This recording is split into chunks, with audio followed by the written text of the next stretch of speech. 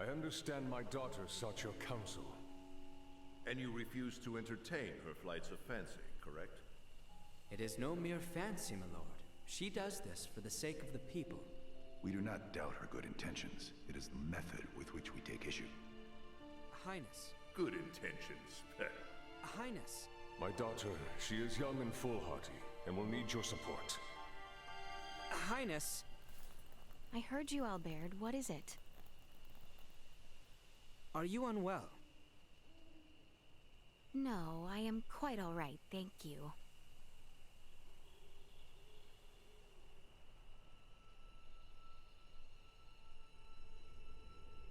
Is that a shooting star? It must be. Right? But it was so low. Come. Highness!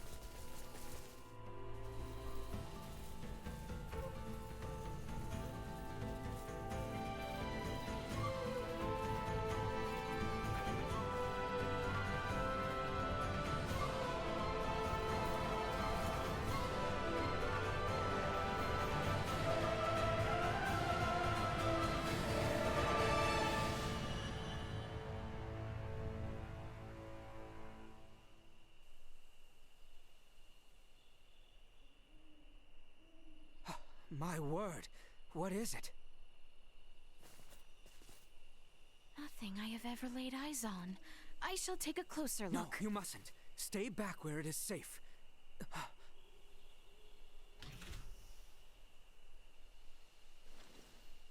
But it cannot be.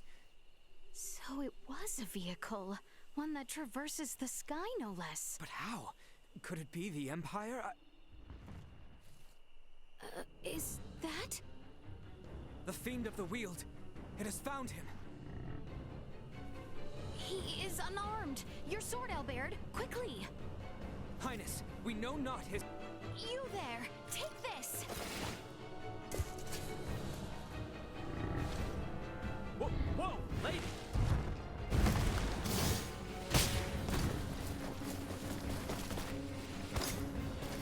You've a death wish. 2 arms!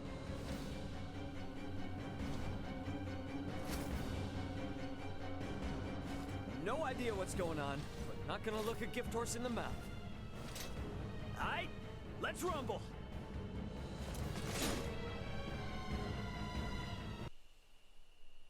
Thanks for that.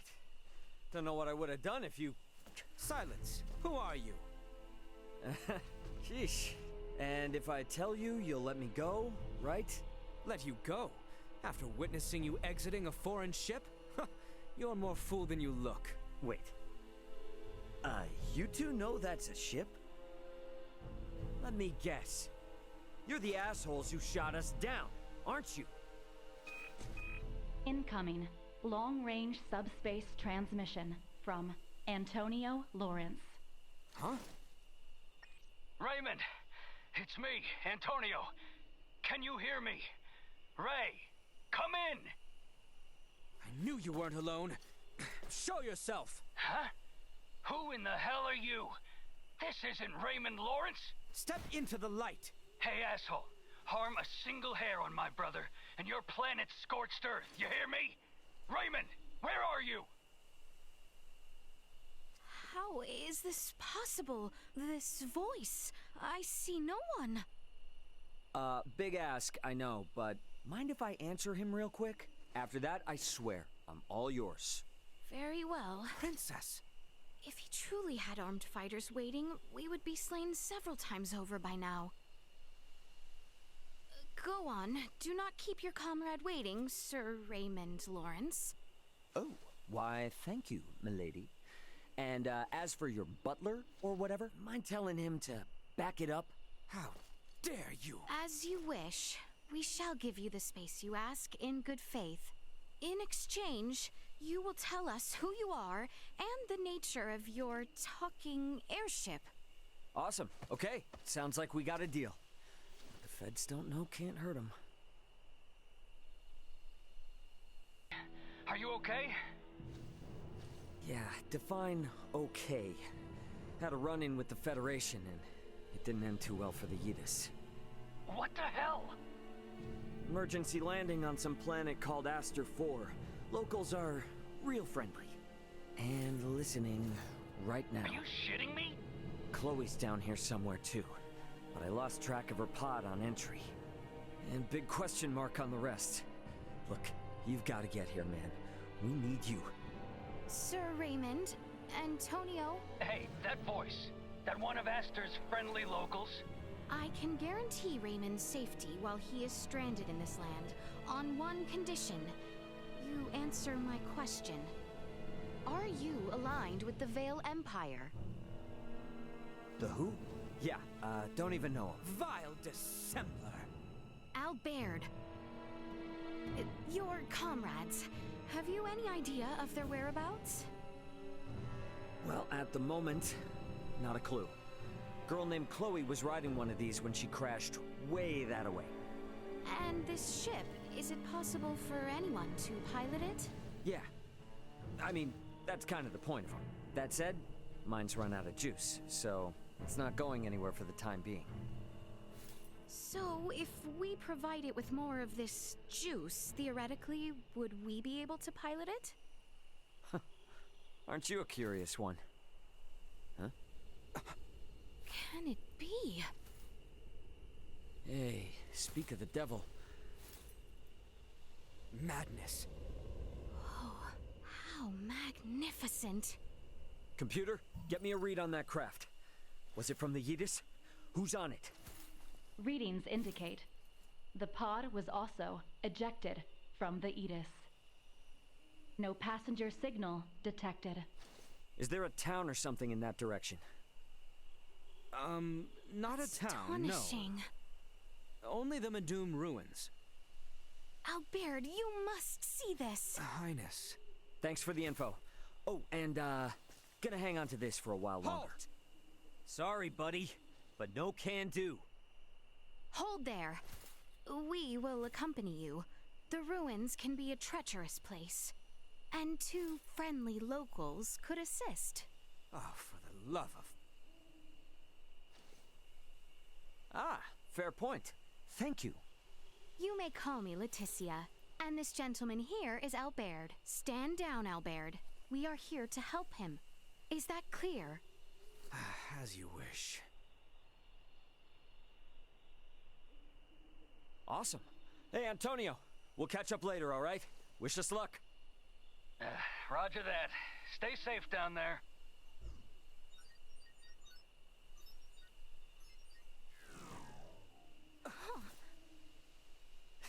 You guys. I'll explain the ins and outs of all this junk once I know my crew's safe. So, we got a deal? Yes, we do. Shall we then, Raymond? Wait. No more full name stuff. Just Ray is good. All right. Ray? Awesome. Okay, let's move.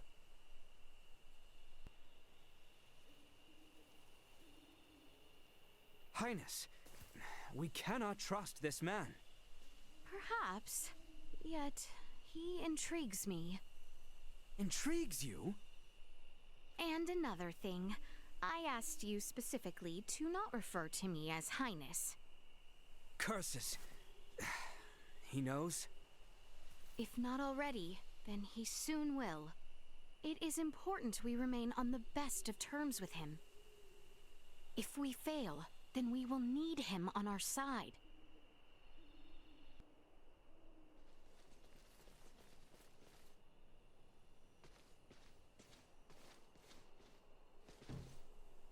Please, please, please be okay.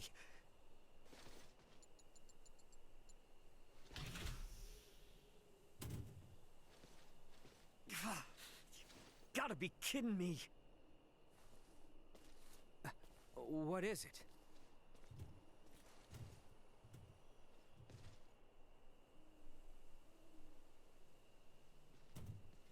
Jaina. Why?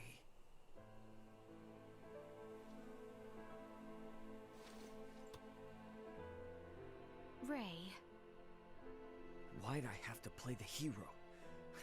Why couldn't I just get in a damn escape pod?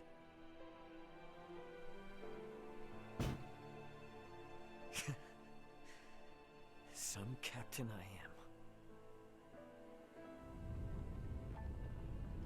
am. Ray!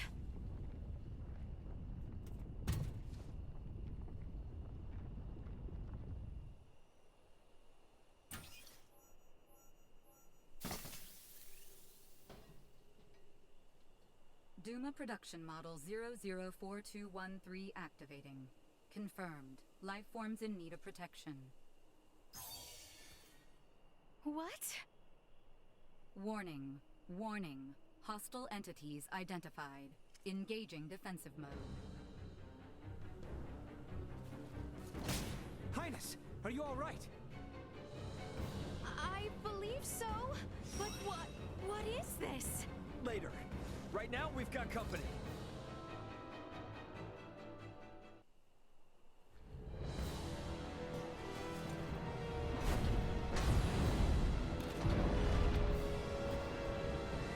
Decided to bring out the big guns, huh?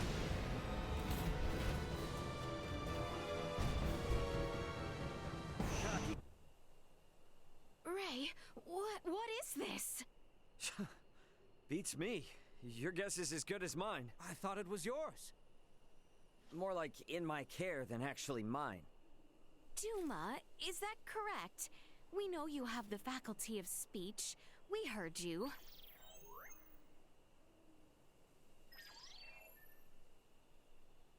Oh, feeling shy, are we?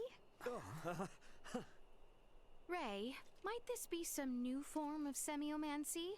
There's that word again. Is it like your version of symbology or something?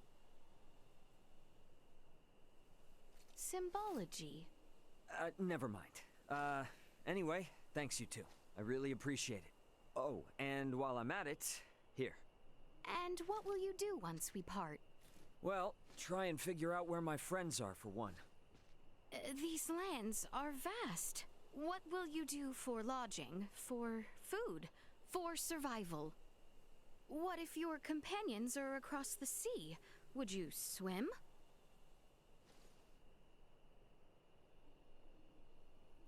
To that end, Ray, I have a proposition for you. Assist us in our journey, and we shall assist you in yours. Are you sure that's smart? Only thing you know about me is my name. And we ought rectify that at once, for learning more about the other is sure to benefit us both. Highness? Albert, should Raymond agree, he will be in our care. Whatever comes of this, I shall bear the consequences. Allow me to properly introduce myself.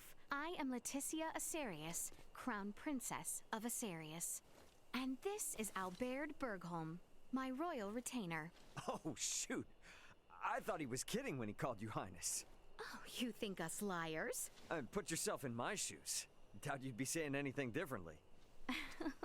Indeed.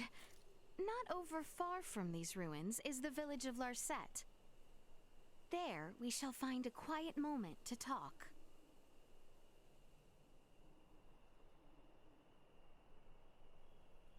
I, might have to hold on to this for a while.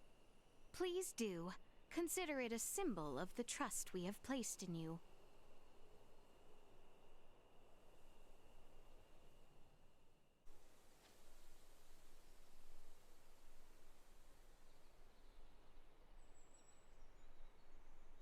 It is uncouth to eavesdrop on a family matter.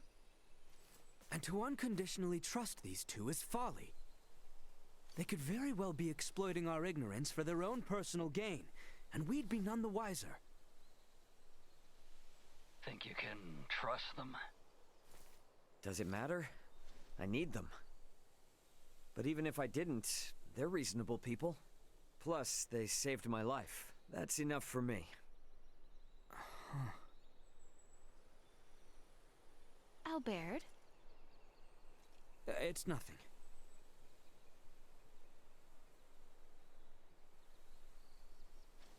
Hey, my bro says he wants to talk with you guys. Hello?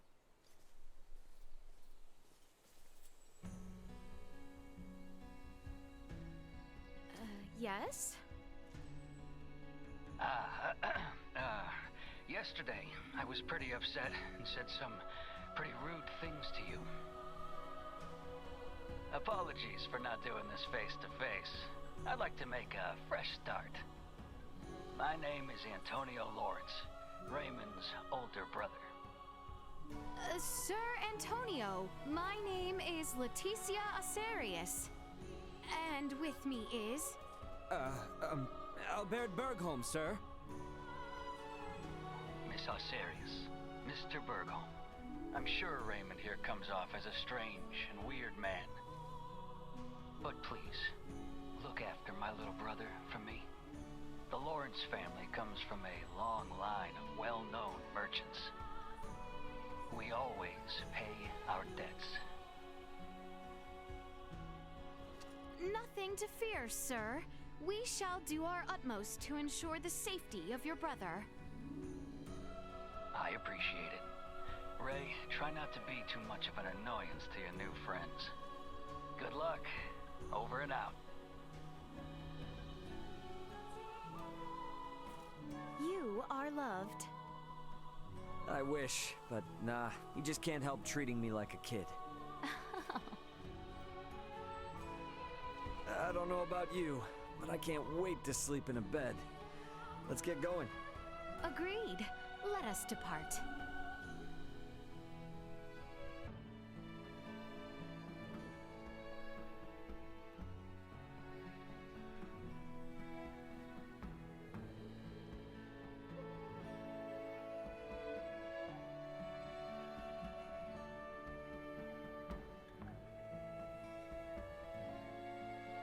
That's the kind of meal that makes you glad to be alive.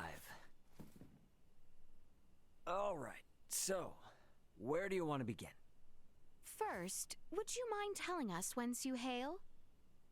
If you thought I said some weird stuff before, brace yourself. I'm from another world, one that's far, far away in the sky. Another world, you say? Far away in the sky? You know, like how you can cross a mountain to get to another village, or the ocean to get to another continent. If you fly high enough, you can cross the sky and reach other worlds. Like the stars? Which star do you call home? Whoa now. 1, it's a planet, not a star. 2, you can't see it from here. I've never heard something so asinine. Well, that's because people on planets like yours don't usually learn this for a couple hundred more years. Anyway, my job is to transport cargo between planets. And we now know Duma was my cargo. My vessel, the Aetus, was attacked by another planet's battleship. And I was forced to flee here. Right now, I'm looking for a crew member, Chloe. Gotta be traipsing about here somewhere. Oddly lackadaisical way of describing being lost in an unknown land. She's got a good head on her shoulders, and she's great with languages. Roughing it a little won't bother her. And now, I'd like you to answer something for me. What's a princess doing sneaking around outside her castle, with only one bodyguard in tow? Because I too am looking for someone. Per my intelligence, at one point, he was seen entering the Medum ruins. Therefore, I have a proposition. In return for helping in your search for Chloe, I would like you to assist us in ours. Sure, but I don't know how much help I'll be. I'm not even from here. The person we seek is hardly congenial, but he is inquisitive. Your presence will be more persuasive than any argument we can make. Sounds like I got my work cut out for me. Perhaps some further information would help. His name is Midas Felgreed. He was a former Meister, one of the 3 most accomplished semiomancers in all of Asarius.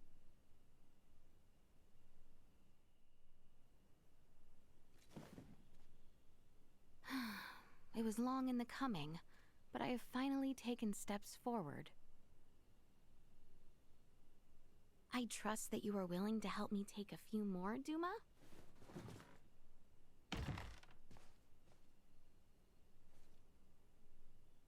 Hmm? Strange. What is he doing at this time of night? Hey, Princess. How's it going? Attempting to walk myself to sleep. My apologies. I should not be burdening you with our troubles. Hey, I'm the one who said we should join up. I would have never been able to take care of food and lodging by myself. So don't be shy. Let me help you too. Well, if you insist on it then. Atta girl. We don't need more than one negative Nelly around, and Albert's got us covered there. I am the reason he remains so troubled. Please try not to think ill of him. No, I know. I guess he's, been through a lot, right? All those worries would turn anyone's smile upside down. Do you feel no need to inquire, to fill in said details? Where we are is within the kingdom, and Albert's always wary of the Empire. The princess of said kingdom is sneaking around looking for a banished wise man. I can imagine said details. There's bound to be bumps in the road ahead. Let's at least enjoy the quiet while we can, Princess. Might I, then, ask something of you? Sure, name it. Could you refrain from calling me by my royal title and use only my name? I gotta think that's gonna make Albert a little mad. Yes, well, we are undercover, and this would make things enjoyable for me. Do you agree, Ray? Yep, gotcha. Well, about time to hit the hay. I too believe I shall return and rest, now that I have spoken my mind. All right. Good night, Laeticia. Yes. Have a good night, Ray.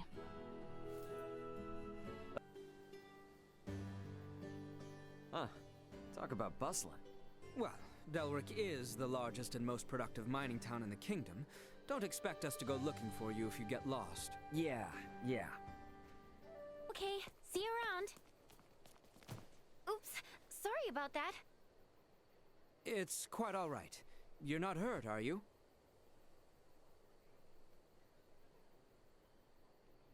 Oh, I'm fine. Never seen you here before. But if you're feeling under the weather, don't hesitate to drop by the infirmary. The Iatromancer there is one of the best in the business, so you'll be in good hands. Alright, gotta run. That was strange.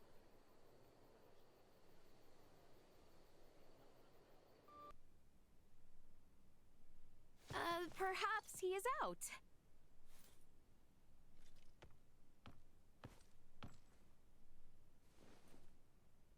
Wait a sec. You're that sick guy I bumped into last night. Hey, this girl, the gifted Iatromancer you were talking about? I very much doubt that. Wow, talk about rude. You come in here and call me bad at my job? That was not my intent. I simply meant that you are not who we have come to see. We have traveled quite the distance to employ the services of one Marcus Eason. Oh, you're here for the doctor. Sorry. My name's Nina. I'm an apprentice Iatromancer, and by extension, Dr. Eason's assistant. A pleasure. So then, I assume he's the one who needs to see a doctor.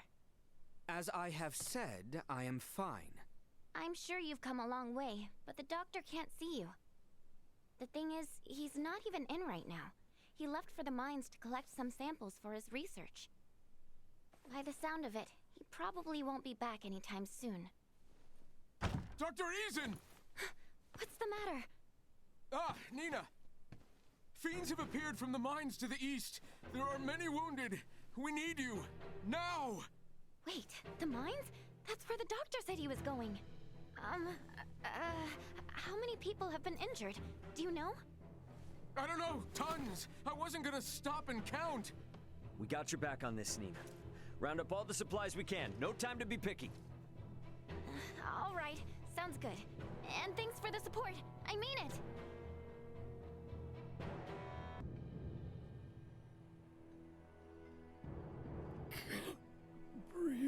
Think it's poison?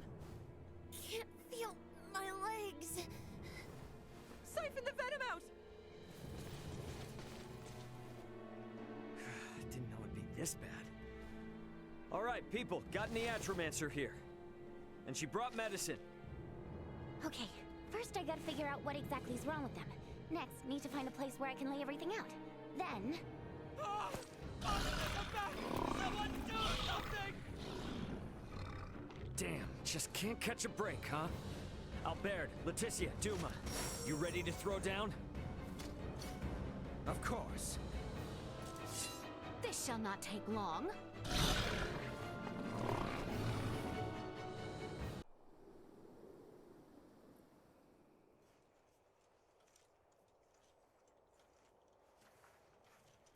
I don't understand. This nest has had time to develop and no monsters have attacked? How is that possible?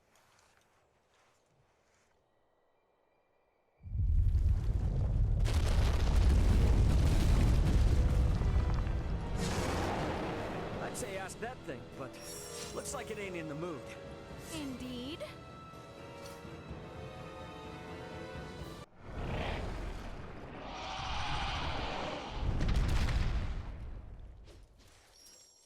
Were that monstrosity their mother, these eggs would spell the town's doom upon hatching. Should probably get rid of them ASAP. Might want to tell the townspeople too afterwards. Huh?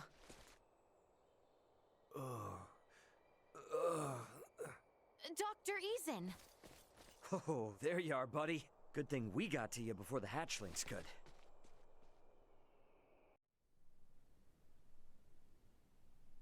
I haven't been this tired in forever. You gotta take better care of yourselves, people. Rest assured, they appreciate your efforts. And we can appreciate that the doctor's wounds were not serious. Only because you were there to help him.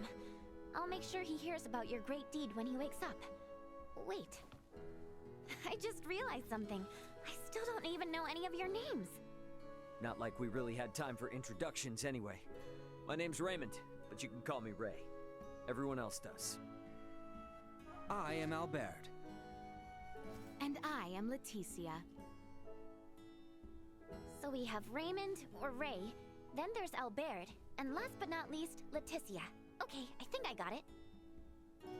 As soon as he wakes up, I'll send a missive to the inn where you're staying. Again, I can't thank you enough for saving his life. We shall be waiting with bated breath.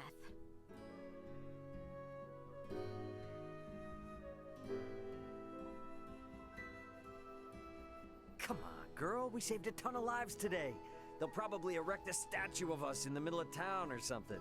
So cheer up, okay? Okay.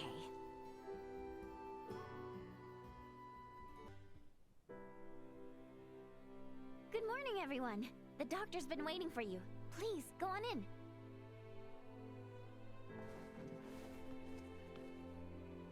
I cannot say I expected you to save me. Nonetheless, I'm glad you're in good health, Laeticia. I too am glad to see you well, Marcus. Huh?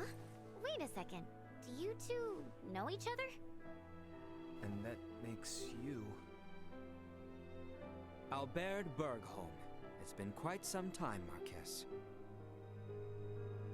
That it has. I barely recognized you.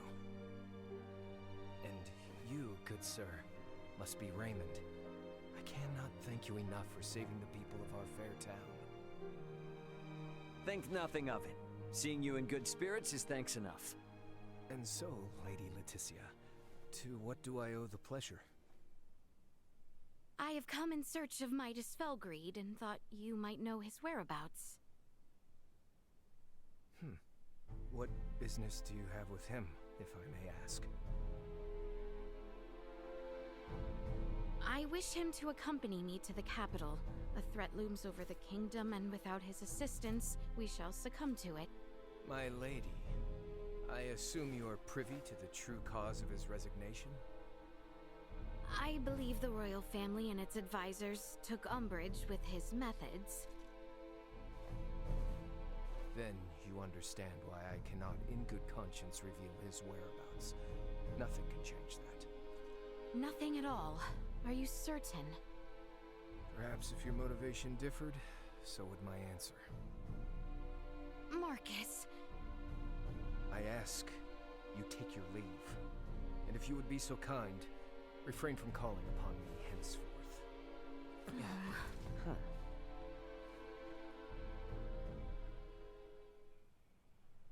What the hell happened between you three?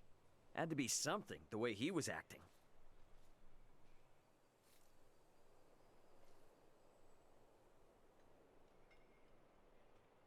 Wait! Don't go! I need to ask you something! Nina?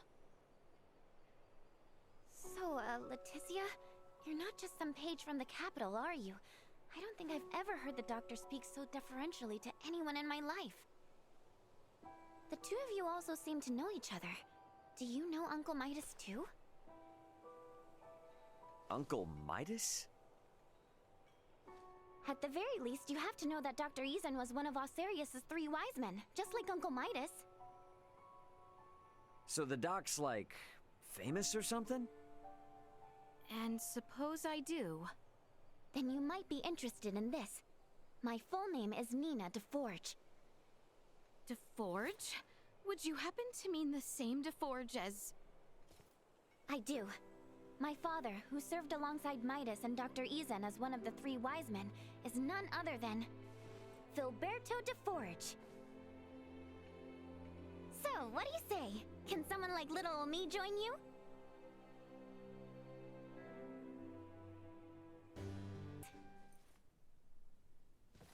Please, make yourselves at home.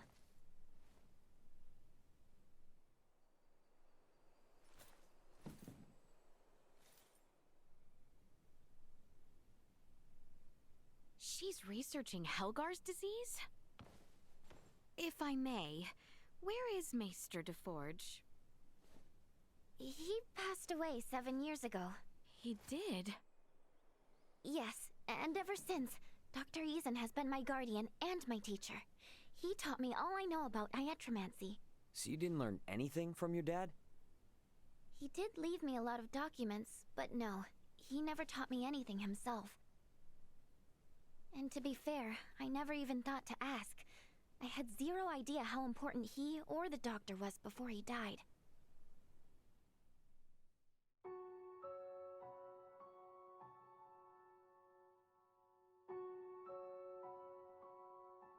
What the devil are you doing here? An accomplished semiomancer has died, and I wish to pay my respects.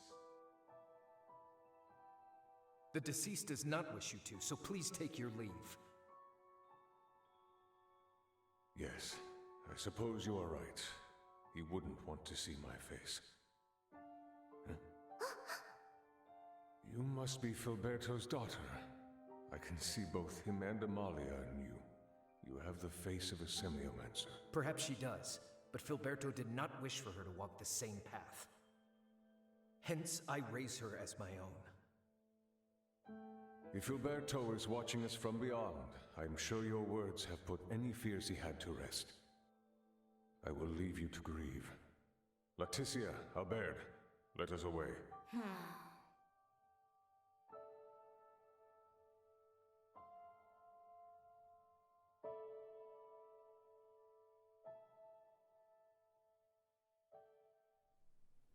I knew I heard the name Laeticia before. Nina. Let me be honest with you, Your Highness. There's something I've wanted to do for a long time.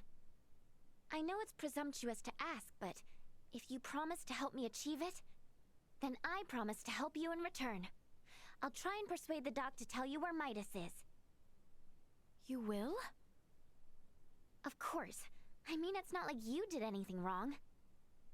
Your family may have been at odds with him, but you've saved both him and this town. You are obviously a good person. Hey, I remember the doctor saying something about if our motivation was different, his answer would be too. So maybe we could work with that? I think that ship has sailed. Either way, now doesn't seem like the best time. No matter what we say, he's not going to listen to us. Ah! Ray, you mind coming with me to the infirmary? Alone? To do what, though? Just the usual work is all. Come on, let's go. Okay. What could they possibly be doing at the infirmary? Whatever it is, I have a bad feeling about it. To think that funeral was for Maester de Forge. My ignorance shames me. You and I were but children. How could we remember? I disagree. We may have been young, but not so young as to forget.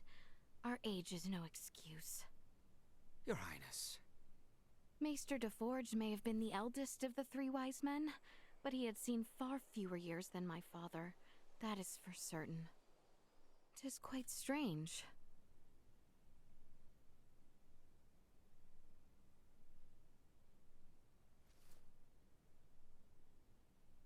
Hey, you might want to think about getting out of here, and soon! The dog's on his way as we speak! Pardon? Have we a destination? Place called Rythel, apparently. Going there to get meds. To get medicine? Whatever, who cares? Let's just go! Unless you want to face the doctor's wrath, then be my guest!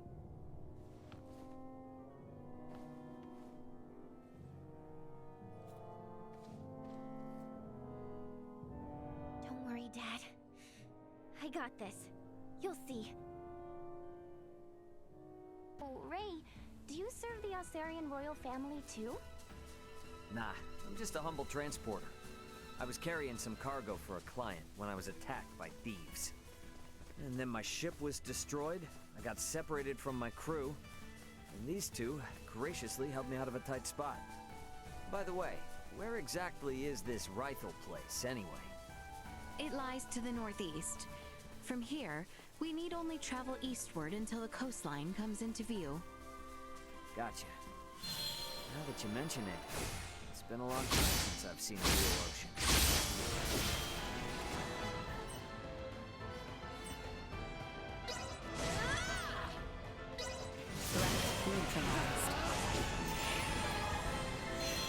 Insufficient help?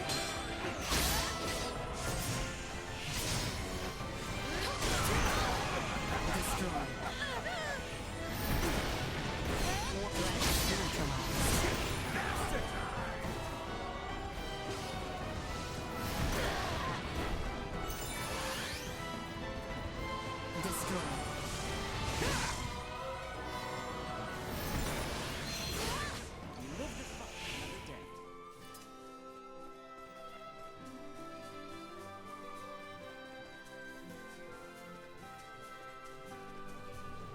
How exquisite.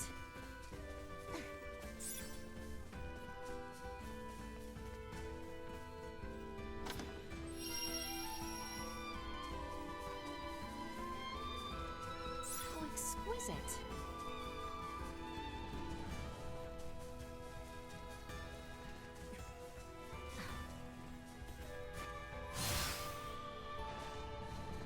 Do we have any clues about where to look for your friends, Ray? Nope, not even one. Got no choice but to wander around until we find a lead. I'm not exactly from around here, so I have no idea where anything is until someone tells me. Certainly no expert either. If there's anything you want to know, I'll do my best to fill you in. Awesome. That'd be a huge help. Threat neutralized. Another day.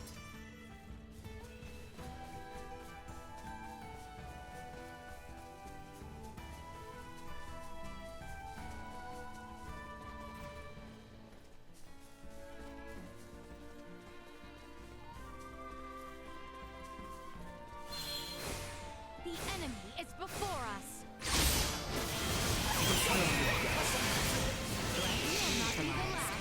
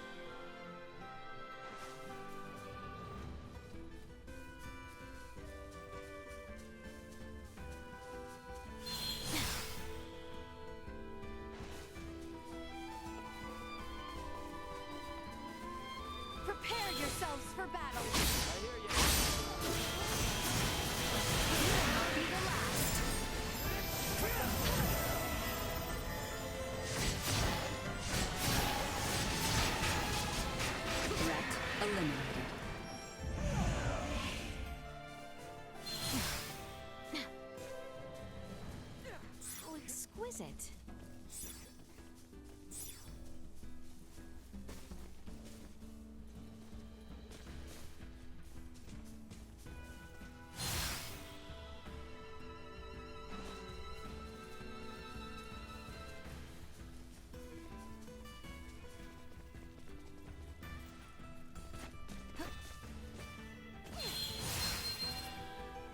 Threat detected ahead. We shall prevail.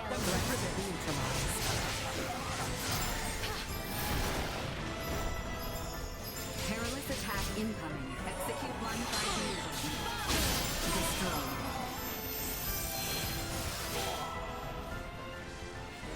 Insufficient output. Threat neutralized.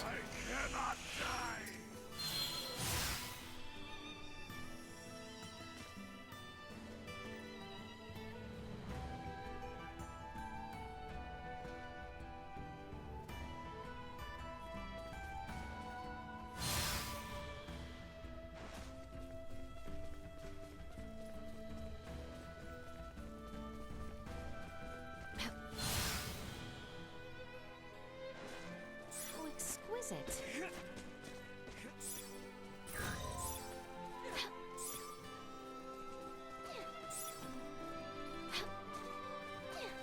How exquisite.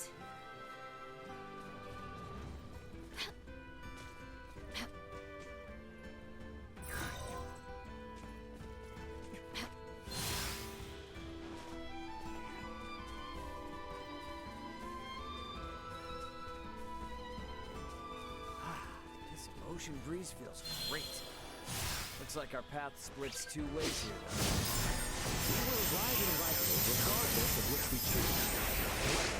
The route adjacent to the ocean is shorter. With Mr. Marcus waiting on us, we have not the time for sightseeing. You're right. Let's handle our business quickly. Get back as soon as we can.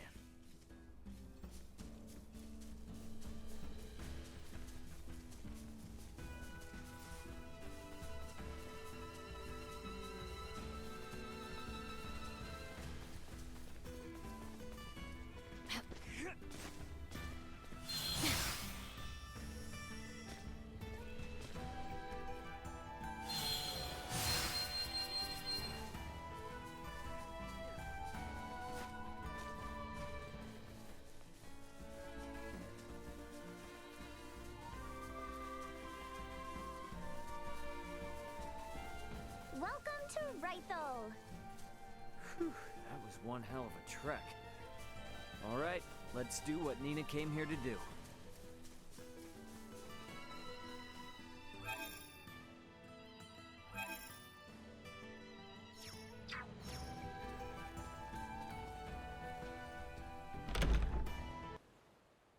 Oh, you cannot be serious! There aren't any ships running? What's the holdup? When are they gonna set sail again? I honestly couldn't tell you. Regular service has been temporarily suspended due to the appearance of the Imperial warships. What? Temporarily suspended? Isn't there anything you can do? I can't do much if the ships don't set sail. Ooh! I got the best idea. You need to sneak into the Imperial capital. Huh? What? You gotta bust in there and knock some sense into somebody. The Emperor, whoever. Then the Emperor will stop sending out its warships and you guys can resume service, right? That's a good one. Do I look like I'm joking? Because I'm not. At all. Please, I told you, regular service is suspended! Ugh, he was useless anyway. But what am I supposed to do if their stupid ships are too chicken to set sail? You're gonna have to think of something, old Welch. A most eccentric young woman, for lack of a better word. Yeah, you can say that again. Hey, looks like she might have dropped something. Oh, a ring. I believe this symbol represents the Vineyards, a well-known merchant family in Delric. would it not?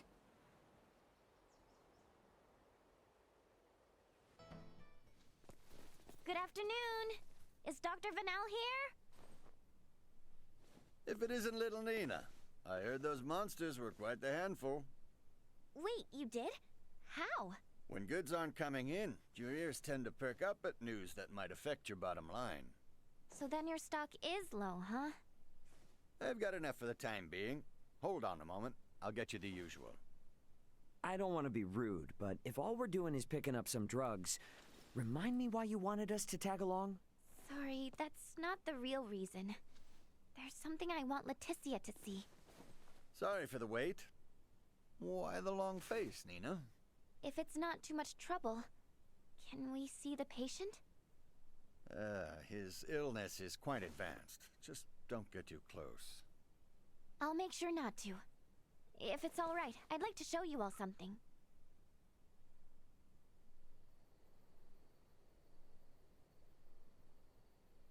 Is he afflicted with... Yes, Helgar's disease. It's claimed the lives of 20 people already, and shows no signs of slowing down. That many? Laeticia, if you don't mind, could I come with you to the capital? I need to visit the Semiomancy Consortium. What exactly is that?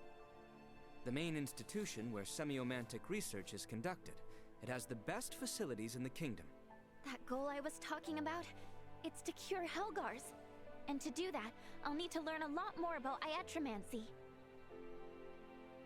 Please, I just want to rid the world of the disease that killed my father. The rub is, would Maester Marcus approve of that? If he doesn't, we'll never learn enough about it, and more people will die. I can't let this disease spread any further than it already has. Dr. Eason and I can only do so much by ourselves. I understand your concern, but that's not why we're here. We're here to convince the doctor to disclose Maester Felgreid's whereabouts. I personally have no issue with escorting you to the consortium. However, were that to irreparably sour your relationship with Dr. Eason, it would defeat the whole purpose of this endeavor. I don't know. Call it a gut feeling, but I seriously doubt Marcus is that stubborn of a person. Do you? Anywho, let's head to Delric. Taking detours isn't gonna earn us any favors with him. Fair enough. It's not as if we gain anything by staying in Rifle. Albert! Pardon the indiscretion, but no need to worry. I can stand by my... Yikes, he's burning up. This is bad. Dr. Vanel, we need you to look at someone right away. Please!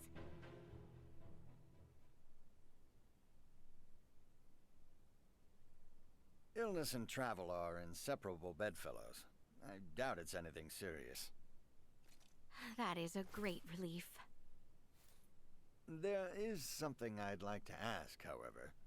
What manner of creation is that arm? Before I continue, please speak to no one of what you will hear. He has lived with that arm for 14 years now. I can only assume he has lived with that pain equally long, abiding it with stoic countenance so as not to worry me. No need for such decorum. Someone of your station does not need to lower herself to mine. As for Albert, I'm afraid I'm not the iatromancer Marcus is. I recommend his second opinion. Tell him those are my exact words, and I'm certain he'll oblige. He will? Marcus isn't so set in his ways that he'd ignore Nina. Nor Filberto's wishes. Dr. Vanel. You've had enough excitement today. Go rest. I'll tell Albert when he comes to. Very well. Thank you, Doctor.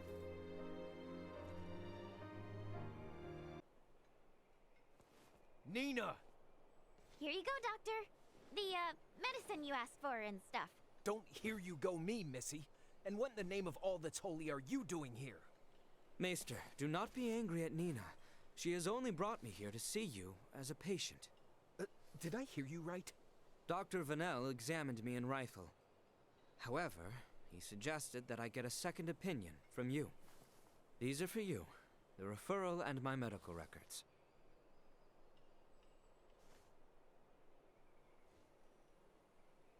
I'll see what I can do.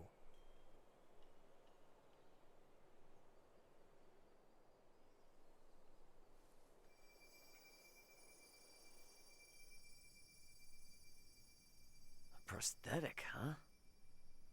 This lasted 14 years? Anyone else but Midas, and it would have fallen apart ages ago. But even he couldn't keep it from deteriorating. He created this prosthesis using semiomancy. It was designed to grow with its wearer, as would true flesh. Wait, so not only does it move like a normal arm, it grows like one too? How is that not the invention of the century? If only everyone were as elated as you upon its unveiling, things would have been quite different. Maester Eason. You may put your armor back on. I've seen all that I need to. I appreciate Vanel's referral, but I know little about this arm. Midas, on the other hand. All right, I'll tell you. Midas currently resides in the village of Ada. He's your only hope of fixing Albert's prosthesis. Thank you so much. A word of caution, he is a peculiar one. It was he the council directed their ire toward years ago. Persuading him will be no simple task. Nor will it dissuade us. Thank you again. I know you did not have to tell us.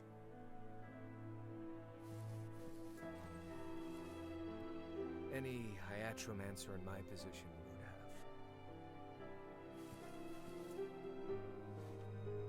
have. Wait, does that mean we're leaving right now? Indeed. Time is of the essence, and Maester Felgried is integral to our mission. We cannot afford to waste a moment. Oh, I guess that makes sense. Then, how do I say this? Nina. Fret not, for I would be honored if you joined us. The more allies I have in this endeavor, the better. You heard the princess. Now see if the doc's cool with it. Okay, I will. So I guess, Laeticia, I'll be with you in just a sec.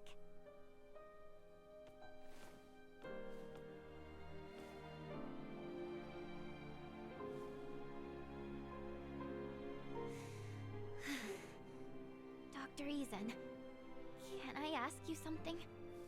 Of course. What is it?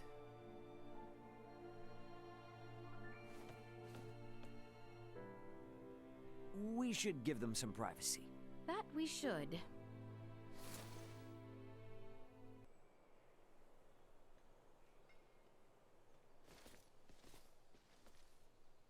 How'd it go? Good. He didn't even argue.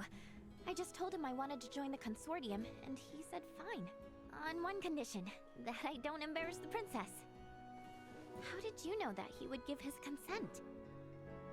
I just know that's how parents are. They don't want their kids to experience the same hardships they did. But at the same time, part of them wants their kids to follow in their footsteps. It's in their blood. And I should know better than most. I followed in my father's.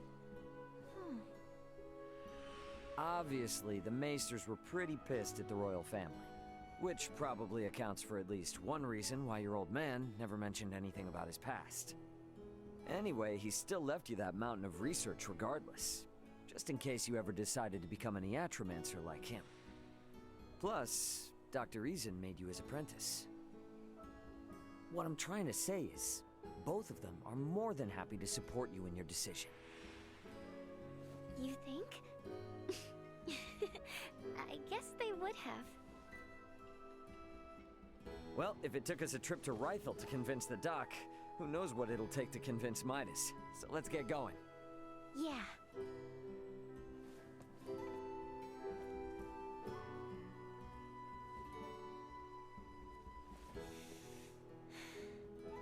I'm off, Dad.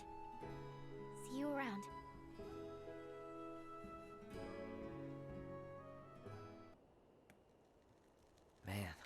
We're still a long ways from Ada, aren't we?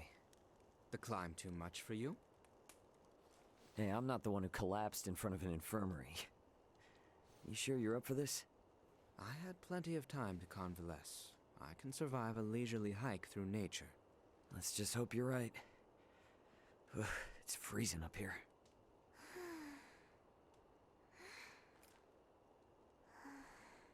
I must say, I'm surprised you haven't asked about it. Oh, please. Everyone's got something they don't want to talk about.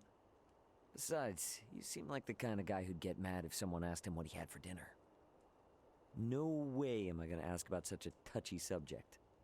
Just what do you think I am? Cranky killjoy? What did you— Shh, not so loud. You're gonna wake the others.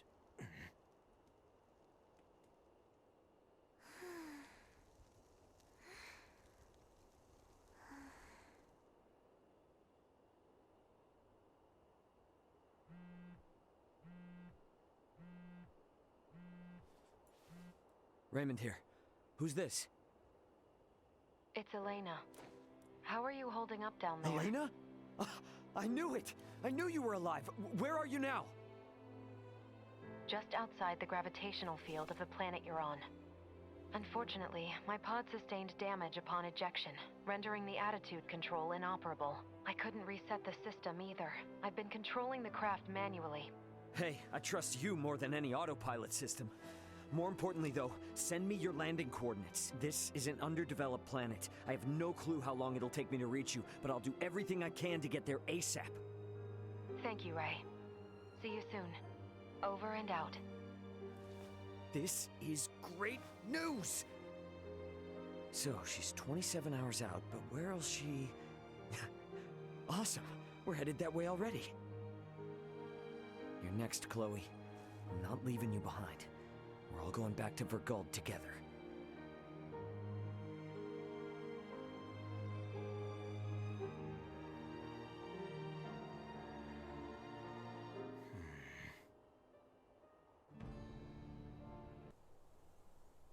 What's up with this gate? Thought this was supposed to be a quiet mountain village, not a military stronghold. Does anyone else see that thing moving? That thing bears quite a resemblance to a cannon and is trained on us. Out of its way! You guys never told me we'd have to lay siege to a castle. I do not take the destruction of my defenses lightly. Now state your purpose here. Having pillaged the capital, does the Empire now sick its hounds on the western frontier? How dare you think us Imperial dogs? Still your tongue, Albert. Huh? Forgive our trespass. We bear neither you nor this town ill will, Maester Felgreed. That's Midas? It is not without reason that we have appeared before you. Please, grant us audience. You may have grown, Laeticia, but tell me, will you still throw a tantrum if I said no? I beg of you, Maester. We have a patient who Dr. Eason says only you are able to cure. A patient of Marcus's? Very well. Open the gate. I care not how gifted and talented that man is. He has no right to disparage one of royal blood. His words may have been meant to wound, but he let slip that he still recognized me. I consider that a victory. And now the real battle awaits. Come.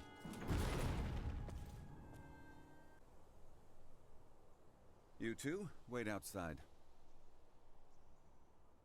Maester.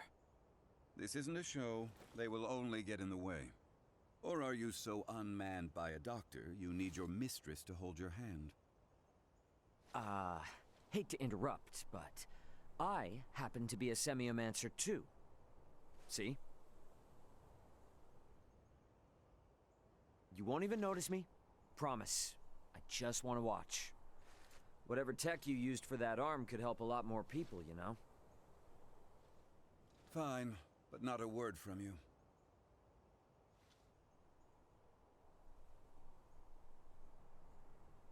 Hey, you mind looking after Duma? Don't want it bumping into Midas while he's trying to do his thing. Of course. Duma, keep her out of trouble. Got it?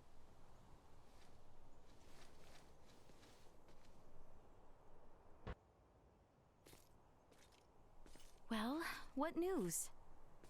I have failed. My pleas for appeals fell on deaf ears. What do I care about that? I speak of your arm. Will it heal? Right, of course. He tells me I will lose all use of it within the year. But surely he can craft for you a new one, right? He may once have been able to, yes, but that was 14 years ago. Highness! Maester Felgreed, I throw myself upon your mercy. I beg you, create a new prosthesis. You know my answer. I beseech you, do me this one kindness, and I swear by all my forefathers that you shall never again have to see another of my line. Is that truly why you ventured into this backwater? To give your retainer a health check? I confess that was not my aim at first, but now... Now I am here for no other purpose than to see my dearest friend well at last. I entreat you, Maester, help him. The materials I'd need were lost to your kingdom 14 years ago. Nothing short of time travel can see that prosthetic of his made new. This cannot be.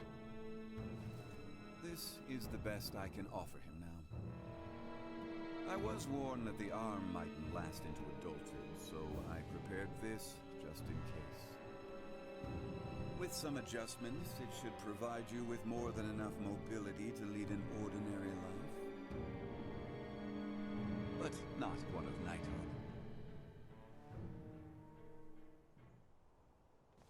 Still, that's a fancy piece of gadgetry. How's it powered? For no semiomancer, you're quite perceptive. Busted. It's plain to see there's no semiomantic connection between you and your orb, and yet still it heeds your command. I confess I've never seen anything like it. How does it work? That's the million-fall question, isn't it? Sure would be great if you could help us answer it, though. You think I'll be cozened by such tricks? Come on, man. If this kingdom goes down, it's taking you with it. If Asarius' fate rests entirely on my shoulders, then they deserve what's coming. Maester! End of discussion. However, I've a responsibility to see to your arm, one I won't neglect. Anything beyond that is none of my concern. As you wish. No, Highness. I have witnessed firsthand how much this village has come to rely upon you. I cannot in good conscience deprive these people of your services. I ask only that you provide Albert with the care he so rightly deserves. Wow. Distress signal received. Distress signal received. Huh? Confirmed. Aegis affiliated. Escape craft entering current orbit. Analyzing call signal. Executive Officer Elena on board. Already? But how? Something's wrong. Who speaks? And what's that map?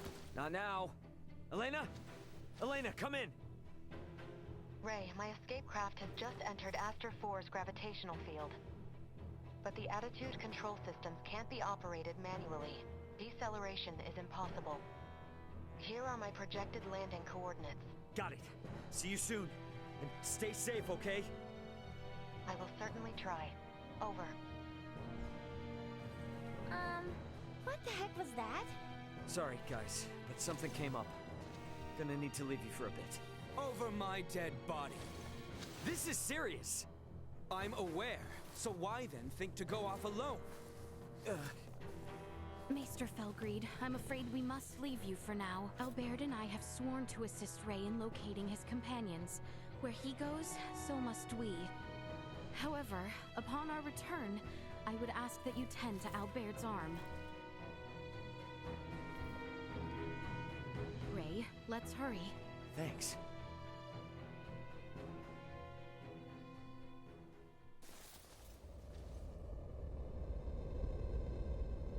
She's coming in too hot. I'm sorry. She has landed in treacherous terrain. She is beyond our help, if she survived at all. Yeah, damn it! Come. Maester? You mean to get to that meteorite? Then follow me. Thanks, man. I owe you.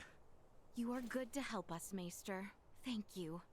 I do this for my village, not for you.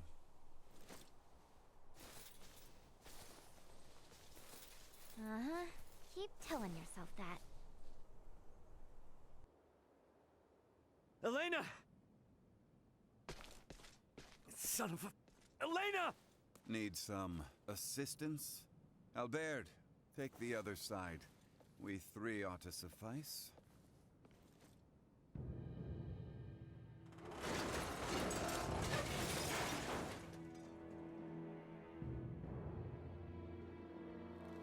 Ray. Status? Right leg and left arm have sustained heavy damage. Neural circuitry offline in both right hand and left leg. Symbol drive is non-functional at the moment. Current power is being supplied from reserve energy source. In maintenance mode, I have, at most, 56 hours remaining. Advanced processing functions are also limited, preventing movement. Right. How can I help? Due to depleted energy levels, I will be unable to perform repairs myself. Furthermore, I can no longer salvage the parts I need from this damaged craft. Crap. So what are we supposed to do? Take me offline and destroy me. It is imperative that we prevent our technology from falling into the hands of anyone here. Are you crazy? What kind of captain would I be if I told my crew to start offing themselves? There's another way out of this. I know it! Of course. The equipment this life form requires to reconstruct itself can most likely be recovered from your downed escape pod. Well, you certainly pick very convenient times to start talking. I speak only when necessary, such as my programming. And thank you for deciding to pipe up now, because you're absolutely right. My escape pods barely sustained any damage. Think that'd work for you, Elena? I don't see why not. So long as you can collect enough of what I need. I should be able to restore my motor control systems to previous output levels. Here, this should be everything. Thanks. You go into maintenance mode. Save your energy best you can. Just keep a comm channel open for me, got it? Understood. Ray, I take this to mean we are returning to the site of your ship?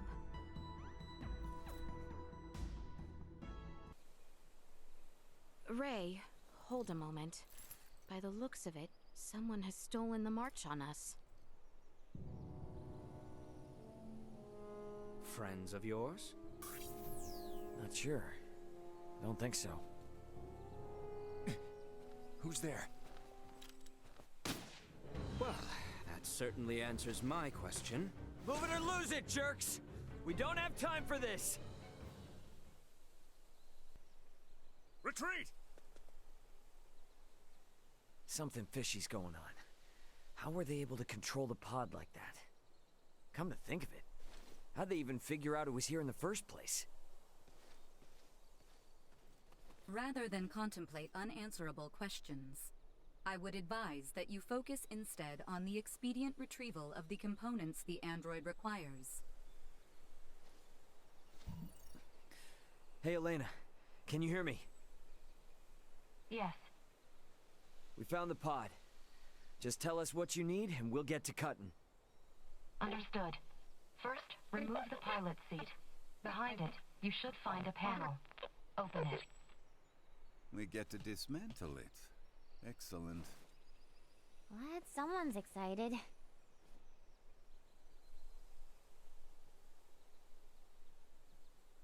I have never seen this level of craftsmanship. What tools could produce anything with such impressive detail? Uncle Midas, work now, ask later. Next, I will need you to obtain the parts necessary to replace my Symbo Drive unit. This will require the removal of the pod's generator. When it's removed, you will be unable to make any more long-range subspace communications. Roger that. Let me call my brother real quick then. See if I can't get him to hurry it up a little.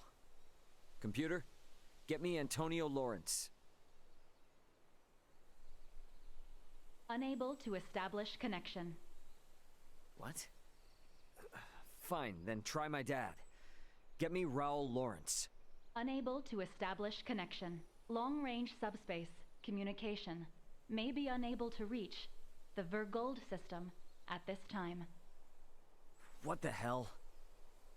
Ray, listen. So long as you're stranded here, you can't afford to lose your lines of communication. My recovery will have to wait.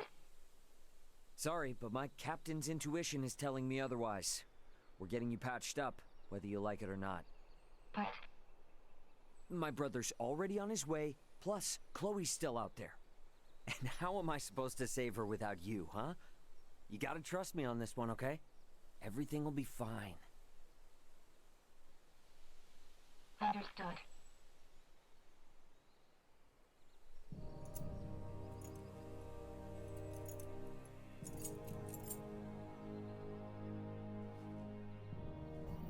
Using the parts you salvaged, you'll need to begin by repairing my circuitry, followed by both my arm and hand. At which point I should be recovered enough to repair the remainder of my body myself. Estimated time until completion, 72 hours. Okay? That's about the time I expected it would take. Laeticia, I know this kind of derails things, but you cool to wait around? Of course. But Albert and I shall make the most of it. There is little doubt that many in the region witnessed the descent of Elena's craft. We will find out what they make of it. And we may discover the identity of those we caught snooping about your ship. I don't know. It is not without its dangers, I grant you. But if there are more of those men out there, it may affect Elena's chances at recovery. That's true, but it's a lot to ask. Where friends are concerned, it is a trifle. Count me in too. You guys will need a healer on hand in case Albert's arm starts acting up again, right? Your company would be a boon indeed. If my suspicions are correct and those men are with the Empire, then we will need all the help we can get. We will return to the shrine 3 days hence. Elena should be on her feet by then. Okay. No way, no way, no way! This is not happening! Where could it be? No! Pardon me, but I believe you may have dropped this ring.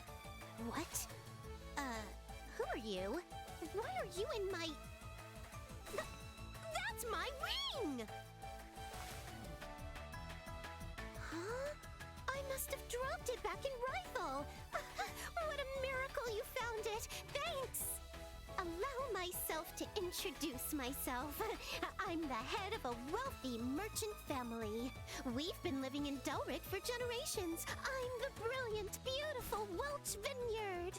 I believe the Vineyards are a merchant family, who are even well known across Osirius. Is this truly where you reside, Welch? Talk about a low blow. Anyway, let's gloss over the minor details. Meanwhile, you picked up my ring, came to find me, and deliver it? That's pretty pathetic. I mean, what a sweetheart you are. And since you're so nice, I have a favor to ask. There's this thing that I super totally really need, and I've got a hunch that you're just the right person to get it for me. Easy peasy bunny squeezy, right? Don't worry, the quest comes with a reward. Yes? Magnificent! Okay, I gave you my orders, now make like a tree and get... I mean, please complete my request as soon as you can. Just how long is that joker gonna make me wait? Did they have mud in their ears? I said as soon as they can. Please excuse the long delay. Where did you come from? No. What do you mean, delay? That was surprisingly fast. Yes! That's exactly what I needed! Now, by mixing this with that... Ooh, now I've got my hands full. Hold your horses, Buster. Did I say you could leave? It would stain the vineyard name if I let you leave without getting your reward. Did you forget what I said? I will now give you a special lesson in the compounding secrets of the vineyard family. Oh, right. I'd better give this to you, too. As long as you got this, baby, you can stay in contact with me from even the most far-off locations.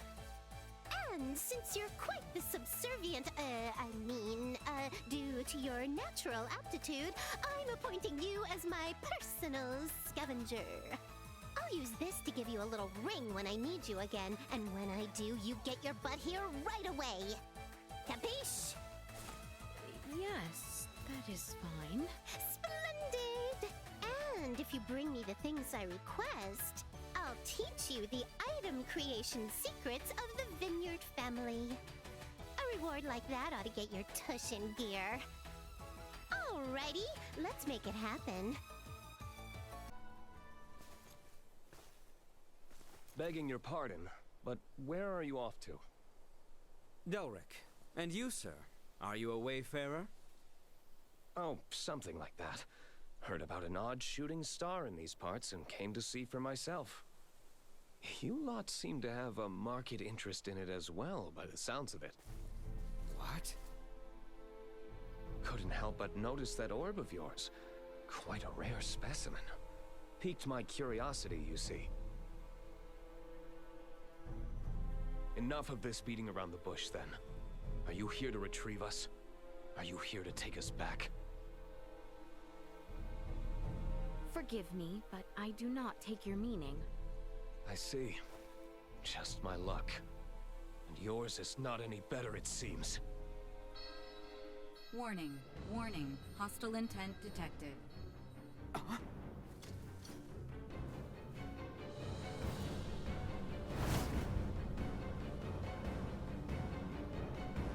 skin, that horn, the rumors were true. Really hate to do this, but one has to do what one has to do. Here I thought you would just roll over and die. It seems we'll have to pick this up another time. Attempt to flee, and you will find out just how fast and painful my chakram are. Easy there. We'll most likely see each other again soon. But until then, I'll leave the falling star to you. Hold there! Ugh! Blast it! Of all the times! Ugh! Albert! We must return to the others with all haste. They need to know of this. Ray, we have returned with ill tidings. Huh? Are you okay? You look terrible. Blame the weirdo who tried to bust in and destroy Elena before her repairs were done. What? Was some giant purple-skinned asshole. Who the hell are the people on this rock with horns growing out of their heads? You guys ran into one too! I would hardly call our foe a giant, but he most certainly had the skin and horn you describe. Think our days of taking it slow and steady are behind us. Perhaps, but for now you should sleep. You may not have another chance for a while. And you look ready to keel over.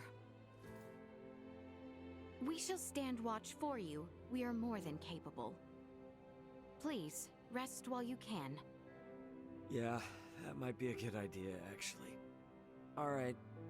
You guys mind waking Midas up before I... Good night, Ray.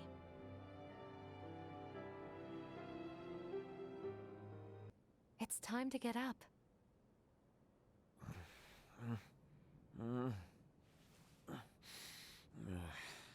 You're awake. Finally.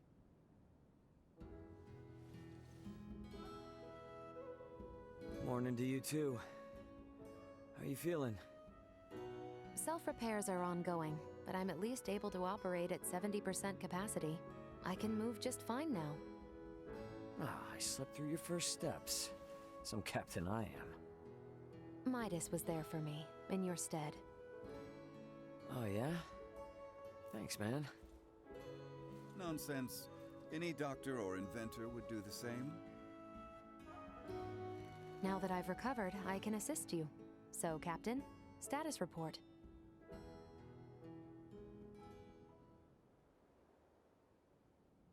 Chloe's down here. Likely on the other side of the kingdom. We're gonna find her. Laeticia and the others have promised to help us out, thankfully. Thing is, I kinda had to promise them something in return. That I'd help cajole Midas into returning with them to the capital. Your efforts on that front will be in vain. Midas.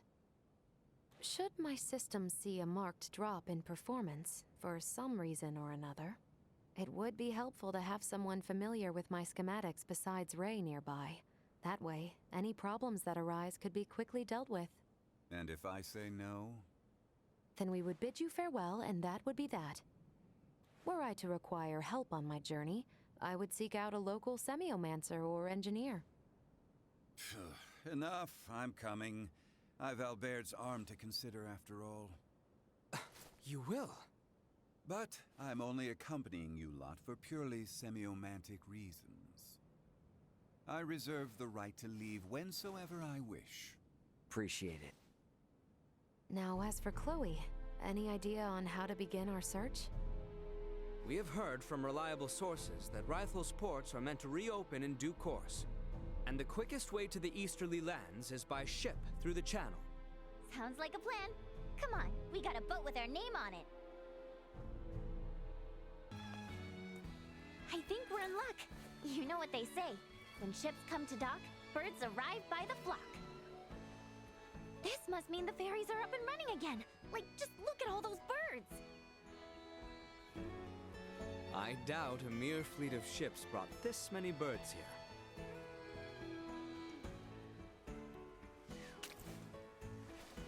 Oh, filthy pests! Maester, are you all right? I'm fine. But nothing good would come from fraternizing with you royals. I think it's the other way around. It's karma for you being such a sourpuss. What was that? Ew, gross! Get away from me! What's up, Elena? Is something wrong? No.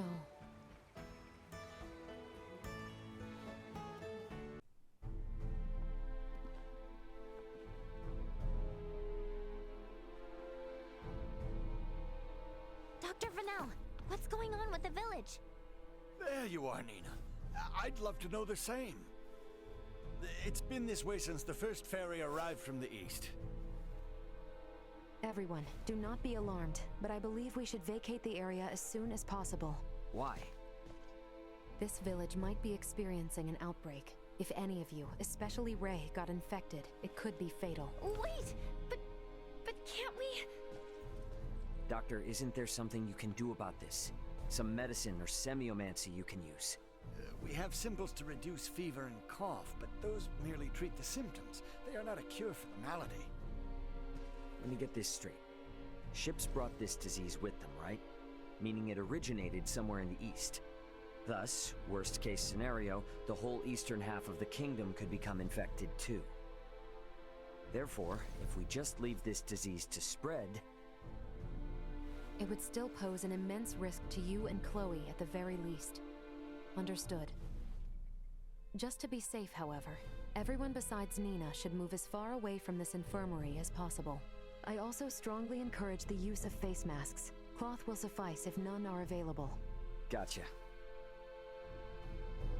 Dr. Vanel, Elena will provide help. Just fill her in on the details. Pardon me, are you a doctor? No, but I have the skills and knowledge comparable to one. Also, it's impossible for me to become infected. I can safely examine the most ill of patients. This is ground zero, Ray. Take the others far away from here.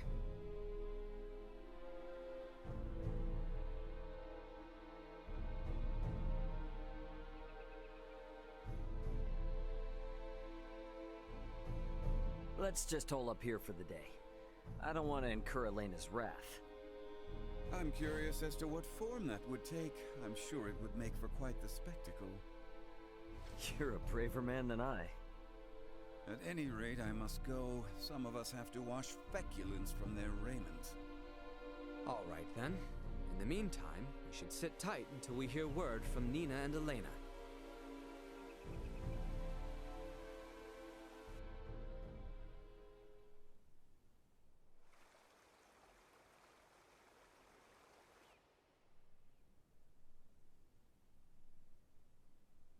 Can such flimsy cloth truly prevent us from contracting the illness?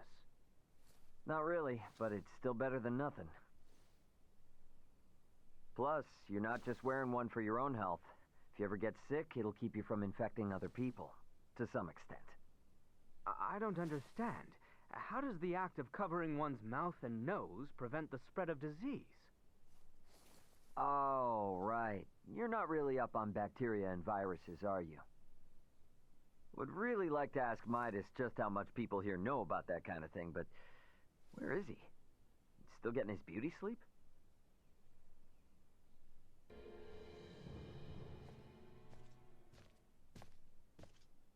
Hey, Midas, the hell you still in bed for? Time to get up and face the day. Ray, please. Not a step further. Huh? Contact Elena this instant. He could be in danger. Okay. You got it.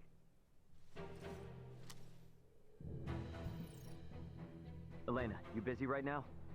Looks like there's something wrong with Midas.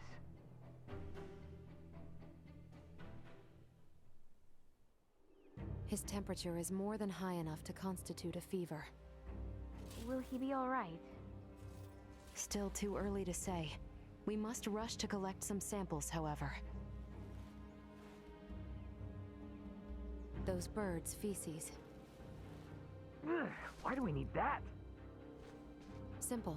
Because it serves as a breeding ground for a specific type of bacteria. That bacteria causes Helgar's disease, or colloquially, the rot. The scourge ravaging this village is Helgar's disease? And Maester Felgreed? Laeticia, remain calm. It may be a fatal disease for the people of this planet, but it can be eliminated. Is that really possible? Yes. I read through all the research in Nina's possession. Using that, we should be able to create an antibiotic. We cannot, however, fashion it out of thin air. I'll need multiple samples of the microbe. As it resides in birds' fecal matter, that's what we'll collect. Aren't you overlooking something? Rifle is a veritable aviary at this point. With this many birds here, isn't it already too late to save the town? At first glance, but there aren't many people infected. Why is unclear, but the samples will help elucidate that. Don't worry, I will do the actual collection. So where do we find these samples? The port? No, in the many roosts that have sprung up all over town. By observing their flight patterns, I discovered something. Each bird belongs to a distinct social group. If we investigate the nests of these groups, it should yield invaluable information. We've not a moment to lose.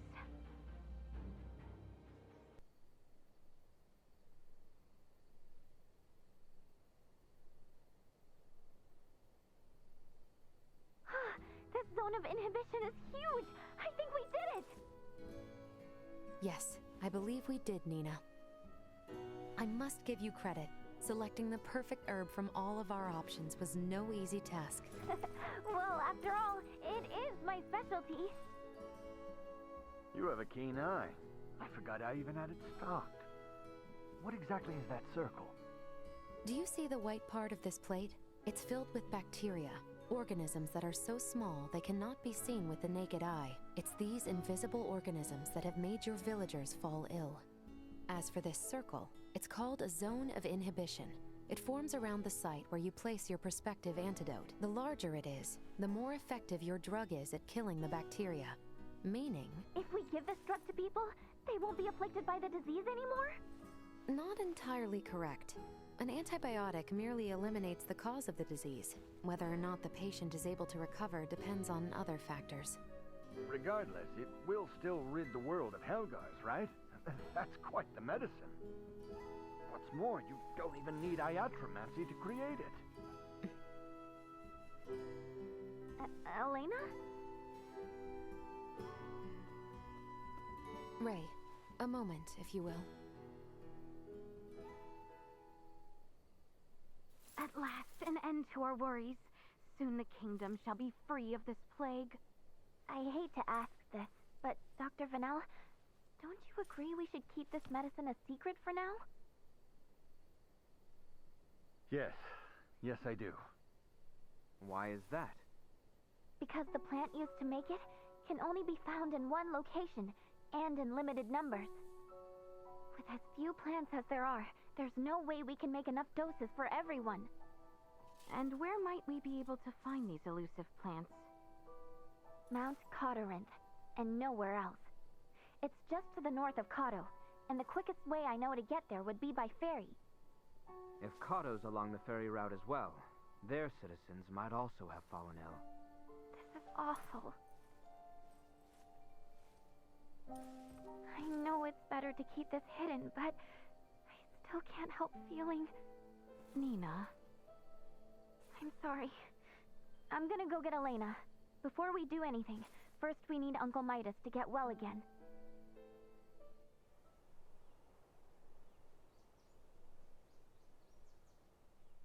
Morning, Uncle Midas.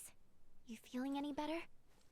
Well enough, but I'm much too old to go through all that again. You should count your lucky stars since your quick recovery is pretty miraculous. I heard. It seems I was struck with the rot. I owe you two. It's all thanks to Nina. Her many years of diligent research are what paved the way for this discovery. Without her research, it would have been almost impossible to find the plant that contained the appropriate compound. Filberto would be pleased to hear that. Thanks. Well, now that Midas is back to form, I say we're eastward bound. About that. I hate to put a damper on things, but after the disaster with the first one, they've stopped running the ferries again. Please tell me you're joking. At this rate, we're never going to be able to search for Chloe. If you've the stamina, I know a way to Kato, and maybe her. The trail leads from where we repaired Elena, and over the peak of Galca Lemphis. A trail? There? It fell out of use over a century ago, so I'd be more surprised if you did know of it. Once we're over, we'll make for Mount Cotteranth. The herbs for your medicine can be found there. And I imagine the Kato seaport will need said cure if we hope to see their ferry services return in a timely manner, yes? Then you will assist us. Thank you, Maester Felgreed.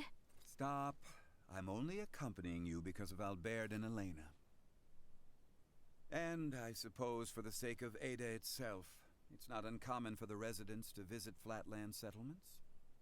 We should have the cure on hand in case one succumbs to the rot.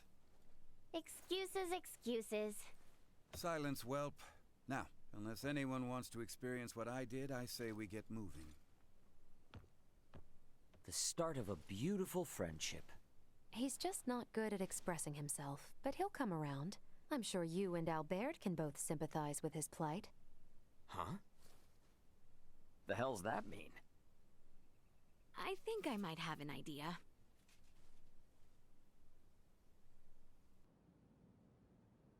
Well, sure is imposing enough to be hallowed. Hence the shrine erected at its base. Compared to this, your climb to Ada was a morning constitutional. Noted. But if Aussarians could scale this mountain a century ago, I see no reason why we can't.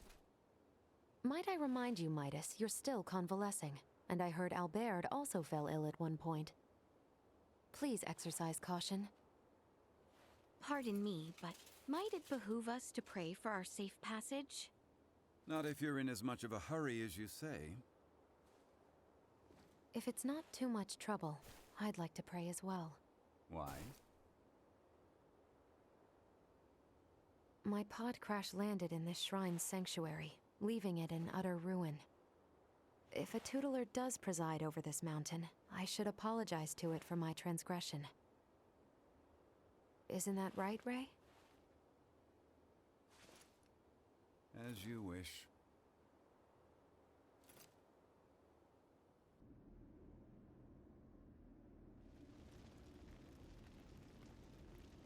The automaton sleeps. She does, but why do you ask? I doubt you understand. This is clearly beyond your ken. After all I have seen, little would vex me about Ray or Elena. But you saw what should be her muscles and bones. Those were no human innards. I assumed it was similar to how we encountered the man with the horned pate. A new race, one with a drastically different anatomy. I see. In actuality, what is Elena? She's what we call an android. A highly advanced mechanical doll modeled after a human. Pardon me, I find that hard to fathom. Laeticia, the operative phrase here is highly advanced. Remember my Lago mower in Ada? I do. Would that think to pray to a god? Well, no. Neither would Elena, and yet she was able to sense the anxiety in your facial expression, make a moral appeal to Raymond, and coax us in what she calculated would be the right direction. That is a feat even some of us humans cannot perform. Raymond, I must ask, though she may be a doll, there must be something special about her, no? If you want to know if she's special to me, then yes. But if you mean in general, no. Where I'm from, you bump into androids everywhere. Preposterous, but also enticing. All right, I've made up my mind. I do not believe we have discussed my payment for repairing Elena. As compensation, you will take me back to your homeland with you. Just so you know, that's not really for me to decide, but I'll put in a good word for you. I am not asking. Yeah, I heard you. Don't worry, I'll do all I can. What wonders abound there? Laeticia? Please, pay me no mind. Then the matter is settled. Now, may we endeavor to complete these fools' errands? And may a certain royal retainer come to terms with his fate? I am certain he shall. Hey, is that? Looks like people from town are headed this way. Any clue who they are? Kato City Guard, I presume. Would you kindly fall back, Your Highness? Halt! Who goes there? And what business have you on this side of Mount Cardorinth? We mean no harm. We are but travelers wishing to return to the capital. Kato has closed its gates to all outsiders. I strongly suggest you return from whence you came. Now be gone. What? But we just finished our descent. You can't send us right back. Be silent! Either return to the west, or return with us as prisoners. Lest you wish to rot in a cell, I suggest you leave now! Save your breath. The knights of this realm hear naught but the sound of their own voices. What was that? You didn't hear? I said the only weapon these pompous blowhards can wield is hot air. What do you think you're doing? Bastard! One does not impugn the city guard without consequence! Impudent knaves! You'll regret this! Guys, they're calling for backup! Have we no recourse but to reveal that we're with the crown? Before that, Albert, do you not recognize that armor? I must admit, I never expected to see your face this far west. Theo! Commander? Well met, Sir Albert Bergholm. Stretching our legs with a jaunt over Galcalemthus, are we? Bergholm? The one from the King's Guard? Yes, the very same. Therefore, I believe an apology is in order. Please, forgive us! Water under the bridge. I must also apologize for my colleagues' uncouth behavior. I merely showed them all the respect their station commands. As ill-humored and sharp-tongued as always, Maester Felgreed. It's a wonder you deigned to join hands with anyone at all. But enough small talk. Follow me. My compatriots did speak the truth about Kato, you know. Please don't go about repeating this to anyone. The rot is taking root here. Now then, you two, mind introducing yourselves? I believe I'm long overdue an introduction. Well, aren't you self-important? As I've explained before, we are in pursuit of a woman in peculiar garb. And to my eye, it would seem you bear some connection to her. Oh, and what if I did? Then I would take you in for questioning.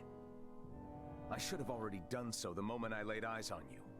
You are too suspicious by half to keep the company of one such as her. Enough of this, cousin! Cousin?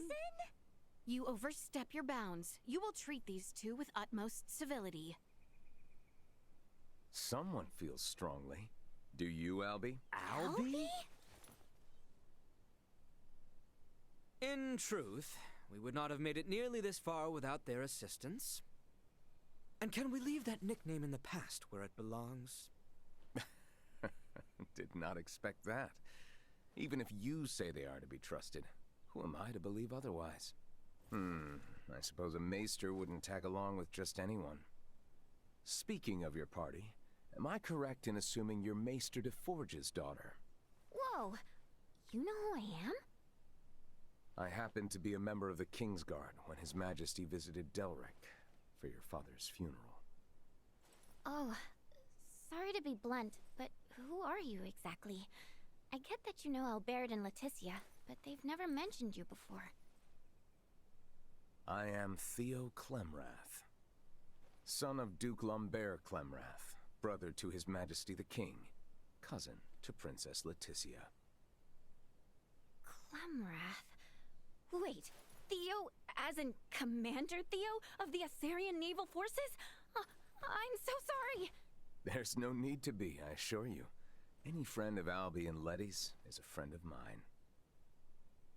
However, I can't be friends with those whose names I don't yet know.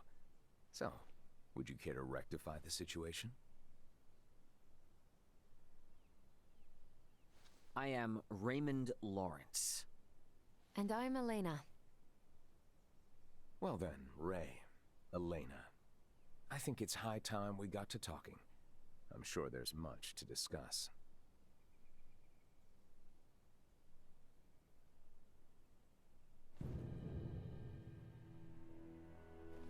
If it weren't for Letty, I'd think you'd lost your minds. I know it's crazy, but that woman you're after could be one of my crewmates. And if it is, there's no way she's the source of the rot. Though I'm inclined to believe you, our political situation with the Empire complicates matters. Residents of Baldar Citadel are evacuating in droves, seeking safe harbor in the capital, Kato. Many suspect that a number of Imperial spies have used this exodus to slip unseen into our lands. The People's Guard is up. Anything outside the norm is viewed askance. So the Commons have seen this woman, then? Eyewitness reports claim she was spotted near the Tines. Soon after the encounter, the rot took hold here, to which many and more succumbed. As much as I would like to investigate further, I can't risk it. The mountains are far too dangerous. Is there truly not to be done? Yes, as it stands, we are severely short-handed. You saw how I was the only one who responded to your commotion with the guards. Well, if you require helping hands... Then you're in luck, 'cause you've come to the right people. We'll investigate for you. Of course. Theo, Nina and Elena have made the discovery of the century. They have found a cure for Helgars. What? And it just so happens the herbs we need can be found on that mountain. Commander, I know the place is dangerous, but could you allow us access to the Tines? Please, cousin. How can I say no? It's not every day Letty thinks to use the word please with me. I would like to offer you something in return, though. Perhaps I can make some headway in the search for your comrade.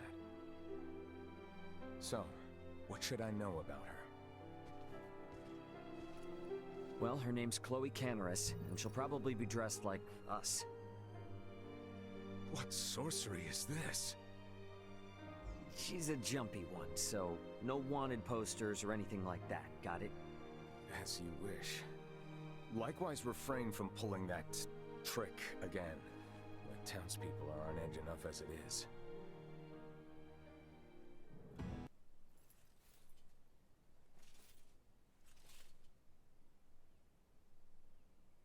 I must confess, I never dreamed so foolhardy a plan would reap such bountiful rewards. Indeed, I assumed it would be impossible to yoke the Maester Felgreed to our cause. And it would have been if not for Ray. He has been a great help to us. Then the kingdom owes your companion a debt of gratitude. That said, judging by the Maester's ill humor, he hardly seems taken with the idea of offering assistance. I cannot deny that he has his fair share of reservations, and while I have no intention of coercing him... There's Albie's arm to consider. Precisely. It is for that reason alone the Maester travels with us, or so he claims. So, his feelings notwithstanding, he's promised to join you as far as the capital. Theo? A word of caution. Do not get your hopes up. All of this may come to naught. Our situation grows more dire every day. More drastic measures may need to be taken. Yes, I am aware.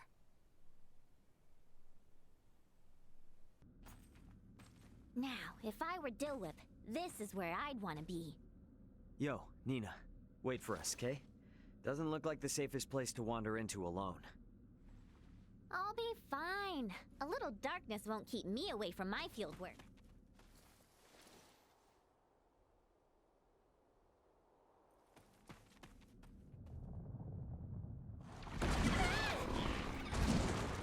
Warning. Mid-size hostile entity detected. Come. A little help? How? Save it. We got a monster to kill.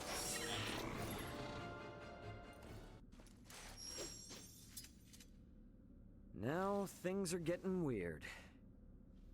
Why the furrowed brow? 'Tis only a fiend's den, though it is a rather foul one, I grant you. This nest bears an uncanny resemblance to those we happened upon within the Delric mines. The similarities seem more than coincidence. And a portion of Rythel's gull population was roosting in nearly identical conditions as well. Look!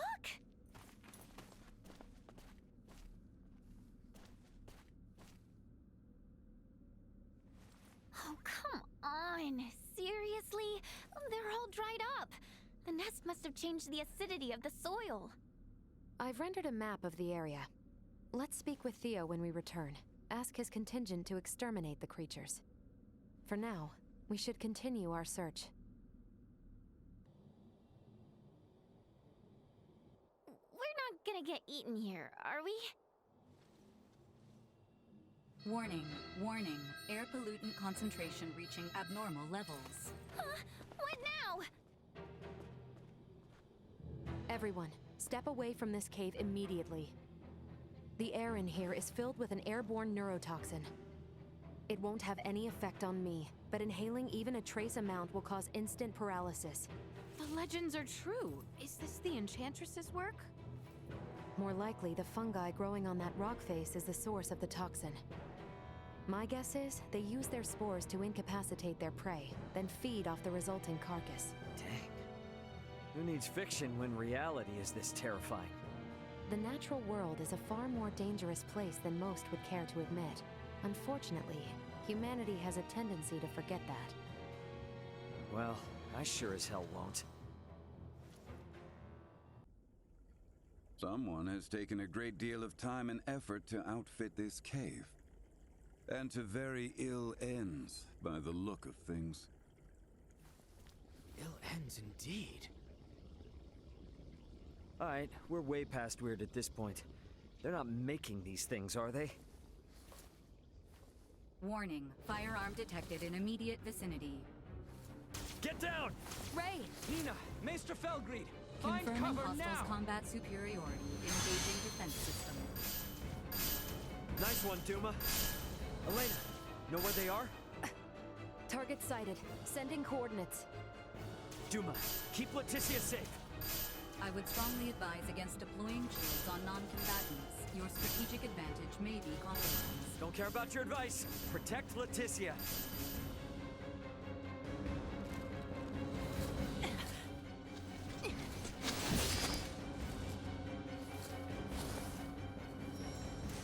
No, don't! It's too dangerous!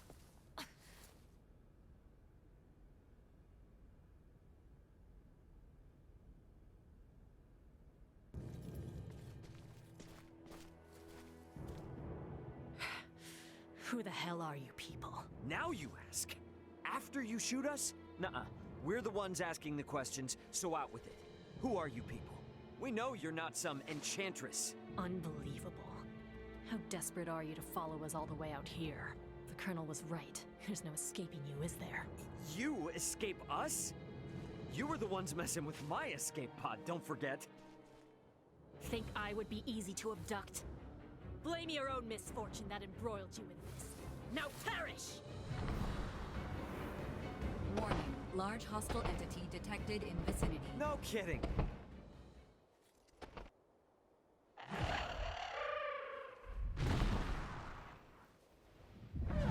How in blazes could that monstrosity remain concealed from us? Duma hasn't much in the way of sight. They will not speak a word until the enemy is closing in, I believe.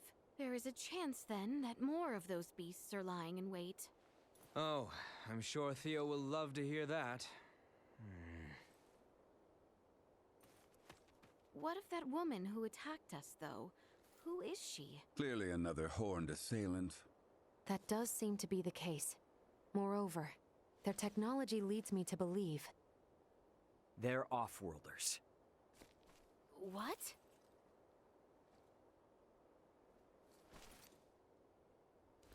Hmm? Hey, where's Nina? Yes, where has she gone? Oh, hell yeah! Nina?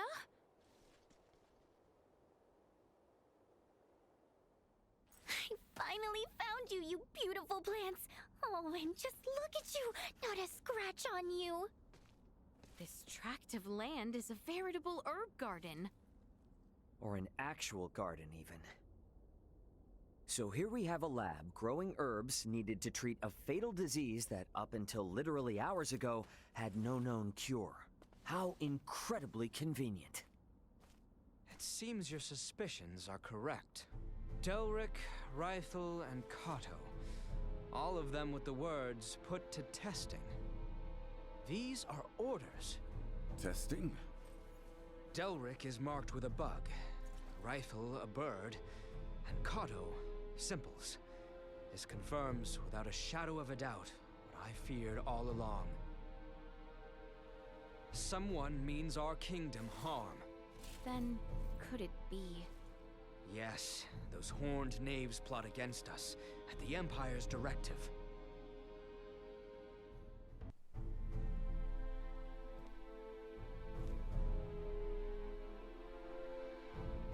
This is most disturbing news. I assumed the Empire had its claws in our lands, but to think they had sunk so deep. We witnessed plain as day the sort of tests they mean to deploy. To be frank, a laboratory of that scale is not something one woman can conceal. What's more, her friends have been spotted in all corners of the kingdom. Meaning that someone on our side has allowed these Imperial agents to waltz right over our borders. Fantastic. At this rate, it would seem that even I myself will have to fall to my knees and supplicate Maester Felgreed. Can I ask, what's with Midas? Why is he so pig-headed about this? I get that something went down 14 years ago, but what? Dude's clearly got an axe to grind with you people. But after all we've been through, You'd think he'd have a change of heart by now. Can't imagine what happened if he's still pissed. Yes, well... This conversation is not one I feel comfortable being overheard. We cannot know who might be listening in. Sorry, I hate to interrupt, but do you have a second? Oh, yes, of course. What is it? Commander Theo, I know you'll do your best, but I need you to understand just how valuable these symbols are. We found them growing in one spot and one spot only. Please, your men have to be very careful. We have to protect them, or we'll lose the cure forever. So many lives will be lost. You needn't worry. Trust me when I say I want to rid our lands of this illness just as much as you do. Those herbs are to be delivered to the Consortium, am I correct? Yes, Laeticia promised to get me an audience. My men will see they are kept safe. You have my word. And in return, I assume you will discover a more efficient means by which to save our countrymen? Yes, of course. You can count on me, Commander. Though, Letty, I fear your arrival in the capital may not be well received. Your abrupt return after your equally sudden flight will likely raise eyebrows and wag tongues. To that end, perhaps it's best I accompany you. Back to Ascendros? Yes. Come to think of it, what you've uncovered is far too important to entrust to my men. What's more, my accompanying you will provide me the opportunity to answer Ray's question. I nearly forgot. Here, it is news from the capital. A woman by the name of Chloe Canaris, was it? Has been found and is currently being held. Really? And you will never guess who supplied us with this piece of intelligence. Chancellor Neon himself. Wait, what? Is that a bad thing, or...? Neon is a chancellor and a captain of the Kingsguard, charged with peacekeeping in the realm. At first, your friend was assumed to be a refugee from Baldar. Her curious garb and general confusion about the situation, however, well, it led our men to believe the worst. She was suspected of being a spy. What? You locked her up? I swear, you harm one hair on her head. Calm yourself. She will be released once we explain who she is. However, I will do the talking. The Chancellor may not listen to Albie or Letty. I appreciate it. I know you've got other stuff to deal with. Please think nothing of it. This gesture is a trifle compared to what you've done for us. Now then, when do we depart? Right now. Right now it is. As soon as we've made our preparations, we will shove off.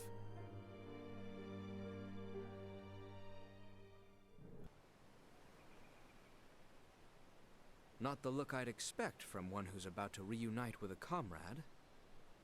And where's your smile? This is what you wanted, isn't it? Returning home with your maester in tow? You seem ready for a funeral.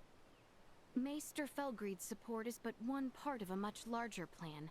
This will be the first step of many. I feel ya. Even with Chloe back, it doesn't mean we're any closer to home. Ray, about that, I've been meaning to ask this for some time. I already know where this is going, and the answers are resounding yes. Ray... We're in this together, right? I've got your back. Thank you, Ray.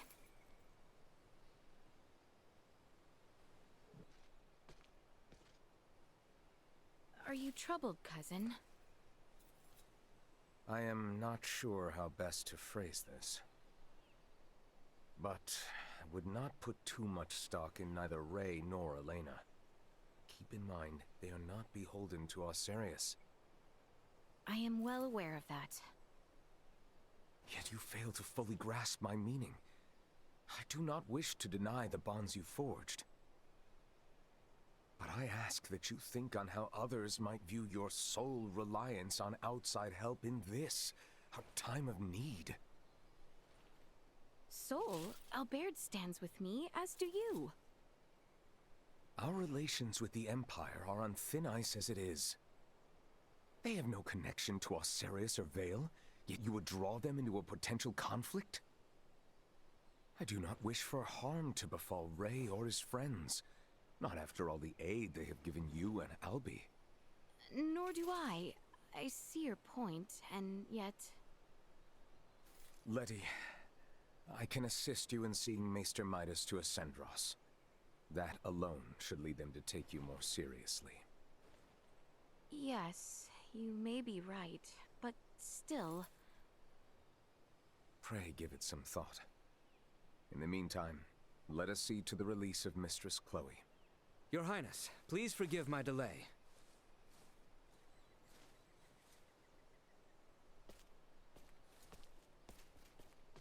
For shame, Albie. Are you still in the habit of referring to Letty as Highness while in public? No, I just... Come, let us be on our way. Highness?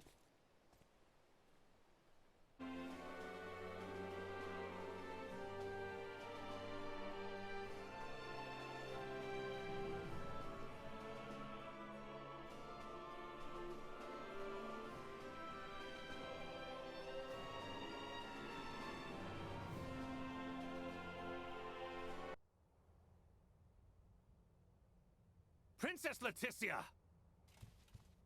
I appreciate the warm reception, Neon. When I heard of your little excursion from Commander Theo, my heart stopped. Whatever were you thinking, Sir Albert? Her Highness had a very good reason. Did you truly think yourself solely capable of protecting the princess? A one-man army? Calm yourself, Neon. We have brought Laeticia back safely. And what's more, this recklessness on her part was not in vain. As of this moment, all she has accomplished is worrying me near to death! This is precisely why I hate the Royal Palace. Where do you think you are off to? Somewhere I can give your arm a proper examination. Come when you are ready. Who in heavens is that man? How dare he speak in such a manner before royalty? He means no offense. That is Maester Midas Felgreed.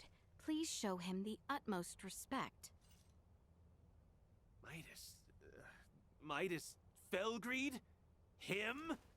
I apologize for my long absence from the Royal Palace, Neon. But I would ask a favor regarding the matter Commander Theo brought to your attention. Perhaps you speak of the prisoner we captured near Baldar. Huh. Might these be the strange companions I've heard the princess has been traveling with? Without the aid of these two, my journey would have been all the more arduous. The kingdom owes them a debt of gratitude. Very well, Princess Laeticia. I will send word to notify the General of your safe return. No need. Let us first arrange a meeting that these two may be swiftly reunited with their ally. But, Your Highness... I was led to understand that none were aware of my absence prior to Commander Theo's report, yes? Surely news of my return can be delayed.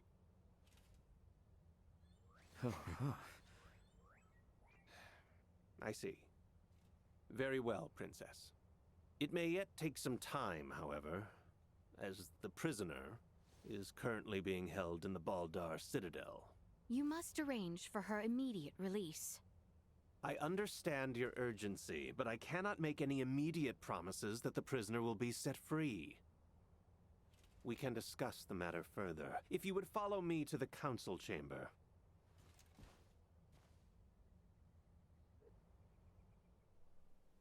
Father will not be joining us? Oh, have you not heard? His Majesty is leading the frontline defensive at Baldar at the behest of Captain Bertrand. He is where? Isn't it a big risk having your king on the front lines? The royal standard is on display above the Baldar Basilica to indicate His Majesty's presence. It serves as a warning. The Imperials know there will be a reckoning if they attack now. Nothing's set in stone. But can we turn this all around with Midas's help? I mean, he was one of the three wise men. Do not speak as if years of history and tension can be undone in a single night. Breaking our current formation just for Maester Midas would serve as nothing more than an invitation for the Empire to commence their attack. Letty, tell me something.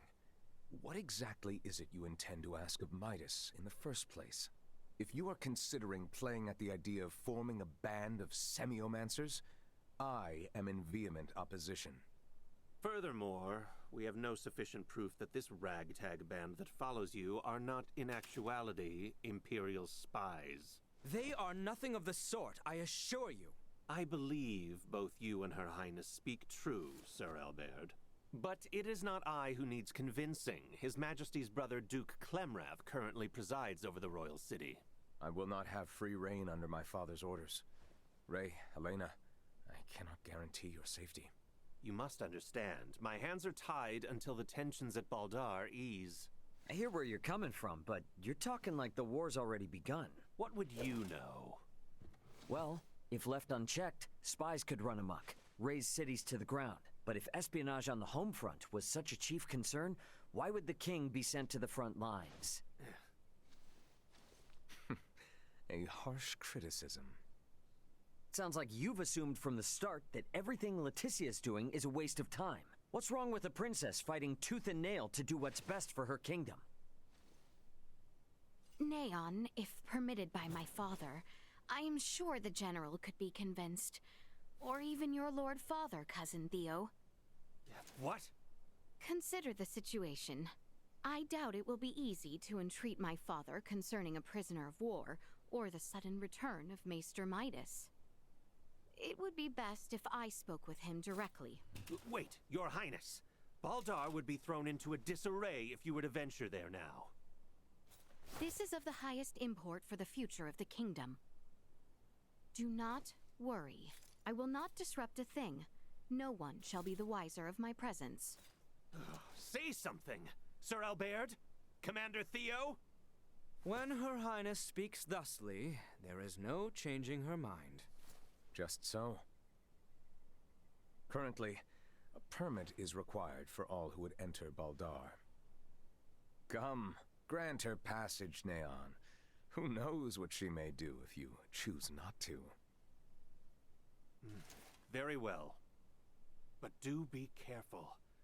The situation at Baldar may very well erupt into chaos at a moment's notice.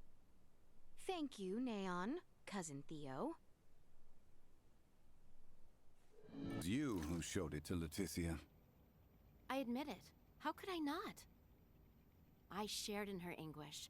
If our knights are to face the Imperials, we will have need of them. Do not suffer children their foolish dreams. You are why I find myself here. Maester Midas, Director Melthea. I am relieved to see you return in good health, Princess Laeticia. And who are you? I am Melthea, the director here at the Osarius Semiomancy Consortium. A pleasure to meet you. Midas was just telling me of the pleasant journey you all had together. So, how did talks go with that twit Neon? Well... So now we're heading straight for Baldar. And for what? I said I would support Albert and Elena. But I will rescind that promise if you intend to risk your lives so meaninglessly. Our good friend Chloe is being held captive in Baldar. We have to get to her. You understand, this is not up for debate. I will not prostrate myself before the king. Go, return with your friend. I shall await here. Thanks, Midas. You seem to understand Maester Midas quite well. Let us speak of the matter upon your return. You have places to go and people to free. I truly pray time is on your side, Raymond. Ray, fancy meeting you here. Oh, Laeticia! Am I glad to see you? I got myself totally lost. Is that so? Well, how fortunate that I have found you. I'm really kind of surprised. Didn't expect this place to be so huge. This is the royal capital, and one of the largest cities in the world. Her buildings vary greatly, so those new to her streets often become lost. You seem pretty happy. Oh, do I? Sure do. It's like you're so proud you can barely contain it. Well, this is my birthplace after all. And to hear you acknowledge her grandeur pleases me so. I mean, all goofiness aside, it's a beautiful city. It'd be pretty much perfect if you couldn't get lost in it, though. I cannot say I agree, but I do thank you.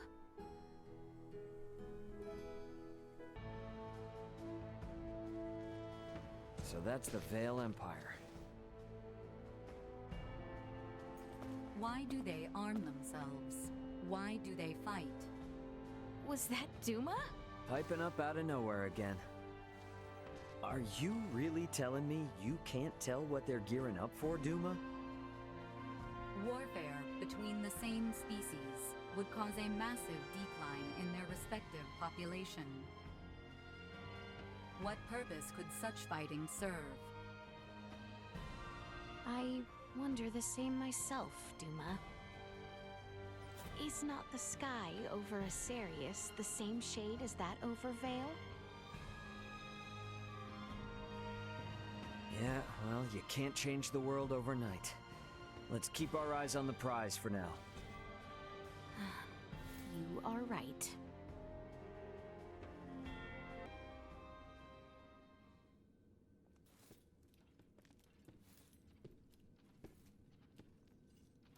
Father, I am sorry to intrude. Pray forgive my long and selfish absence. Ah, yes. Full glad am I to see you return, Laeticia.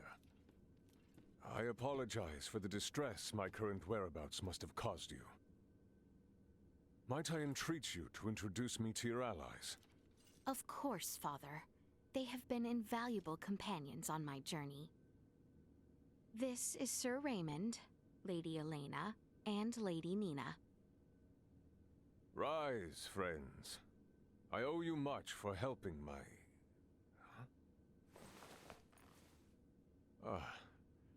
might you be Filberto's daughter? You remember me, Your Majesty? As if one could forget. Is Marcus well? He is. Still alive and kicking. Father, there is aught I would report. Nina DeForge has discovered a cure for Helgar's disease. Can it be true? Well, not all by myself. I, got a lot of help from Dad, my father, Dr. Marcus, Ray, and Elena. I have also brought Maester Midas Felgreed to the royal city. Midas has come back? We may have no assurance of his cooperation, but the Maester's return, Lady Nina's discovery of the cure for Helgar's, and the safe passage of both myself and Albert to the royal city, all would not have been possible without the help of Sir Raymond and Lady Elena. Is that so? Thank you for going to such lengths to aid my daughter. No prob. Pray forgive him, Your Majesty. You are too generous. Father, if you would truly thank these two, I beseech you. Raymond's friend, Chloe Canaris, is being held here in Baldar. She was imprisoned under suspicion of acting as an Imperial agent. Please grant her release. I will see to it she is released immediately. Bertrand, Laeticia has brought us a veritable mountain of good tidings. Full glad am I to hear it. What will you all do from here on? We do not intend to impose any longer than we already have. We shall return to the royal city as soon as Chloe is released. Night is nearly fallen, so it might be best to depart come morning. Allow us to see to your sleeping arrangements. Assuming the worst were to happen, wouldn't civilians like ourselves only get in the way? Imperial spies walk among us. And they may be watching Laeticia's every move, even now as we speak. Broad daylight will certainly prove a boon, if that be the case. I see. And yes, your friend has been in captivity for some time. It may not be wise to exert her too quickly. Besides, this reunion is long in coming. I'm sure you have much to discuss. Your concern is greatly appreciated. We will do as you say. Captain Bertrand, please inform the guards to release Chloe at once. And see to it that Laeticia and her friends have a place to rest their heads. Right away, Your Majesty. Ah, is that Chloe? Indeed it is. I am truly relieved to see her none the worse for wear. Oh, I see. So this is who Ray was searching for this entire time. Is something the matter? No, nothing at all. Captain, please release Chloe at once. Yes, Your Highness. Her language is unknown to us, so communication has been difficult. That should be of no further concern. With Ray or I around, you should be able to understand her just fine. Hey, now that you mention it, how are you and Ray speaking our language if you came from the sky? Well, there are a number of reasons. Sorry for the imposition, Nina. But would you kindly assist me in examining Chloe? Oh, of course.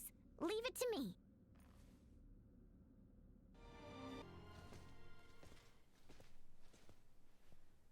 Please feel free to use this chamber. If there is aught you require, know that you need only ask. We appreciate the hospitality, Captain Bertrand.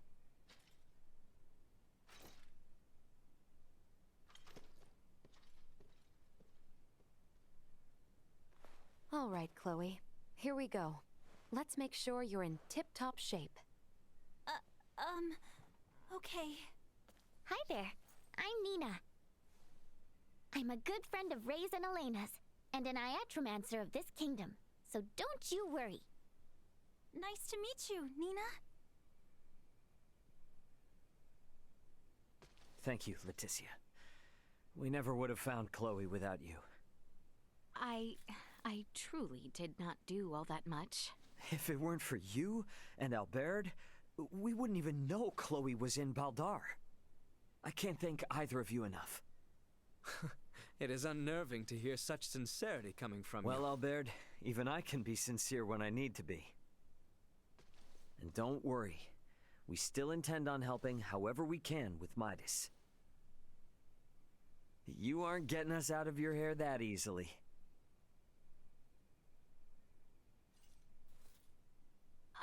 In that case, may I speak with you about something, Ray? Most definitely.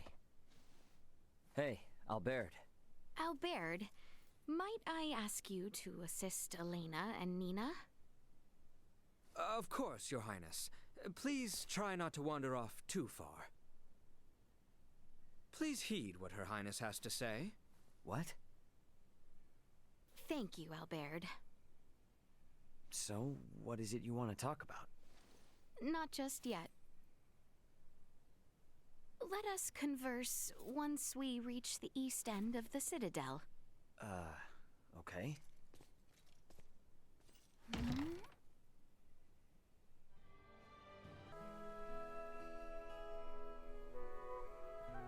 Wow, what a view.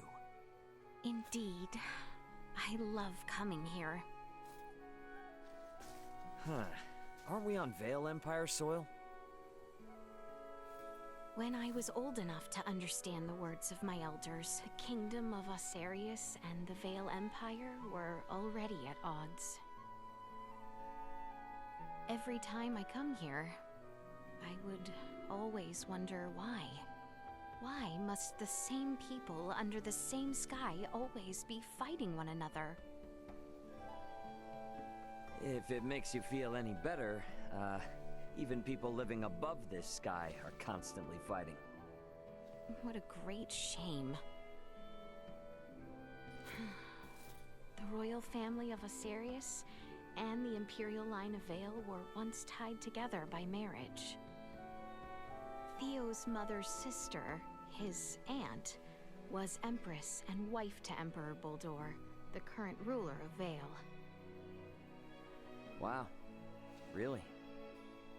When Helgar's disease enveloped this world 15 years ago, she became afflicted and eventually died.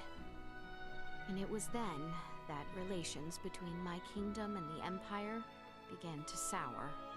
I see. When she fell ill, the Empire requested an Iatromancer be dispatched from Osiris. The Empire had very few Semiomancers, but the kingdom refused. We cited the unstable situation on our home soil as an excuse. Why are you telling me all this now? I did not wish to keep it secret. That kind of honesty could come back to haunt you.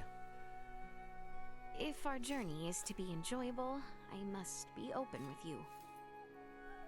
It really is a nice view. Indeed.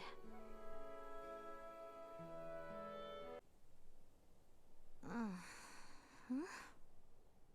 Laeticia! Laeticia, wake up!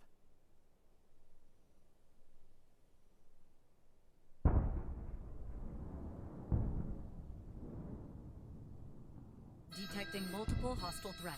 Secure the perimeter. Secure the perimeter. What the heck? That's artillery fire. The Baldar Citadel is taking fire from the Vale Empire. Your Highness, we are under attack from the Empire. Your Highness!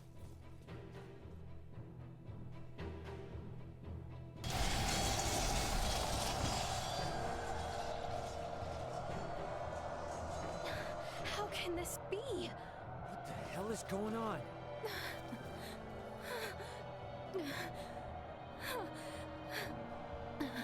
They gonna be okay down there? I believe Baldar's defenses should be well prepared. Albert! Ray! Let us find Nina, Elena, and Chloe with utmost haste. It is not safe. We must leave Baldar at once. What do you mean? With our few number, we have no possibility to sway the tide of this battle. And as shameful, as dispiriting as it may be, our duty precedes us. We must avoid the crown princess of the kingdom being killed or captured by the Empire. Your Highness, Laeticia. The assurance of my safety should bring solace to the captain and father. I will not tempt Vale with our kingdom on a platter. Let us depart.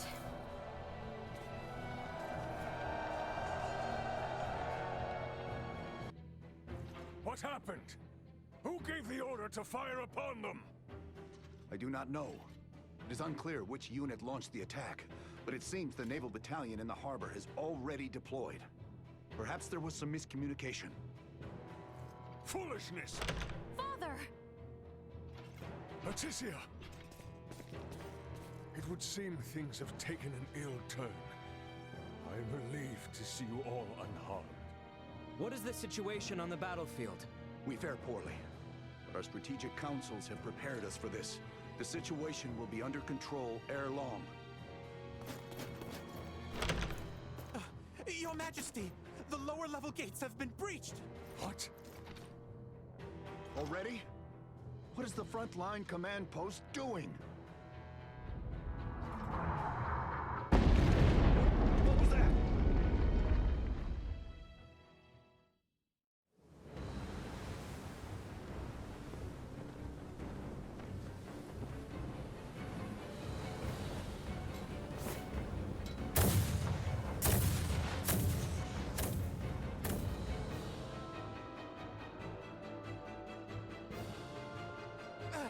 We are taking massive fire from the Empire's naval battalion.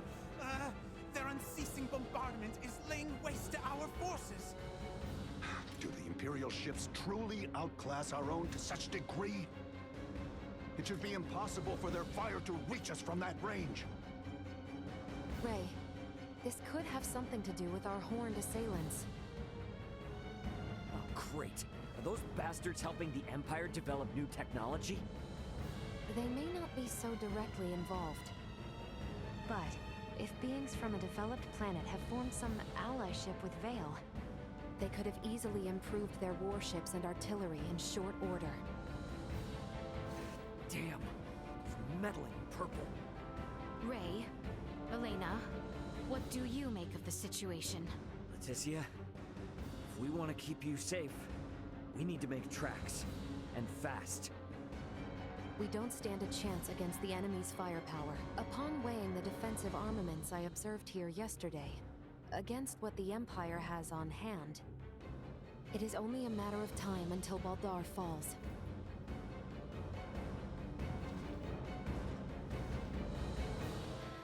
Father, Captain, we must retreat at once. What are you saying? You would have us abandon That is Baldar? precisely what I am saying. We have not a moment to lose. Your Majesty, the Imperial forces are much more powerful than we had anticipated. Please understand, their strength is likely bolstered by interlopers from the sky as well. We stand no chance. Interlopers from the sky? What madness do you speak of? We've witnessed unbelievable power throughout our travels. Incredible power from those beyond the sky. Ray and the others are from an advanced civilization far superior to that of the Vale Empire. Please, you must heed my words. Confound it.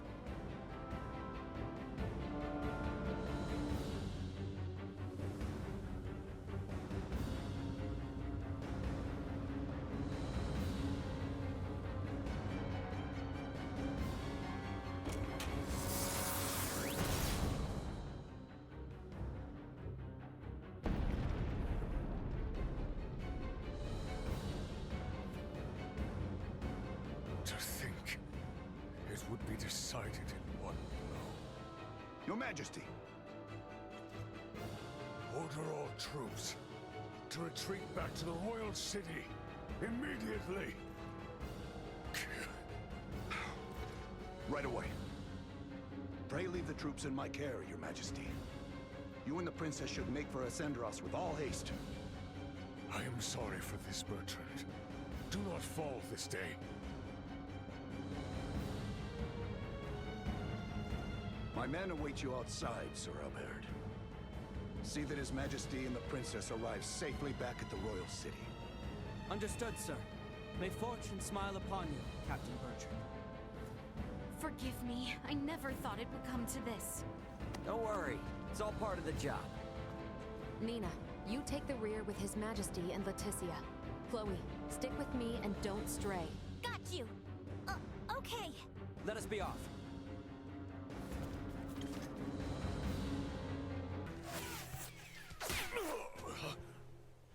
Your Majesty!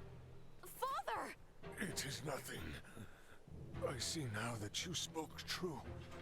Never in my life have I laid eyes upon such fearsome arms. Don't talk. I'll seal the wound right away.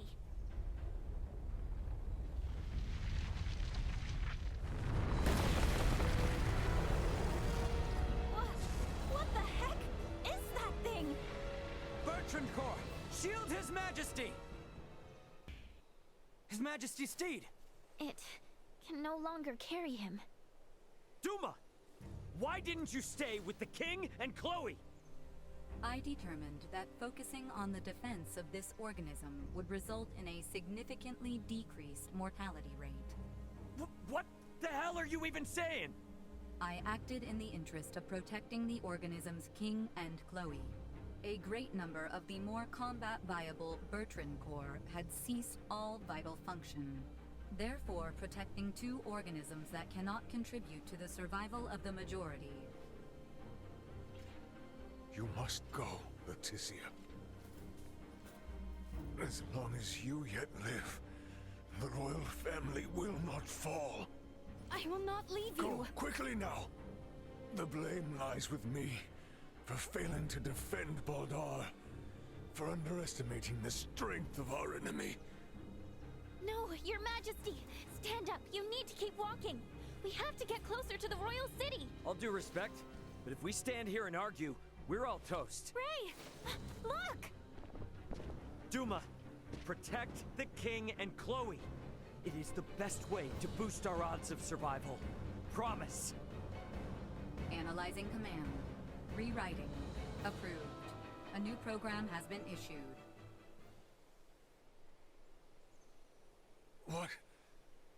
What strength is this? If you had the power to do this, why didn't you do this earlier? If you had, Bertrand's soldiers wouldn't have had to die. Hostile threat detected. Again? Incalculable hostile readings approach from the north. Initiate emergency measures. Did you say... from the north? It must be... Attack! Show not a shred of mercy to those who tread unbidden on royal land. Do not let them leave alive. Lord Uncle! The Imperial forces need not be feared. Onward! Your Majesty, Princess Laeticia, are you all right? General Canis! We came with all haste as soon as we heard the news that Baldar had fallen. I am relieved we made it in time. General Canis, Captain Bertrand is heading the rear guard at Baldar. Please, you must help them. Calm yourself, Sir Albert. Duke Clemrath has already seen to their aid. Commander Theo is also leading a fleet of warships to engage the Imperial Navy. Heartening news. Alright, are we gonna be okay here? Ray, it seems that way. Please, this way, Your Majesty. We have a steed prepared for you. Wait! I'm still treating Know your place, child. Duke Clemrath's personal Iatromancer will see to His Majesty's recovery. We may have been better off without their aid.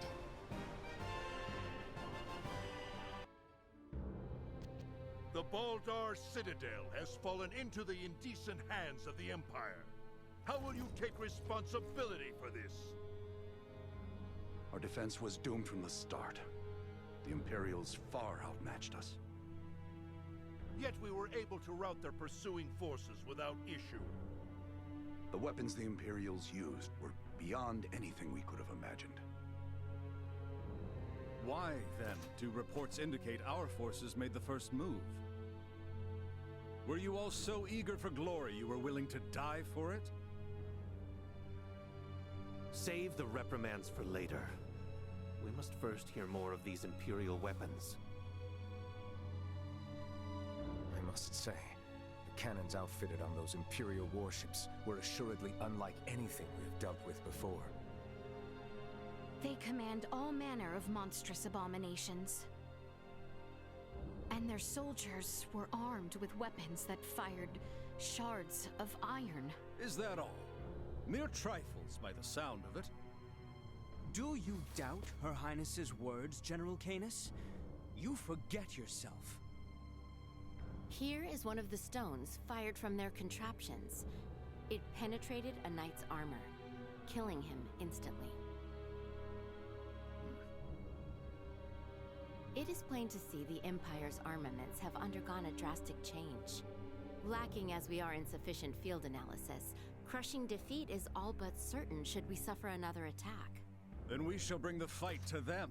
Let us wrest Baldar back from their grasp. We shall not let them have the upper hand. That will only lead to more unnecessary deaths. For the time being, we had best wait for His Majesty to recover. Until then, you should all focus on healing your own wounds.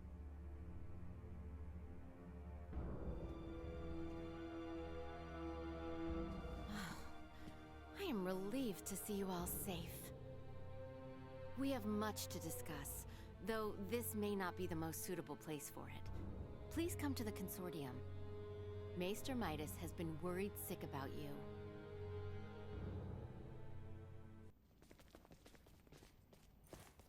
So, you return in one piece, with an ally in tow no less. Yeah, this is Chloe. Chloe, meet our good pal Midas. Nice to meet you. Well, perhaps you should have accompanied them if you were so worried after Sir Albert and Lady Elena. Tripe, I am come only to fix Albert's arm, nothing more. Huh, a shame that. I suppose we will only discuss what could have been. Oh? The Empire clearly had the advantage over us at Baldar. We cannot win this fight without taking the upper hand. Director Malthea, is it time? Yes, Princess Laeticia. I think it is high time the Maester heard your reason for departing Ascendros from the first. Please, this way, everyone.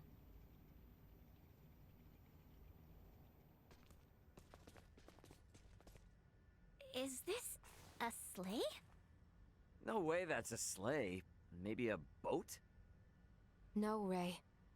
This machinery. Director Malthea, is this some kind of aircraft? Yes, very perceptive. It is an apparatus that will allow semiomancers to soar through the skies. I created this prototype based on a theorized design devised by Maester Midas. From how I see it, this would revolutionize the war effort. Midas truly has a gift. 'Twas not but a foolish 14-year-old dream. What if I told you that dream was on the verge of actualization? Do what you will with my dusty old notion. I am come only to... See to Sir Albert's arm. Yes, I am aware. Then I suppose it would not interest you to know that the final material needed to complete the Folga lies on Nilbeth? What? Maester Midas once attempted to make the Folga fly, using ancient floating semiomancy. But the output was never enough to move them more than a stone's throw. We have recently discovered a catalyst that can greatly increase their distance and time spent airborne. It is called Levitas Ore, and can only be found in the Nilbeth Ancient Coil, in the lands of the Trathin. If you jest, I shall show you no quarter. Have you ever known me to make light of semiomantic research? Fine, I will go. Maester Midas. But I thought you were only here for Albert's arm. I wouldn't want to get your hopes up too high, Laeticia. When do we leave? Oh, what? Good. You should make for the seaport of Kato at once. I've arranged for a transport. Let us meet at the harbor. All right, let's get this show on the road. Hold on, Ray. I think I'll be staying in the Royal City. Huh? Chloe needs rest. Her imprisonment and our retreat from Baldar has surely left her exhausted. Besides that, you'll be taking a ship from Kato to Nilbeth. If we were to run afoul of the Imperial Navy, the risk to non-combatants on open water would be too great. Elena, you speak wisely. If I stay, I can keep you updated on the situation here, via my device. Of which Chloe has none, lest you forget. She will need time to learn the language and the culture of this land. Chloe's a quick learner. She should pick it up in no time at all. Yeah, you're right. Take care of her. It will be much harder to gather the right materials without you there, Elena.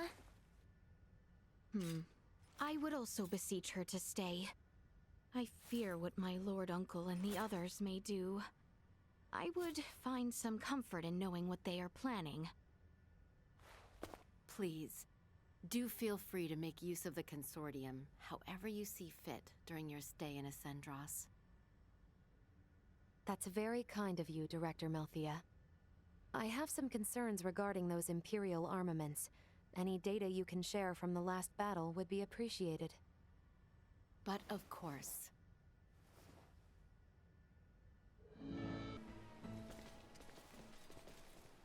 Theo. Well, well. Fancy meeting you lot here. We must cross the Straits of Kato in order to reach the continent of Nilbeth. Commander Theo has agreed to help us. So, the Imperial Navy's been trawling around even before Baldar fell? That is not all, I fear. The reports say the Imperials drawing near Kato were scouts. It seems they plan to invade Nilbeth. They what? Ah! Don't scare me like that! Come. We should depart at once. I only pray the Imperial forces are not too on edge following the battle at Baldar. Right. Appreciate it, Theo. I, for one, am not certain what the situation is like in Nilbeth. Make sure you are ready ere we depart.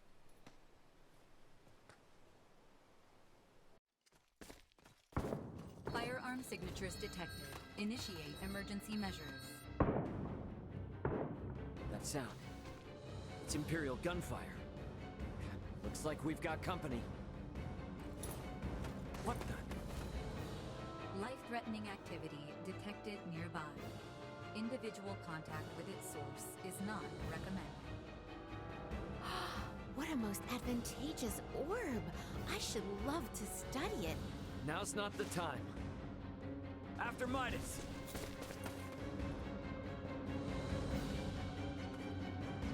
Malkia! Could it be? More of them!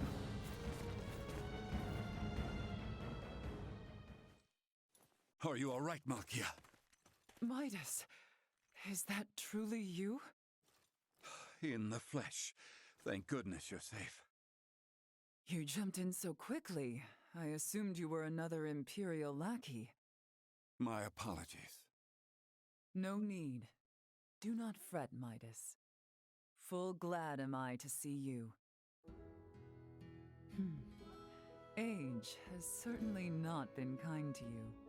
Yet you remain unchanged, just as last I saw you. You flatter me, but I have changed in my own way over these years. By the way, your companions are peering in this direction with some confusion. It would seem they have the wrong idea. Forget them. The less they know, the better. That will not do, Midas. I am certain your friends would like to hear the whole story. I see some familiar faces. Human children really do grow up in the blink of an eye. It has been some time, Princess Laeticia. I am deeply honored you would remember me, Lady Malkia. You have grown into a beautiful woman. And the boy has grown into a fine young man. Welcome to Nilbeth. Boy? I am alive and well thanks to you, Lady Malkia. That is all well and good, but you do not appear to be in the best of health. You see right through me. I could sense the osseous core I separated with 14 years ago. But I never imagined Midas would be with it. Osseous core? Oh. So, was that the material used to replace Albert's arm all those years ago? Welcome, Midas, Princess Laeticia, and your brave young companions. I am Malkia Trathan. I am the leader of the Trathan tribe, the native peoples of Nilbeth.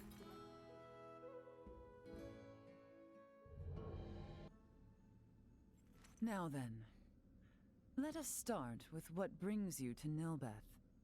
To fight back against the Vale Empire. With your blessing, we hope to mine the Levitas ore found deep within the Nilbeth ancient coil. The ore will ultimately serve as an indispensable catalyst. Catalyst, you say? I see. Oh, so you intend to use the Folga? You know of the Folga? Of course I do. Midas promised we would... What are you shouting for, man? The Folga, you see, was an idea Midas thought up while with Marcus, Filberto, and I 14 years ago. Dad and Dr. Eason too? Lady Malkia was involved in the invention of the Folga? This is the first I have heard of it. In a manner of speaking, I was. Am I wrong to say so, Midas? Yes, I would not have met you otherwise. Mayhap. The ancient coil is Nilbeth's most sacred ground. If we would allow outsiders to dig within, I would impose one condition. Anything you ask. I would ask for your assistance in routing the Imperial threat that encroaches on the ancient coil and our home. Excavation may prove difficult with the Empire so close at hand besides. Do we stand a chance? Baldara was no match for them at all. The royal city of Nilbeth has not sent aid due to the small number of Imperial soldiers. The villagers tell me the enemy has but a single warship. So, we'll be fine, right? If we cannot rout this small a force, then I fear for our return home. I am counting on you all. Let us make our move when ready. I will be joining you, so do call on me once you have made the necessary preparations.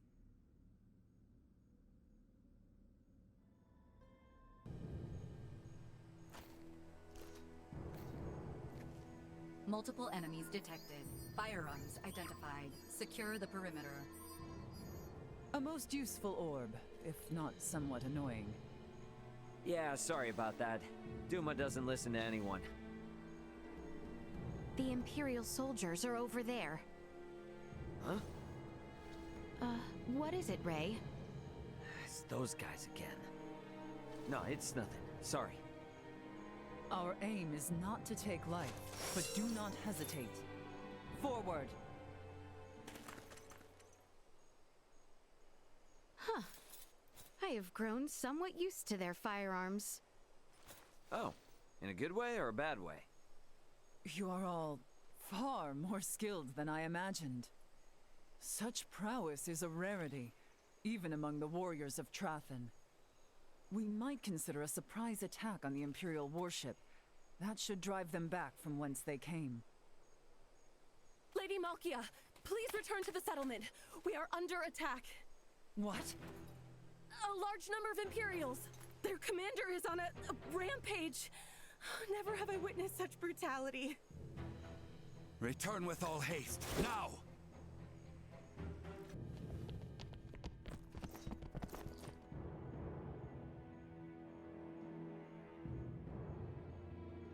No, this can't be. What have they done? Well, well. I was not expecting you back so soon, Lady Trathen. You wretch. Ray, this is the same man who attacked us in Rythel after Elena came down. You're right! No mistake in that horn and pale skin! He was an Imperial officer. Well, if it isn't the peons who are looking into meteorites and Helgar's disease in Rythel. My apologies for not introducing myself before. I am called Gaston Gauchier. Do my eyes deceive me? Or is that a Duma with you? Who are you, really?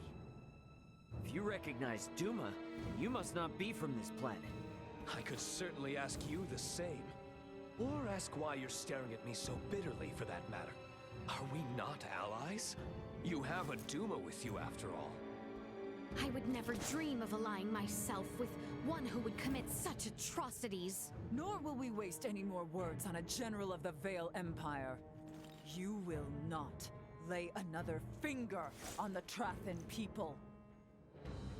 As you wish. Just don't expect me to hold back. I will not go as easy on you as I did at our first meeting. Do your worst. Detecting unforeseen hostile threat. Secure the perimeter.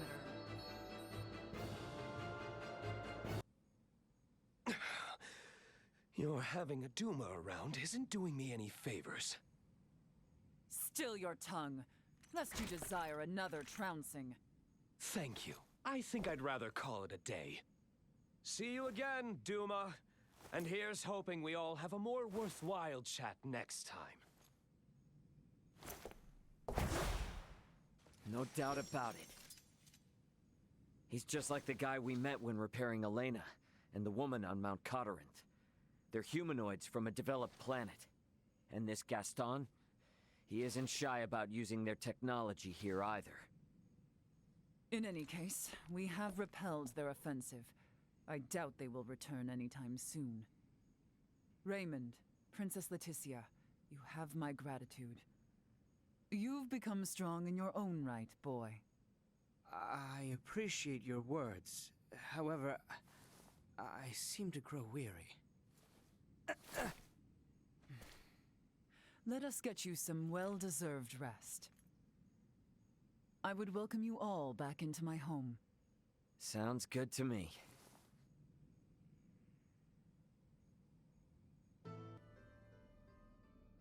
Now, before we begin mining for Levitas ore, there is one thing I would ask.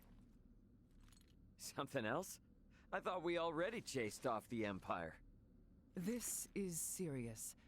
It takes significant strength to excavate the ore, but many of the villagers are wounded. We are not in the best shape ourselves. Especially you, boy. Huh? These 14 long years must have been difficult. The creaking of my old osseous core due to our close proximity must not be helping matters. No, I am fine. Do not hold in the pain any longer. There is no need. What? Midas and I have discussed it. I will bestow upon you a new osseous core. A renewed arm should allow you to resume your duties. Oh, Albert!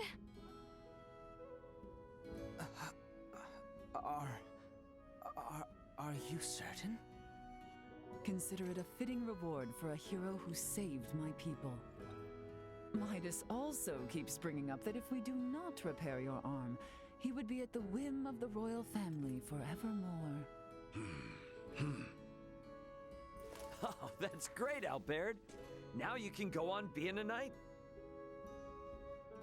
I can hardly believe it. Thank you. Thank you. The implantation procedure should only take one night. Let us all rest in anticipation of our journey for the Levitas ore come the morrow.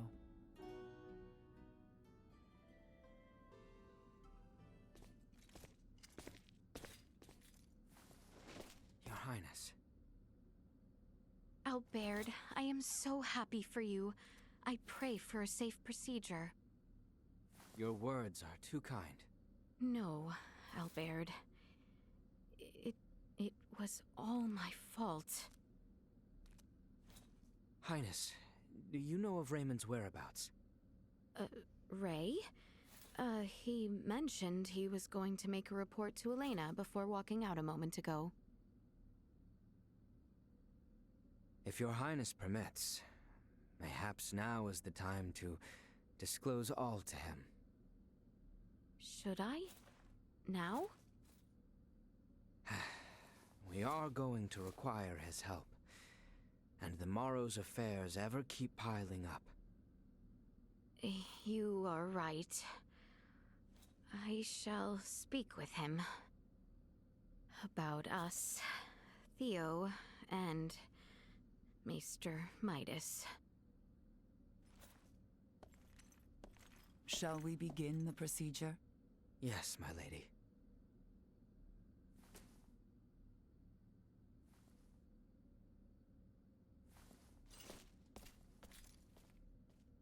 Huh. I should try and locate Ray.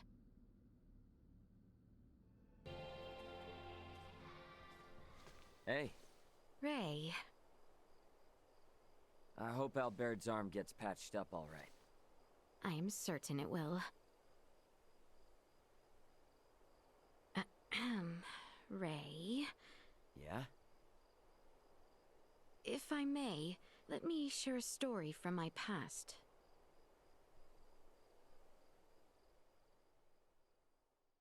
Albert lost his left arm 14 years ago. Back then, I used to drag Albert and Cousin Theo around, causing them much annoyance. That day was just like any other. I was playing in an isolated area of the castle, a place I fancied my own secret bastion. It was then an unfortunate accident befell me. The decrepit castle walls, long since fallen into disrepair, came falling from above. Yet I was unharmed. The one who shielded me.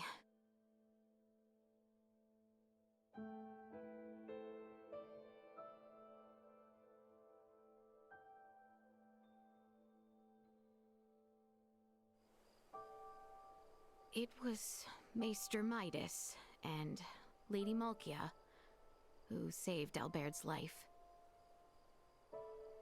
But their actions served as the catalyst for the three wise men's exile from the kingdom. Some decried the transplanting of limbs between species as a vile, evil, unforgivable act. Maester Midas suffered much, but so too did Maesters Marcus, Filberto, and Lady Malkia. They were all brought before the court to answer for their blasphemous deed. And it was my Lord Uncle who spearheaded their persecution. The decisive act that sealed their fate was when Father acquiesced to the claims. Father had no choice but to submit to my Lord Uncle's power, given his relation to the late Empress of Vale. Maester Midas was spared the mark of treason, but ultimately banished. Lady Malkia's studies at the Semiomancy Consortium were ended, our relations with Nilbeth severed. And Maester Marcus and Filberto followed Maester Midas into the hinterlands. No wonder Midas gets so heated. Actually, I'm kinda surprised you even thought of asking Midas for help. I inquired Director Melthia about the Fulga. With it, I knew I could protect the kingdom. I beseeched Albert for his help, asked Cousin Theo to assist with arrangements. And then, Ray, I met you. Nah, I haven't done a thing. After we met, I began to think that everything will be fine. That things will work out. I have never been so excited for the days to come.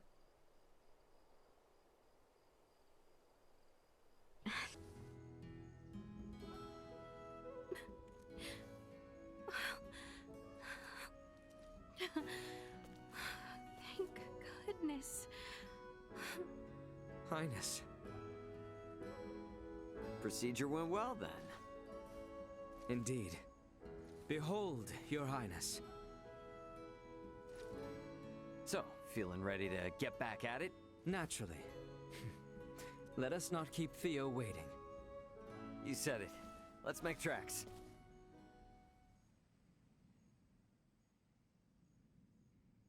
How fare you this morning, Lady Malkia? Better, after hearing the Imperial troops have left our shore. Now is the time to descend into the coil. Is it that deep?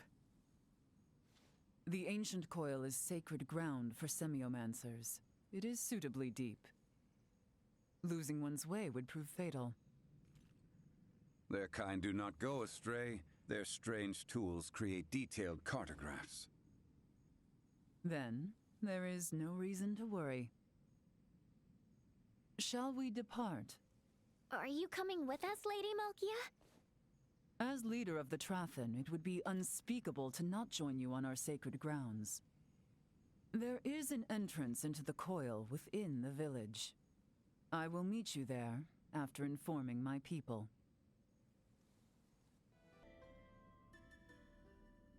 Good morning, Albert.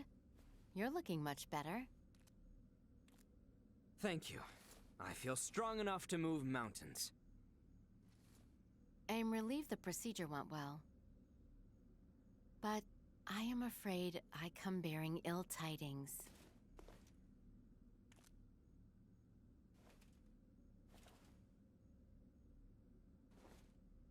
What is it?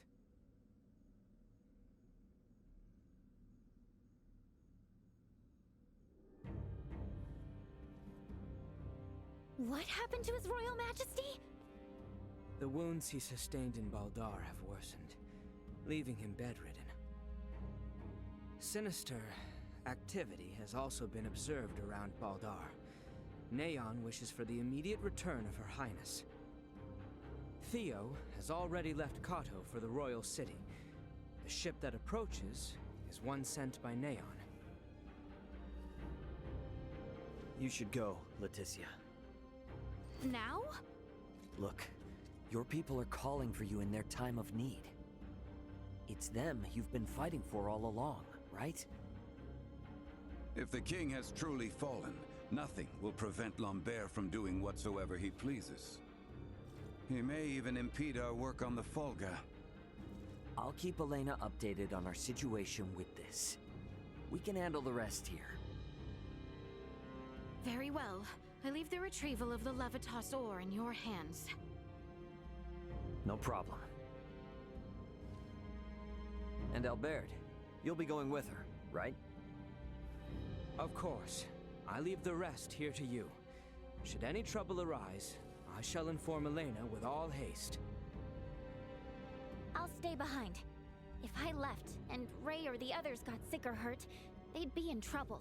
As shall I, as an authority on Levitas ore. I await good tidings in the royal city. Yeah, we will see you soon.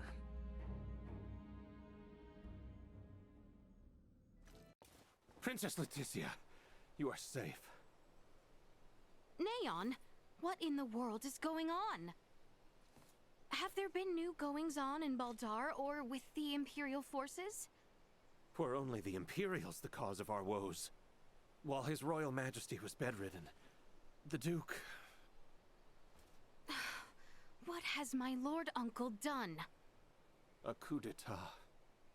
Duke Lambert intends to usurp the throne. What madness? What could the Duke be thinking? Is Father all right? Is Cousin Theo... Everything is in such chaos at present. It is nigh impossible to discern friend from foe. I know not of Commander Theo. Ray! We must inform Ray. Remember, Your Highness, we cannot contact him without Elena. Yes, you are right. We must also confirm the safety of Elena and Chloe. I am certain your return as the rightful heir to the throne will calm the situation, Your Highness. I shall remain at your side. I ask you, please save our capital.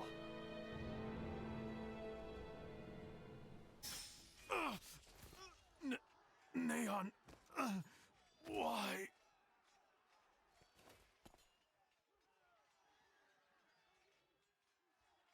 Chancellor!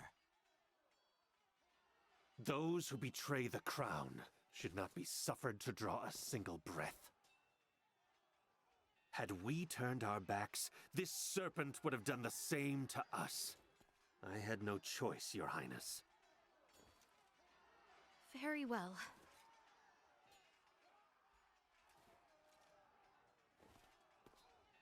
Now, let us make haste to the royal palace. We must needs locate His Majesty as quickly as possible.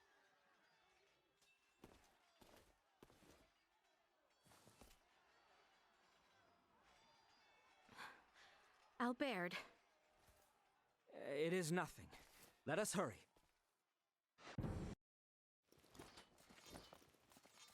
Several hostile entities detected ahead. Little Duma, wait! That's not an enemy. It's Theo. Cuz! Wait! Hold position! You two are supposed to be in Nilbeth. Ray and the others are finishing our work there as we speak. I see. How then did you cross the ocean? Commander Theo, I sent a vessel to usher their return home. Certainly you must see that Her Highness's strength is needed. Perhaps. Cousin, is Father all right? Yes. We have received no word of any harm befalling His Majesty. Such words are all I needed to hear. I am certain Father has found safety. Let us first find Elena and Chloe. Hold a moment, Commander Theo. By chance, you are also not a traitor? Letty and Albie's safety was, and still is, my only concern. You know this. Very well. Now is hardly the time for idle chatter besides. Men, continue the search. Sir Albert and I will see to Princess Laeticia's safety. Yes, sir!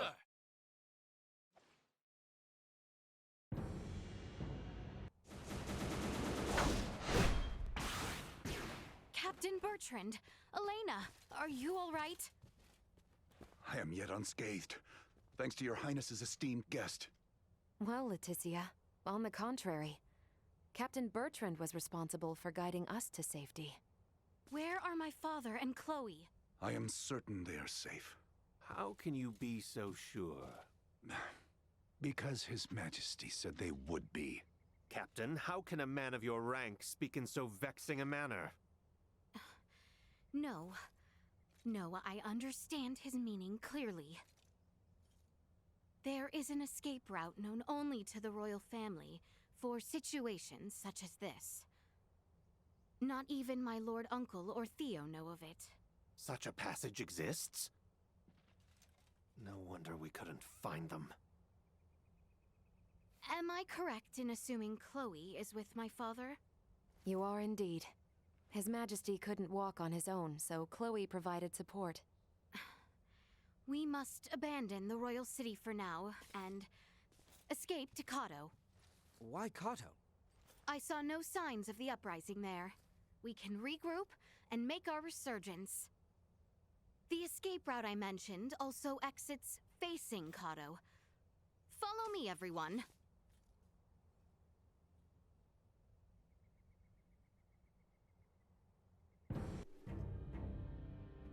Father! Chloe! Laeticia! Albert! Elena! It's really you! Your Majesty, you are safe. I must apologize for allowing Lambert to exercise such power unchecked. I was too weak. Our first priority should be to escape the Duke's clutches. Here, Your Majesty, you can... Lord Neon, please lead the way. I shall see to His Majesty. My shoulder is yours, Your Majesty. Are you certain, Albert? Your arm? Maester Midas and Lady Malkia have bestowed upon me a new one. A sturdy one at that. You have my thanks. We need to hurry up and get out of here. I don't want to be here anymore. Hold out just a little longer, Chloe. I've already informed Ray of our situation. I'm sure he'll be back soon. All right, everyone. Let us be off and hasten our escape from the royal city. I am afraid I cannot allow that.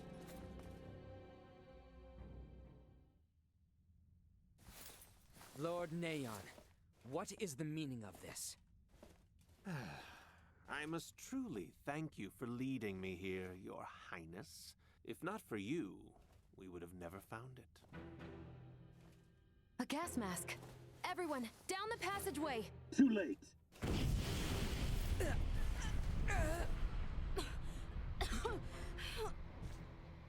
I am sorry, Princess Laeticia, but there will be no escape. Both you and your father shall be returned to the palace immediately. It does not seem to be working as quickly as I'd hoped. I was told this substance would work near instantaneously if used within close confines. Perhaps you underestimated the proper dosage. How could you? Theo, how could you? The active ingredient in this nerve gas was extracted from the fungi from Mount Codorinth. Am I correct? Ah, I see now. You must be this android that they had spoken of. I am certainly not surprised you know about me, given your close connection to the Vale Empire. Allow me to give you a demonstration. It can't be.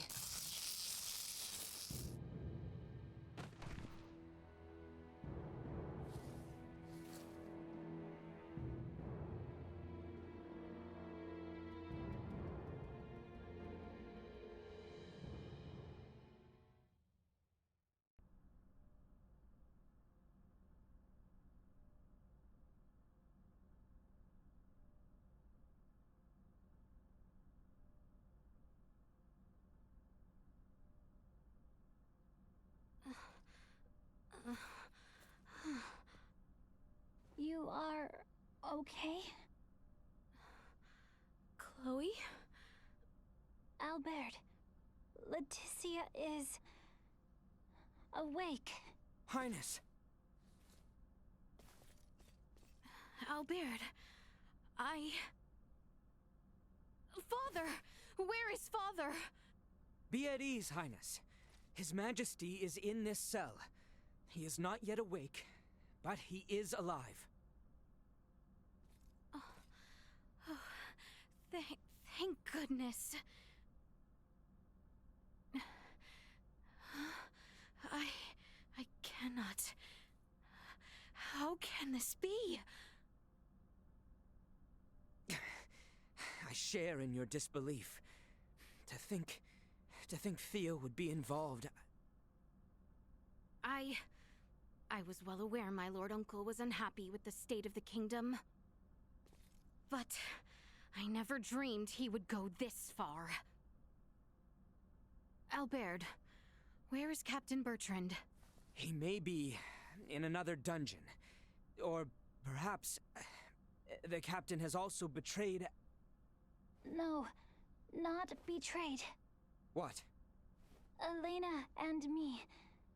Bertrand saved. He was worried. It is true. I hope you are right, Chloe. The Empire is at our door. What could we do if they chose to invade us now? You no longer need have any worry of that, Princess. Neon!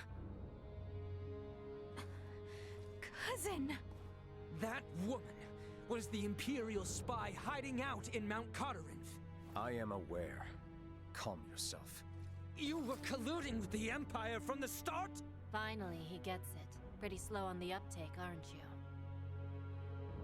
No. Cousin, please tell me it is not true.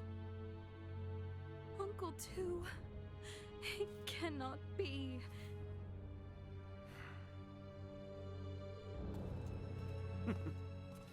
The Vale Empire would have no need to invade the royal city in its current state. For you see, they have been here all along, with I as their emissary. Now that both you and His Majesty are here, and Duke Lambert has accepted our invitation, the fighting, at last, is at an end. You can rest easy, knowing that. The final drops of blood will be spilled on the execution ground ere the morrow. Let your lives be the last claimed by this grisly war. Finally, this world will know peace. Your Highness's dreams of tranquility are coming to fruition. You should be overjoyed. Neon! You fiend! Theo, have you nothing to say? What is wrong with you? You would truly condemn Her Highness, Letty, to death? Her blood is on Ray's hands. If it was not for him, you two would surely still be twiddling your thumbs in Delric, oblivious to all. What? I myself was overjoyed when Letty insisted on venturing forth to find Maester Midas. I was completely certain this transition would come to pass with you both out of harm's way. I arranged many things for you, didn't I? Cousin, you too believed me to be so incapable? And if only you had been, you all would have been spared such a fate by my hands. Now, tinders to the flame. The boy lacks resolve, unlike his father. Albert, my original plan only required you to be absent from the capital, away from His Majesty. No, you cannot mean... It is just as you imagine.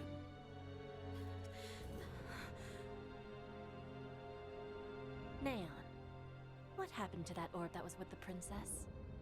Orb? We call it Duma. It's highly dangerous. Last I saw it was with the princess. Where is it now? It will be found. Not to worry. I doubt it will be much of an issue once we have executed the princess. That is for us to decide. We need to begin our analysis of the android. Hurry it up. Does she really think the Emperor's protection allows her to speak to me so? How unfortunate your allies are stranded on Nilbeth, Princess. A pity. I'm afraid no one shall be coming to your rescue this time.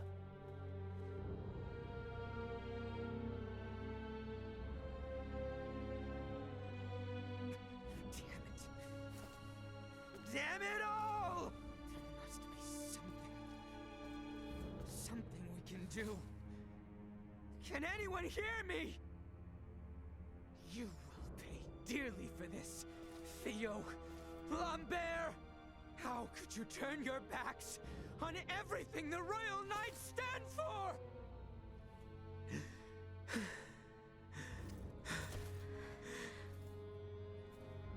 Laeticia. There truly is no hope left to us.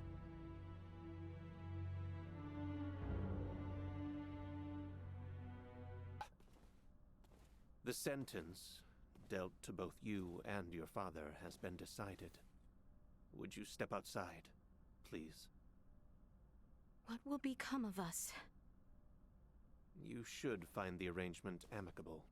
If your Highness but simply agrees to our terms, you would not only save your own life, but bring lasting peace throughout your lands. Let us go.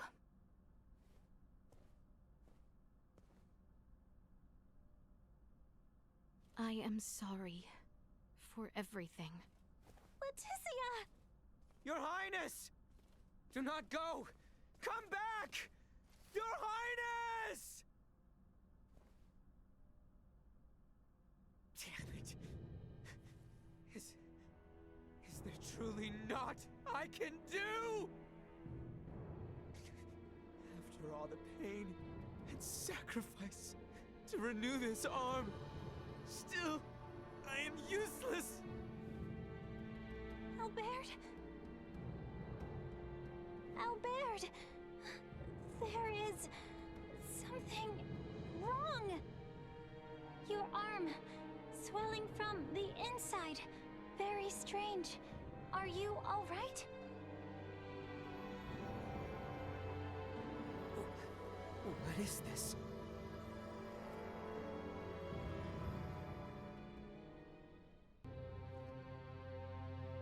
Leon, you wretched boy. Please, spare me, Your Majesty. Your empty words leave you only the more pitiful in my eyes. What do you want from us? Desperation suits you ill, Princess. Fret not, no harm will befall either of you this moment. I am here with good tidings, in fact. An offer to allow your royal bloodline a future. Yet you speak with not a shred of sincerity in your words.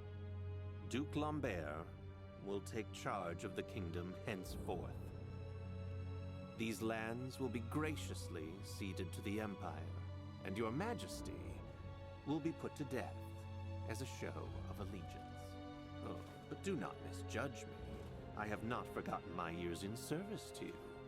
With your cooperation, I would see to it that at least Princess Laeticia's life is spared. Tell me, do you know of Prince Gerard? The heir of Emperor Boldur, Crown Prince of the Empire. What say you were to be his bride? Certainly not. It is the Emperor's wish. Take Prince Gerard's hand in matrimony, and your bloodlines will be... I refuse. I have no intention of sacrificing my dignity after all of this. Even if it assured safety of your little guard dog? I know Albert would not want that. So be it. Let us heed Her Highness's words, disappointing though they be.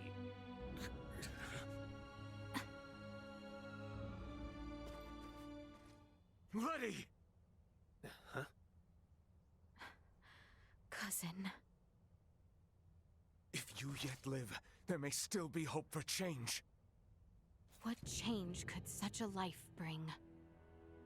If I require the warmth of my enemies to live, I may as well be dead. Her Highness has chosen to die with dignity.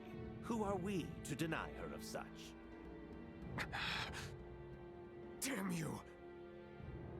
Both Lola and myself, and now you too, have afforded the princess every opportunity to consider her options. She has made her choice. Take them away!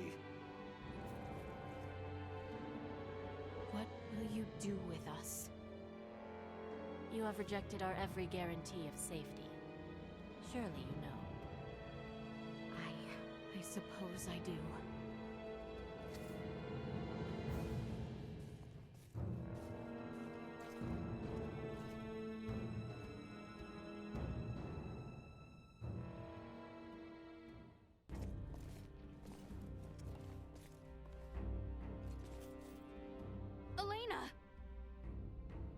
Elena, no! How could you do this to her?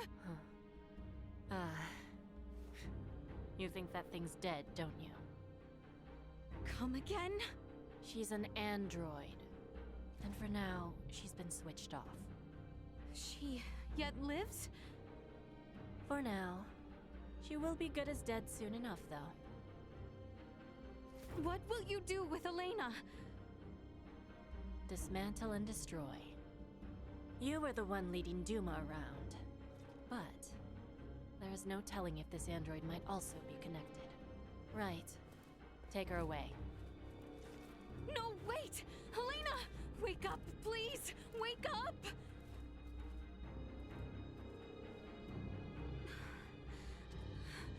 Why, Elena? Why must she perish as well? Dearest Laeticia, I am sorry you must see your companion suffer so. No, I cannot lose hope. Not yet. Duma. Good people of Osirius, I understand the frustrations of you many who know so little.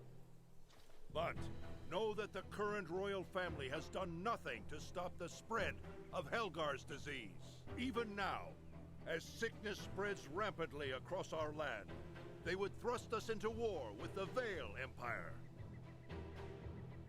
The royal family has no regard for the hardships of their loyal subjects. We can suffer their covetous thirst for war not a moment longer. As of this day, the kingdom of Osarius is no more. The lands we stand upon are to be reborn anew as the glorious United Empire of Vale. We can no longer sacrifice our loyal knights and subjects to their war machine. Pray tell, are a single one of you aware who struck the first blow at Baldar? It was none other than the forces under the command of King Osarius himself. His Excellency, Emperor Boldor, has called for reconciliation between our nations. Yet Princess Laeticia refuses his offer, as does her father, the king. If we stand by and allow them to rule, then we do not but fan the flames of war, sentencing countless of our own to needless death. By our actions here today, we bring peace. Today marks the dawn of a new dynasty headed by Duke Lambert Clemrath. The past must burn! Stay your hand! Father, Chancellor Neon, I beseech you, leave the execution of His Majesty and Princess Laeticia to me! What is he doing here? Is he not here by your command? Theo. Letty, I'm truly sorry for allowing things to go this far. I cannot ask for your forgiveness. Cousin! At the very least, allow me to drop the final curtain with mine own hands.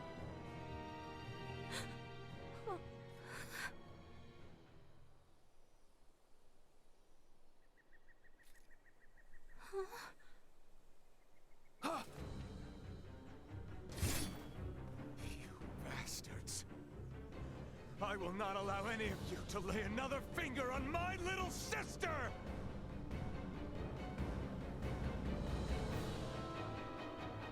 We can stand for no more of this.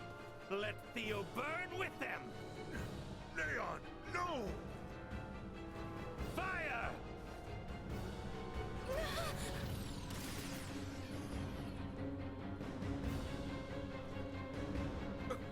What is this? Duma. Duma! Incoming! Nina! How? I'll tell you later.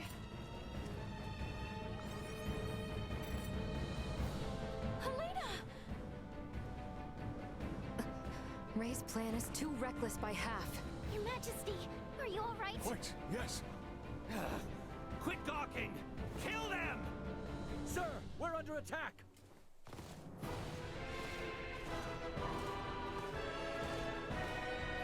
What? Charge!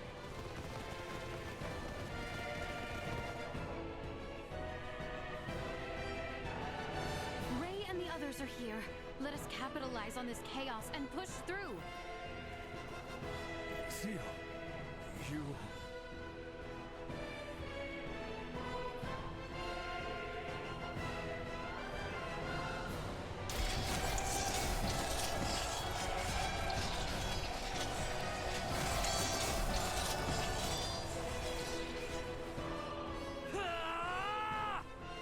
Laeticia! Ray! Theo! Albie! Bertrand, please keep His Majesty safe. Understood. Sir Albert, know that what awaits. I am well aware. Loyal Knights of Osarius, follow after Her Highness, Laeticia Osarius! Hola, Neon. What are you two doing? Colonel Valange! Could that be? Yup. Looks like this bastard's another one of the Veer helping the Empire. You stay out of this! The princess's life is mine! Prepare to withdraw. Neon has lost control. Understood, Colonel. Wait! You would truly abandon us to this chaos? You and the boy can see yourselves out of this mess. Blast it! We cannot let them get away! That is true. However, I doubt these two will simply let us pass. The orchestrators of the coup shall not be permitted to flee! Silence your tongue! You believe I shall sit idly by and let some pampered princess thwart my plans? Lay down your arms! Just what happened here? Looks like you've had a time of it. There were a few bumps we didn't account for. Well, you're the one who has to give the Emperor the bad news. Hey! What is this, coffee hour? Do you think you're actually gonna get away? Pardon me. We actually will be getting away this easily.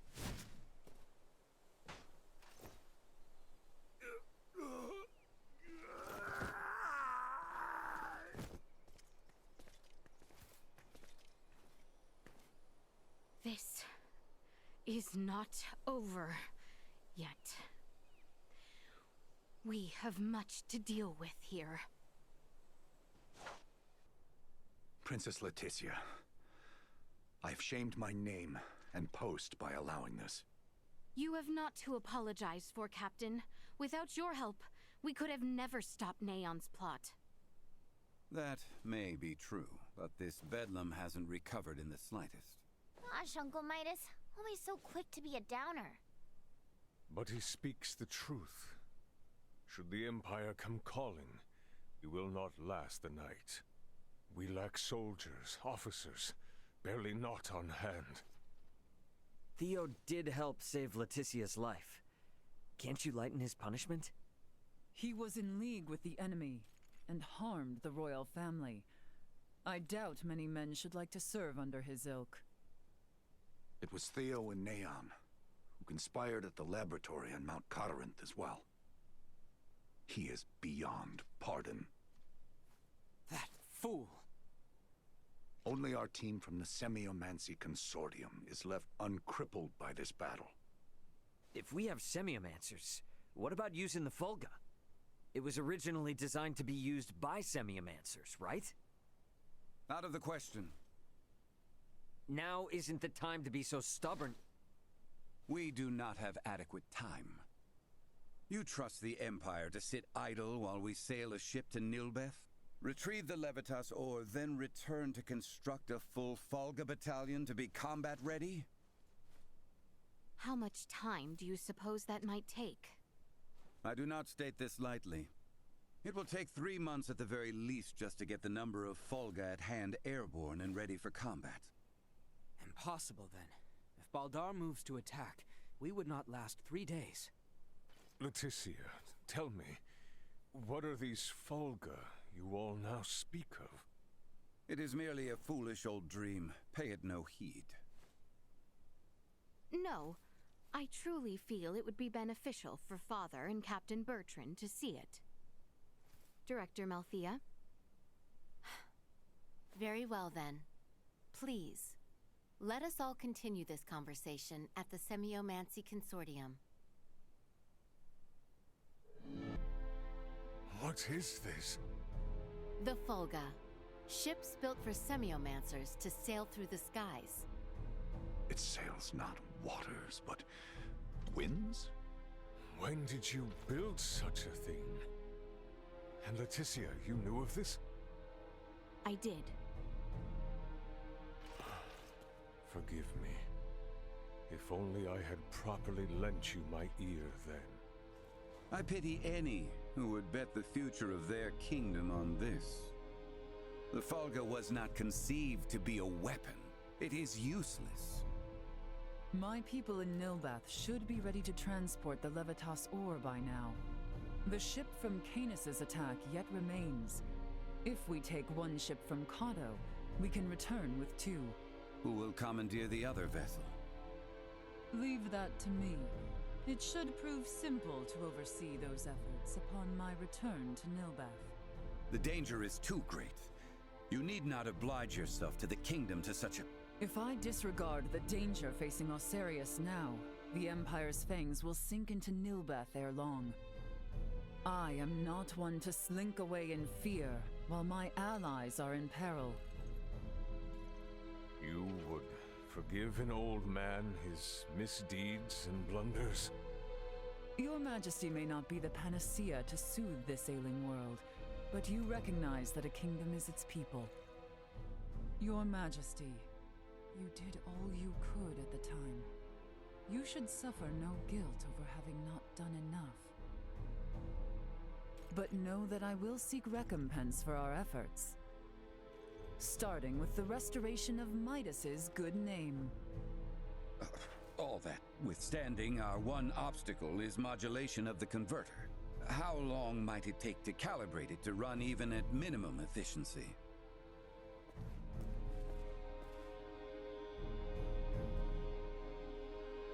A beautiful, if unrefined, piece of machinery. What a joy it would be to fly this through a sky full of stars. Again, you... Will you allow me to help protect the skies of this land? This world shouldn't have to suffer the spread of the Empire's dark influence any longer. What do you intend? Excuse me, Nina. May I see that ore? This would work, and withstand use in the mechanism. We just need a demonstration of its symbol energy output. I would expect proper calibration time to take 10 days at most. You continue to baffle me. Okay, great. Even if that's possible, how do we buy 10 days worth of time? Well, while I was yet captive, Neon made me a proposal. Have you gone quite mad, Laeticia? Out of the question. Is there another option left us, Father? No, but... The Imperial family of Vale wishes for me to join in matrimony with the Crown Prince, Gerard. I believe I may grant their request. You mean you're gonna get married? Indeed.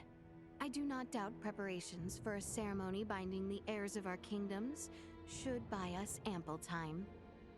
Captain Bertrand, please send an envoy to the Imperial forces at Baldar. Let them know that Laeticia Osarius would be overjoyed to accept the proposal of marriage to Crown Prince Gerard Eel Vale.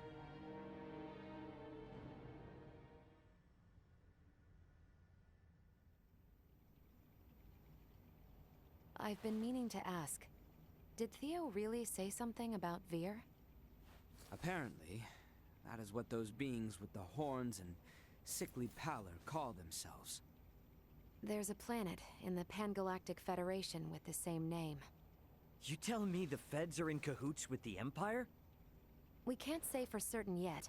At this time, we only know that those three are involved at the very least.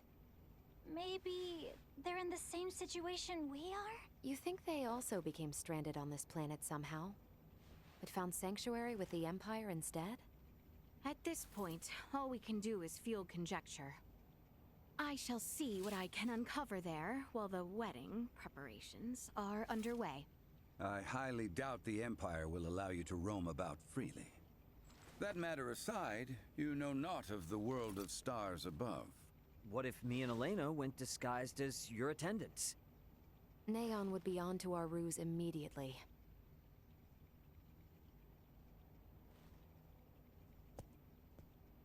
What if I went along with her? What?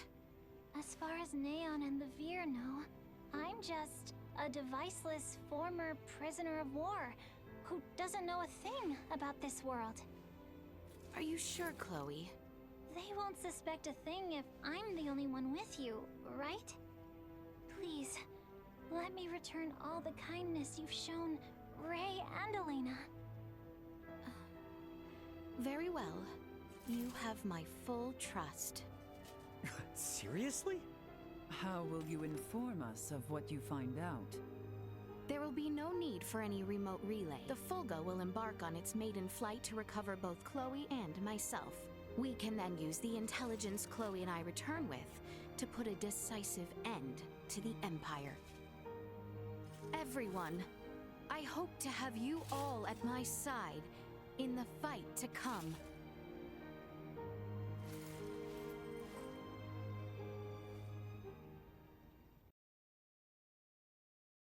Hail, Crown Prince Gerard! Brave soldiers of Asarius, mark this day. For here we take our first steps beyond our nation's troubled history and into a future made radiant by peace.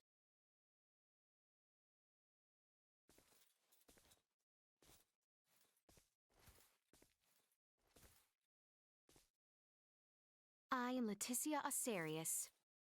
Valange. I will send an envoy to inform you when the date of the ceremony is decided. Hail, Her Highness Princess Laeticia! Let us be off, Chloe. Yes, my lady.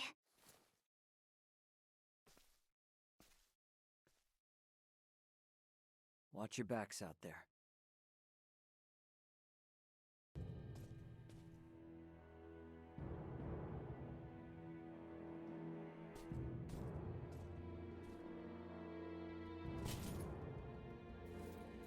Pray, show me your countenance, princess.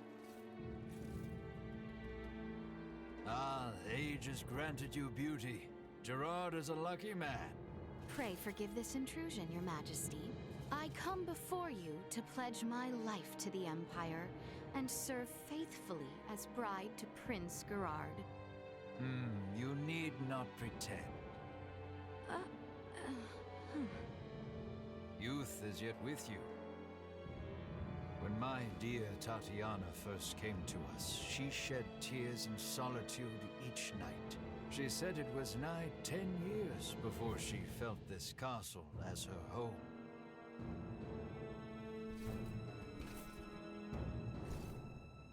You need not feel pressured to forget your homeland, nor swear to us your allegiance. Henceforth, you are as mine own daughter. I shall see that one day you too feel fit to call this place home. Your words are too kind, Your Majesty. Now then, let us move beyond the formalities. The journey must have left you weary. Gerard, show our future crown princess to her quarters. We must see to it that she is well rested. Your Excellency, if I may. Nayan, there is no need. Gerard, see her treated with respect. As you wish. Very well.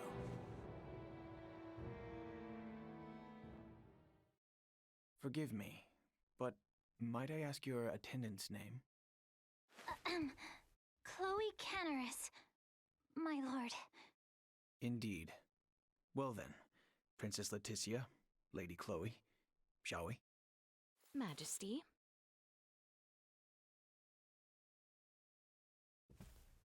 For the time being, these are to be the princess's quarters. You have been given the adjacent room, Lady Chloe. I thank you. Under any other conditions, you would be welcomed with a banquet, but, alas, do forgive such lack of courtesy given our circumstance. Please, you need not apologize. I ask you simply rest this eve, as there shall be a celebratory feast on the morrow. If you find yourself in need of anything, pray tell the knight posted at your door. I thought things would be much worse. The Emperor and Prince Gerard. I have a feeling they were being sincere. What should we do? Let us rest for the time being. Good idea. Oh, by the way, I forgot to mention, what about poisoning their dinner? I went ahead and learned the basics. I think after coming this far, it would be best not to resort to such deception. Yeah, I guess you're right. You seem disappointed. You play an important role in this, Chloe. Let us both conserve our strength for what is to come. You bet. The battle ahead will be a long one. Forgive me, Princess, for the early hour. The wedding has been fixed. It shall be in 7 days' time at Baldar Basilica. 7 days? An emissary to Osirius has already received their approval. These are trying times. To bring our nations together and foster lasting peace, we must conduct this joyous ceremony post-haste. As such, Princess Laeticia, I must ask for your assistance with the preparations. What might these preparations entail? You are a princess bride bound to be wed. You require a magnificent dress to celebrate. A matter of such import cannot be left unattended to. Is 7 days truly enough time to make such a dress? That I shall see to. Spare yourself of any concern for the matter. You have my word it shall be a dress fit for this symbolic moment of peace for both our nations. Pray forgive my indiscretion. Our tailors will set to work on the morrow. This eve we shall host a feast to celebrate your arrival. The Empire's lords and ladies are quite excited to make the acquaintance of their future crown princess. That is all. A dress in 7 days? No way that's possible. Is that the reason you are upset? My lady, your dress for tonight's banquet has arrived. There is one for your servant as well. What? I get one too? We should dress the part if we are to mingle with Imperial High Society. Chloe, if you would. Awesome! Yes, my lady. Oh, I'm so tired from yesterday. I am not much for banquets myself. You did well, Chloe. Princess Laeticia, may I? Prince Gerard, is aught to miss? I am here about your wedding dress. Our royal tailor will be taking charge. My father has requested that I escort you there for preparations. I see. So, you are to take me to the castle dressmaker? Worry not, my lady. I shall see you there safely. What's more, I believe some fresh air might do the both of us some good. Yes, you speak true. I should be happy to join you. At your leisure, then. I shall be ready when you are.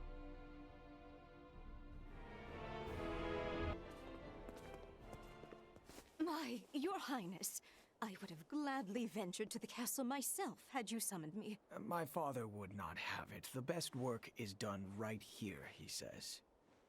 You are truly too kind. Gracious me, here she is. Welcome to my humble shop, Crown Princess Laeticia. Hello. You have heard the details, yes? We will need a dress fit from the one supplied within 5 days' time. That is quite the tall order, but I live to serve. I shall spend the next 5 days gathering together every skilled tailor in this fair city. Now then, right this way, Lady Laeticia. Let us take your measurements.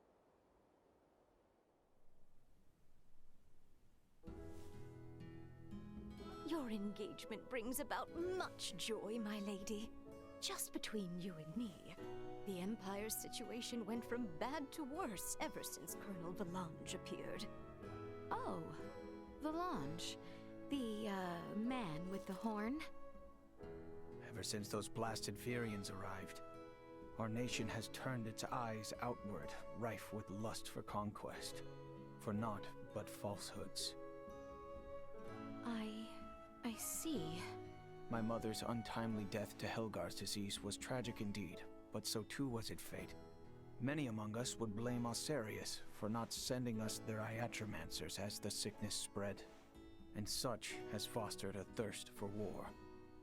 But might we not also blame ourselves for making light of simulmancers and failing to educate and facilitate our own. I cannot. Neon and his ilk have long fanned the flames of discontent, and now the Varians have worked it into a firestorm. My father was made a different man the night the stars fell, and he saw their celestial ship. Celestial ship? If such had never descended upon us, I am certain we would have met under better circumstance. I fear I must take my leave. Prince Gerard, you would return alone? Take your time and explore the town, if you are so inclined. But pray return by evening. We feast again this eve, and you shan't have a moment's freedom afterwards, until we are wed.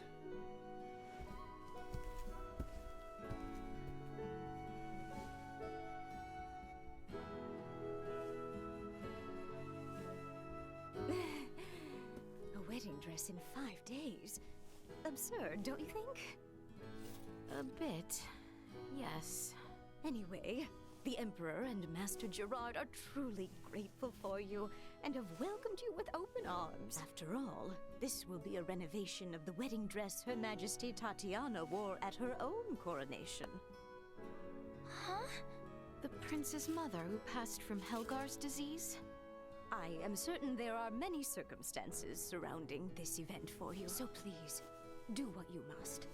As for me, I will do all in my power to ensure Master Gerard's bride is the very vision of beauty. Until then, please let your heart be at ease.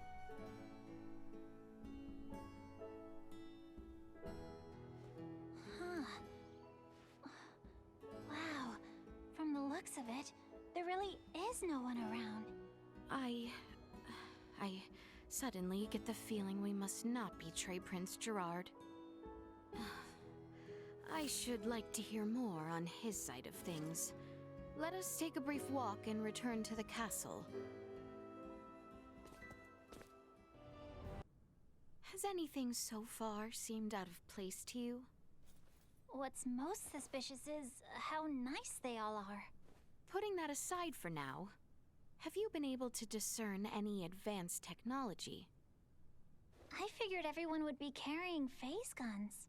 Or maybe there would be drones and cameras all over the castle, but I haven't seen much of anything at all. I did spot a few firearms with gunpowder, but even then, not very many. Everything is so different from what I imagined it would be. Yet, the Empire was behind the assault on Baldar, and the coup d'etat in Osirius. I know. We must not allow ourselves to be taken in, not when everyone back home is working so hard. You're absolutely right.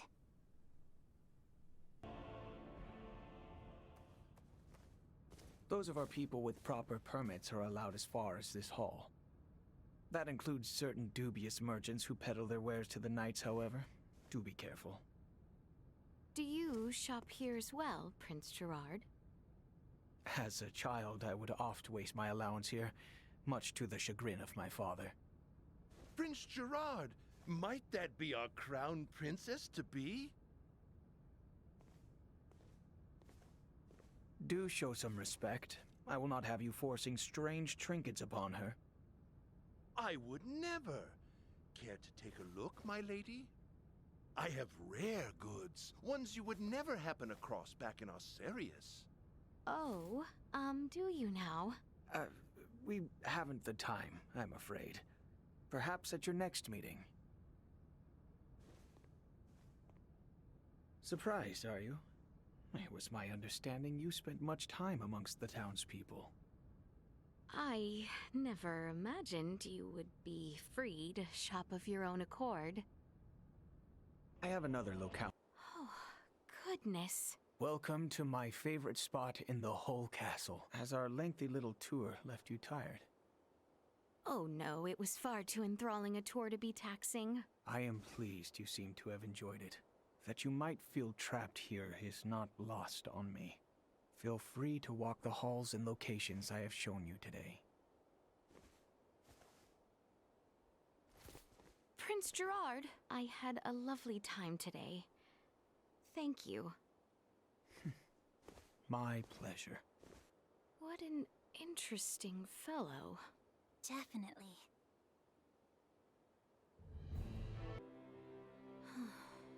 Father. I would ask you not to do anything brash, for your own sake. I am not so foolish. Have you come to escort me back to my chambers? Prince Gerard seems to have granted you free roam. Huh. You could have made your escape the other day if you wanted to. What reason have I to escape? I am come firm in my resolve. Besides, Chloe would be in quite the dilemma were I to flee. And why should royalty act in service of its servants? Why exactly are you here, pray tell? Have you aims at world domination? The man from Vergold taught you a lot, huh? But I'm not gonna answer that question until I ascertain how you came to travel with Duma. I have nothing to say to you. Would you have a mind to leave me be, then? Only if I could. But I am here to inform you, dinner is served. So please return to your room. Very well.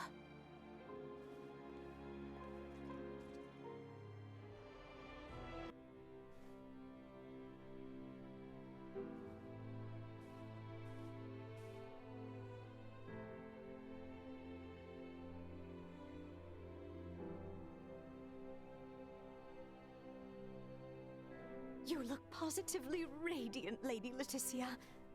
The very image of Her Majesty Tatiana. Princess Laeticia is her own woman, as my mother was hers. Oh, forgive the foolish remark, my liege. The dress just suits her ever so perfectly. Fine work. You look so beautiful, my lady. Thank you, everyone.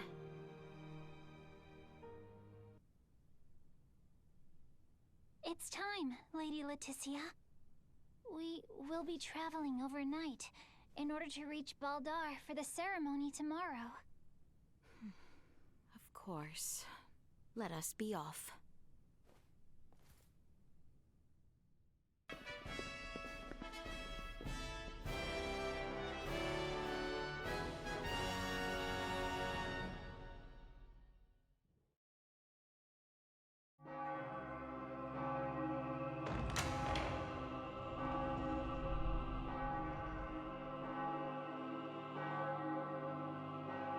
That dress.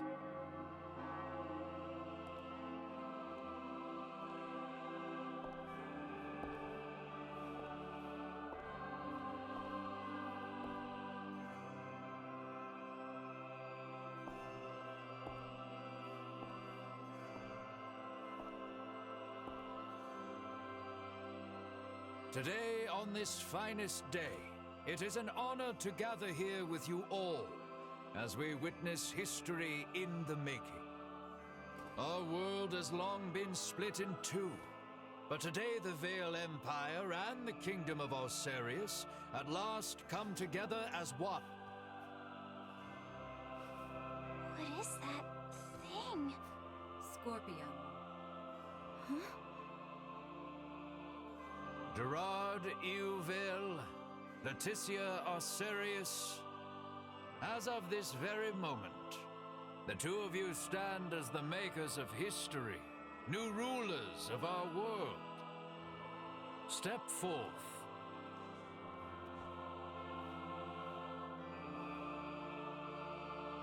That looks dangerous.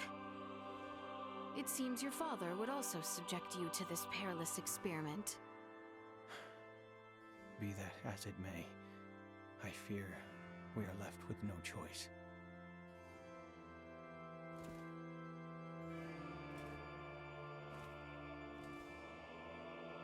A new beginning! For a fleeting moment, I was not so averse to the idea of our marriage.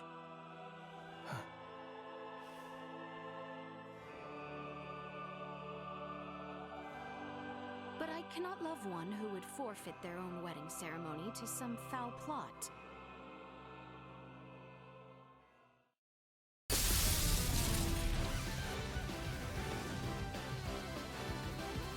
Laeticia! Ray!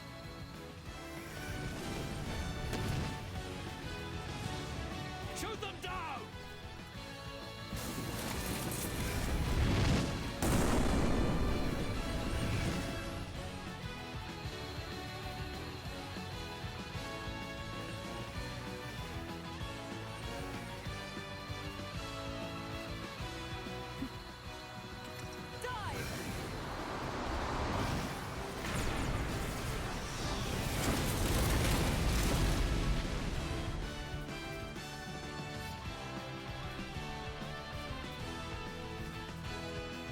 This image shall forever be burned into my mind.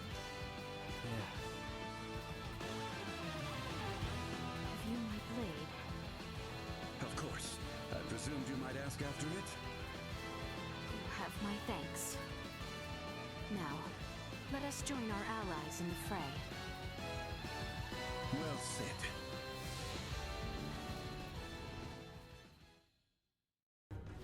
Letty, why have you returned? Huh.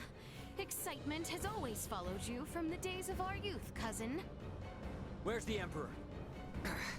We have lost him. Their numbers are too vast. And Prince Gerard. I am jealous.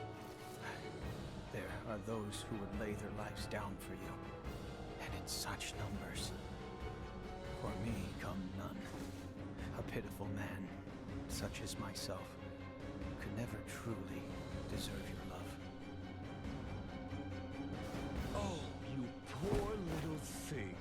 The Emperor has already been evacuated. Let's get you to safety too. Leave me be! This is too much already. Oh, stop being such a petulant brat. Act your age. Lola, you take care of the rest. Very well. But we will have a discussion about the device upon my return. Yes, yes. Dissent amongst their ranks. I'm so sorry you had to see that. I commend you for carrying out such a cunning plan, despite the limits of this world's technology. But I come under order of the Emperor. We'll be taking Princess Laeticia into our custody. We are past such foolishness. This battle shall rage on until only the victor is left standing. Then expect no mercy from us.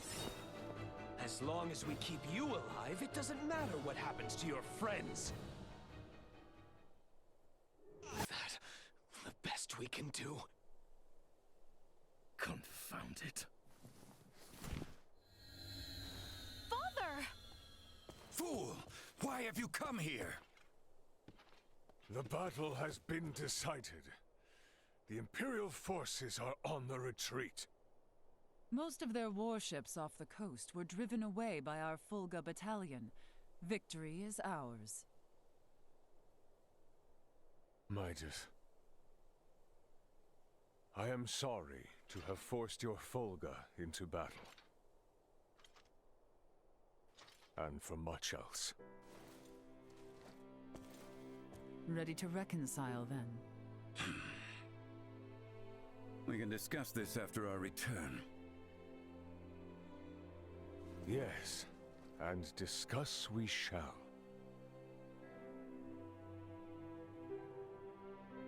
These are the Virians you spoke of? Albert, Theo, seize them. There is much I might ask of them. This isn't over.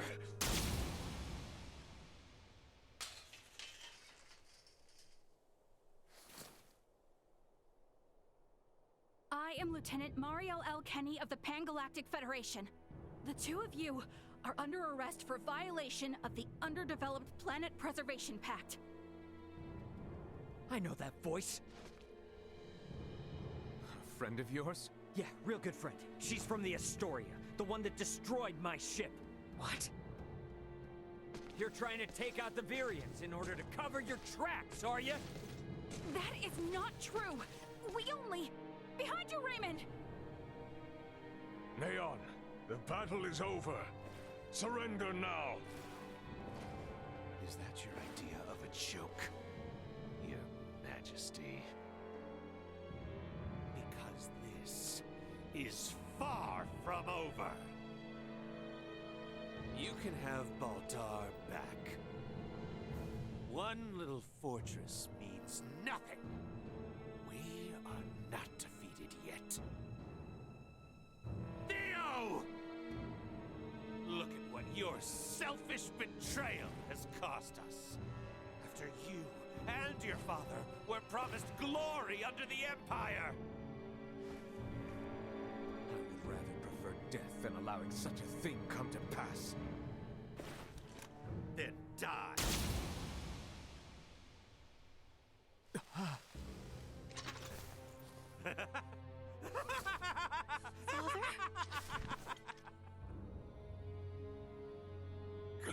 Father?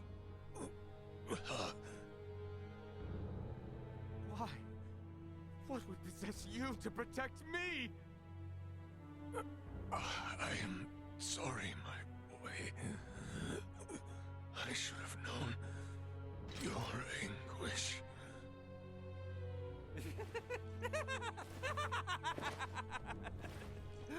I ought to have done this from the start. Let us take our leave, Neon. Damn it! Get back here! Father! Father! His vitals are fading fast. Without a med pod, he might not make it. Father! Open your eyes! Please! I have yet to atone for my betrayal to you. Hold. We still have much to discuss back home. My good friends. I am sorry. Radio your sick bay. What? Listen to me.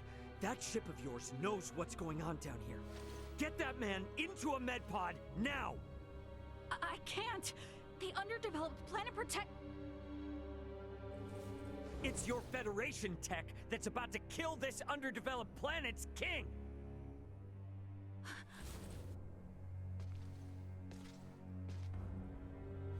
We've got an android here recording this entire situation! I dare you to let him die! I'll rip apart the Federation piece by piece till there's not a damn thing left! Fine. I get it.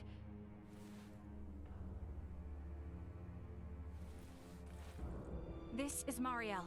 Akizuki, do you read? I am requesting a medpod transfer here.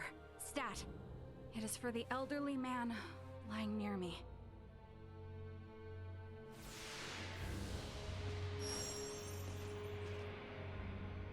Father! Don't worry, Laeticia. The king is gonna be okay. Do you truly mean it? You bet. Now let me introduce you to our savior who's gonna see to it. A golden child of the Pan-Galactic Federation, and apparently a regular UP3 rule breaker, Lieutenant Marielle Kenny. I've got a lot of questions, and you've got the answers. Understood. Please commence transfer.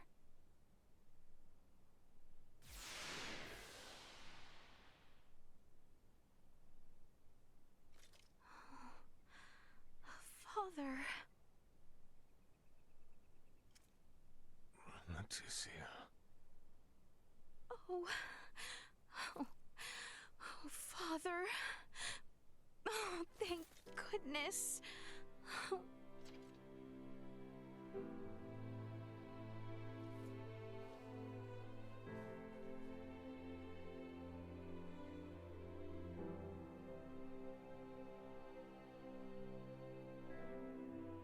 Is His Majesty truly well now? Yes. There is no longer any cause for concern. Indeed, my body has made that much very apparent. Why, I feel as if my entire being has been cleansed. Lambert. Now I too have seen it. A glimpse of the realm of stars. I see. If these fellows were our foes, I would surely have lost my nerve much, much earlier than you. Brother. While inside that contraption, I overheard one of your subordinates state that in saving my life, you may have violated the laws of your world. It was the Pan-Galactic Federation that violated the laws of your kingdom first. That place. A boat which sails among the stars. I should love to see its interior at least once. Pardon me, Your Highness, but please, you must rest for now. Laeticia, Bertrand, if you would be so kind as to take things from here, I believe I will take Lady Mariel's advice. Yes. But Father, Be at ease. I shall remain beside your father. Maester... We have much to discuss, including what comes next as well. I understand. Thank you, Maester Midas. All right. Maybe that's our cue to have our own little talk. Okay then. Let me contact my ship and have it prepare for transfer. Hey, Bertrand. Is there somewhere around here we could borrow for a bit while we talk? But that means the people of this planet could overhear us. Give me a break. A Kenny getting all stiff over some treaty? Or did you forget that this is all on account of you using us for target practice?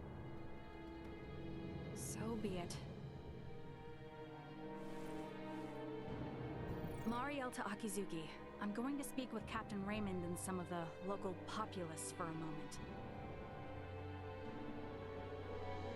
Yes, I understand. However, please hold your position. Thank you for waiting, shall we? The truth is, I have no idea why Bennett the Astoria's captain opened fire. It's a mystery to me. Is that your idea of a joke? Lieutenant Kenny, Captain Raymond's point about treaty violations stands. I should inform you. I will be making a record of this planet, and everything stated between us here. If you are unable or unwilling to speak candidly, this discussion will likely become unpleasant. I am well aware of that. Am I correct in assuming you're an android? Yes, I am an Arnold Robotics model E014297. Her name's Elena. I have heard that the androids made by Arnold Robotics on Verguld are among the finest in the galaxy. Elena, I swear to you that all I speak here is absolutely true, including the fact that I came here to help. What is this bull? Ray. Lieutenant Kenny, I logged an unnatural delay between the second and third barrage just before the Aegis was downed by the Astoria. Can you please explain what caused this? The truth is... Captain, we can be in contact range of the Verguld registered merchant vessel Aegis in 3 minutes. Good work. Activate cloaking device. 60 seconds after activation, warp out and prepare to attack. Captain, please wait. May I remind you, cloaking is for emergency situations only. It is also prohibited during warp for the safety of other vessels. And I'm saying this is an emergency situation. Or perhaps you elite officers can't follow orders without explaining each little law they're based upon. No, it's just that we have no reason to fire upon a ship from planet Verguld, especially without warning. Even if they were hostile, attacking without warning is a violation of Article 32. Cloak has been activated, Captain. Now exiting warp. Wait! Lieutenant Kenny, I didn't hear you repeat the Captain's orders. On exiting warp, prepare to attack. Now entering conventional space. 1 million kilometers to the Edis. Currently at 1/4 impulse. Excellent. Decloak at 500,000 kilometers. Arm the phase cannons. Fire the first barrage at 350,000 kilometers. Phase cannons? Do you intend to destroy them? Lieutenant Kenny, I didn't hear you repeat the order. Repeating the orders isn't merely for confirmation. It is also to allow for correction in the event of an order given in error. We have an issue. It appears the good lieutenant doesn't know what activities the Virgoldians have been up to. Are you referring to their recent actions as an anti-Federation influence? Even then, attacking them unprovoked and without notice will only work to their benefit. Now within 350,000 kilometers of enemy vessel. Replace Lieutenant Kenny on tactical authority. Now. Fire the first barrage. Firing first barrage. No!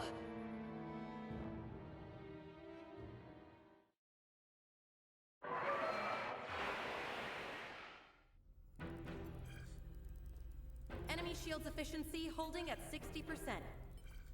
Arm proton torpedoes and launch in succession once we have a lock on them. Just make sure not to hit their engines. We're after the cargo they have stored there. I want it in one piece. We have a lock. Firing proton torpedoes.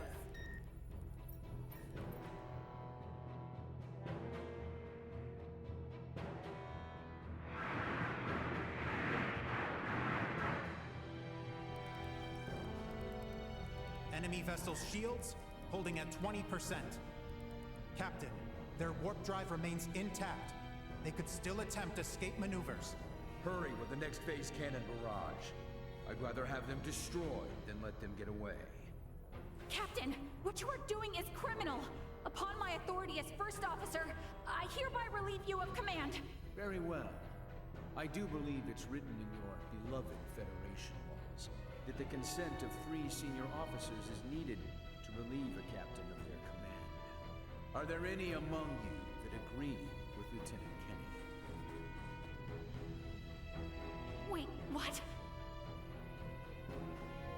Lieutenant, you are hereby removed from duty for the crimes of disobeying an order and treason. Now off to the brig, Marielle.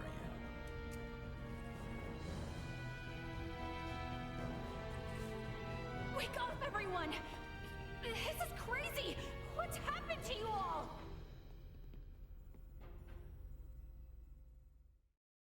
I see.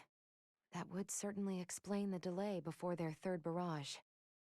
In which case, Raymond, I do believe we owe Lieutenant Kenny some thanks. Sure, if her story's true. So what cargo was this Bennett guy after anyway? Duma, most likely. That thing? The Thrivirians appeared most interested in Duma as well. They too are part of your Federation, correct? What are you? But what I still don't get is why you're here now, Marielle. Weren't you sent to the brig? I was released as soon as we returned to base. My guess is the captain thought me a nuisance, but little more than that. So I borrowed a ship from the space station and escaped once I had the chance. What? I was hoping to recover the black box of the Edis. With it, I should be able to acquire proof of Captain Bennett's misconduct. I find it unlikely that a Federation base would overlook the departure of a borrowed vessel not within their flight plans. That's way worse than just disobeying orders. Why would you go so far? When I was little, my grandmother taught me the ins and outs of the Federation's core systems. I can infiltrate them pretty much as I please. I'm certain my use of the ship will go unnoticed for some time. And my grandfather had this to say to me. Trust in what you think is right. I know you've got what it takes to stick to your principles through thick and thin. Now, go and apologize to the Aegis's captain. Emerson T. Kenny. Quite the hero, sending his granddaughter here with a stolen ship. That's not all. Some members of the crew who doubted the motives of Bennett and the Astoria also came along with me. The high-speed merchant vessel Akizuki is now currently monitoring my status from planetary orbit. You mean to say that your comrades are observing all this from some unseen location? Oh, yes. I know it might be discomforting, but it was a necessary precaution to ensure my safety.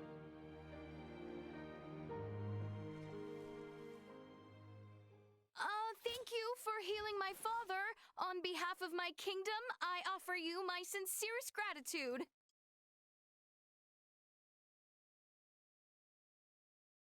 Oh, did I misunderstand in some way? Well, no, not exactly. I just wasn't expecting. Is it odd that I wish to express my thanks to those who saved the life of a loved one? Chloe, do you believe Marielle here is lying? No, Princess Laeticia. I believe she is telling the truth. Ray, you are within your rights to be angry about your vessel. Be that as it may, I find Lieutenant Kenny to be honest in her attempts to enact justice. All of the crew, including myself, share the blame for not stopping the Astoria's attack upon your ship. You have my word that we will make the proper restitutions, punish those responsible, and bring the truth to light. Captain Raymond. Fine. If you do end up in a Federation courtroom for this, I suppose I can appear on your behalf as a witness. Thank you. Now, we know that Bennett is after Duma, and also that you, apparently, don't know why. Next question is, who the hell are these Virians? Well, I can't say for certain. However, those two I met were also being hunted by Captain Bennett, much like the Aegis. They are military deserters from Vir, another Federation member planet. Deserters? So that's why there are no other Virians in the Empire. This is all according to Bennett, though, so I can't be sure how much of it is true. The only thing I know for certain is that they're acting unlawfully here on this planet. Violating the UP3, huh? Yes, correct. I realize this is rude of me to ask, but will you help me apprehend them? Why don't you just transfer them? That's impossible without transport trackers or communicators, as you know. It would seem, then, that the interests of all present are in alignment. Yeah, we gotta charge into the Empire, take the Virians alive, and put an end to this war. Those three are the key to everything happening on this planet and up in space. I cannot permit the use of Akizuki's equipment, but I can assist, personally. What's the matter? Oh, it's just that while I understand what Marielle is saying, there's still something that kind of bothers me. I got the impression that the Virians had truly sworn their loyalty to the Empire. Huh? It's not like we have to change our plan or anything. Just something to keep in mind, I guess. Your hunches often prove correct. We will be careful. Right. Now then, I think it best if we consult with Maester Midas and the others about how to proceed. Let us return to my father's chambers. Let us... Sorry, but my answer is no. Is that so? What's up? would you mind waiting a moment longer? It was Laeticia who ran about trying to complete the Folga, while Melthia completed preparations. Raymond and the others helped along the way, and Malkia provided the stones. I simply showed up at the right time, hardly a praiseworthy accomplishment. And yet it would not have reached completion without you. I must also make amends for not protecting you after you saved Albert. It does not befit a king to dwell on the past. Admit that what happened was beyond your control. Your softness is what enables Lambert to take advantage of you. Midas. And the war is not yet over. Regardless of the truth, the path this nation has followed for the past 14 years was set by the choice you made long ago. Grant me a seat now for my meritorious deeds pertaining to the Folga, and you know full well that conflict will follow. Midas. You recognize the Folga is not a weapon of war. That alone is honor enough. However, if you must absolutely insist on seeing me rewarded, grant me a Folga of my own once everything is settled. That is all I ask. No, 2 Fulga. Why? If we live long enough, there may come a time where we wish to fly our separate ways, don't you think? No, 1 is enough.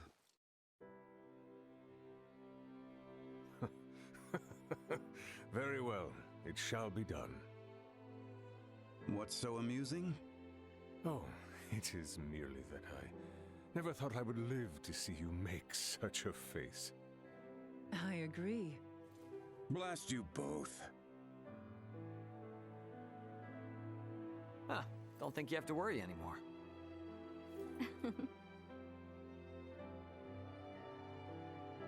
Father, Maester Midas, I must speak with you about what's to come. May I...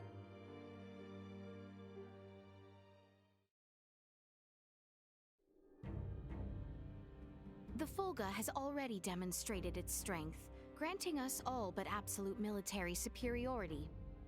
I suggest that we press the attack on the Imperial capital and utterly nullify their means to wage war. What say you, Bertrand? It is as Her Highness states. We will never have a better opportunity. So we will tender an offer of peace once we seize the Imperial capital. Have I understood correctly? It is not our intent to conquer. If we repeat the actions of the Empire, it will only lead to another cycle of tragedy. But will Boldur in fact be amenable to peace? I cannot speak for Emperor Boldur. However, Prince Gerard is a reasonable man and has the support of the people. Emperor Boldur is not completely ignorant to the tides of time.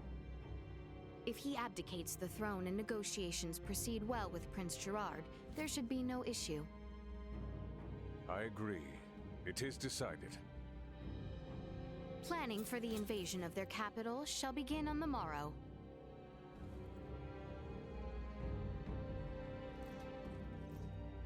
Albert, does that sound acceptable? I think it a sound plan.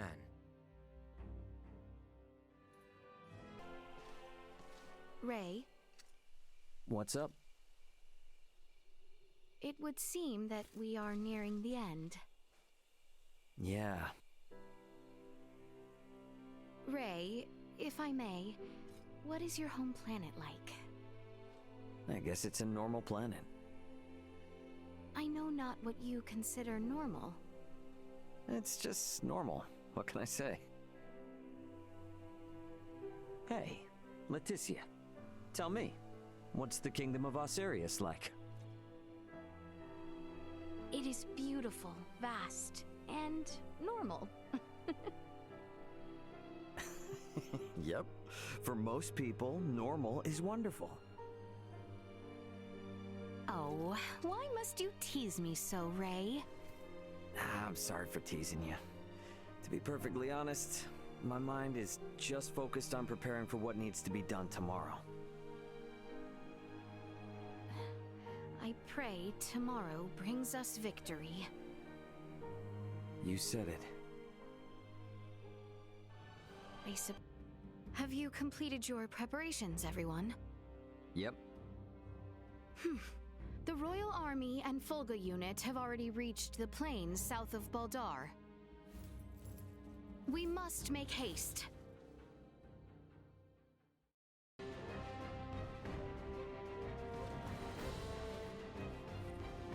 We have been awaiting you, Your Highness. Status report. No major resistance from the Imperial capital. Our forces are in place. We stormed the city on your order, Your Highness. As planned, we will call off the Vanguard in order to minimize casualties among non-combatants.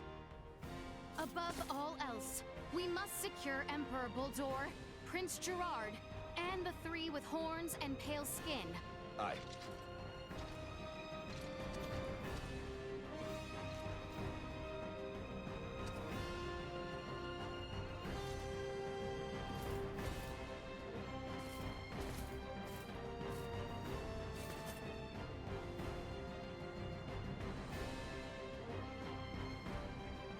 Brave soldiers of Osirius! With me!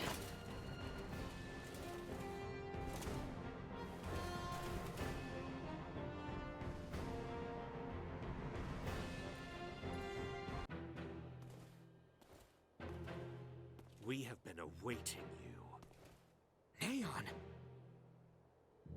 I welcome you all. Emperor Boldor of the Vale Empire, your days as ruler are at an end. Your son will not be wed to our princess. That no longer matters. Even should the Empire fall this day, Princess Laeticia will nevertheless become my daughter. What is he on about? And not only her. All of you before me now will soon become my beloved children. That does not sound like the last deluded words of a man backed into a corner. I agree. That is the response of someone with firm conviction in their words. Prince Gerard, the people have spoken. An accord between Osirius and Vale. Let there be peace between us. Princess Laeticia, Peace? Still, you espouse such naivete. The kingdom and empire are incompatible. This will never change until one or the other is no more! Neon, what is it that has pushed you this far? Osirius ignored the plight of the Empire when the rot ravaged us 15 years ago. Even with just a few of your Iatromancers, my parents, my loving brothers and sisters would still be with me this day. But Osirius is not solely to blame! Silence! That forsook not only my family, but even our Empress Tatiana will find no clemency with me. As a lord, I must respect the fervor of one who displays such sorrow for my beloved. I ask you grant him opportunity for justice.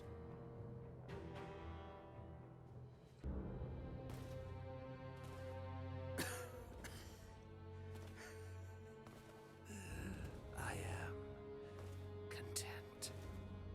No. Do not gaze on me with pity. For I am content to have left my wounds upon the face of Osirius.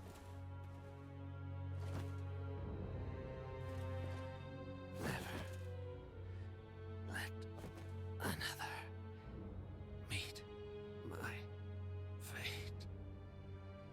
I offer my heartfelt sympathy to this man who had yet to become my child.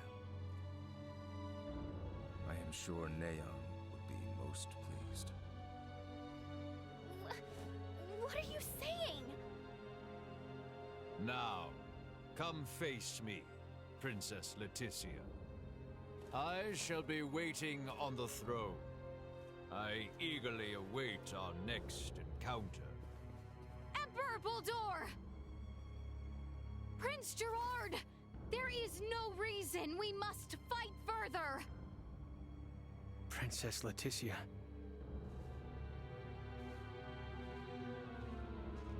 Well, that was our invitation. Let's go have a little chat with him, eh?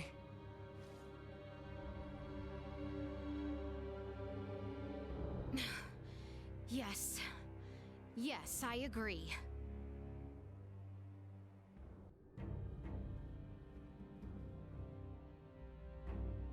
Emperor Bulldor. Now then, Valanche, Gaston, Lola. Our situation deteriorates by the moment. I assume you three must have some means of remedying this? Please allow us to handle this, Your Majesty. Princess Laeticia is ultimately the heart of Osirius. Take control of her, and all this can change. Besides, our ride will be coming soon. Lola, why the hesitation? We do not have the luxury of choice here. How did it come to this? Gah, you mean we gotta fight them too? Lola! Your Highness! If you harbor any doubts, there is always the option to talk this through. Fighting is not the only solution. Says the one that came charging in with a flying weapon. Lola! Lola! I know. Must we fight? We must. We're also going to need that special Duma if we are to enact the Emperor's vision. Special Duma? Is there something different about this one? There are two areas in where I differ from other survey model Duma. First, I am designed to function autonomously, and I am thus severed from the network with other Duma. I have the capacity to act according to my own judgments.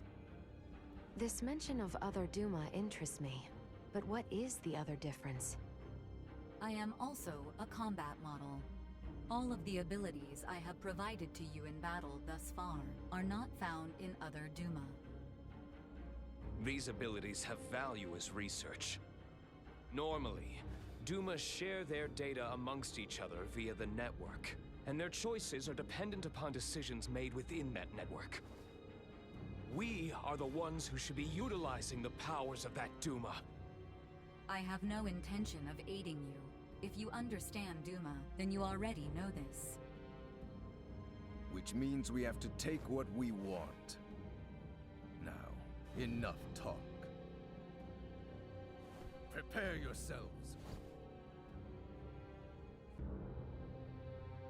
So, this is where it ends.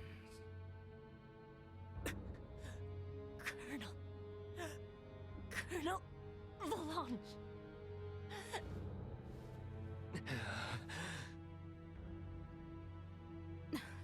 Please, surrender.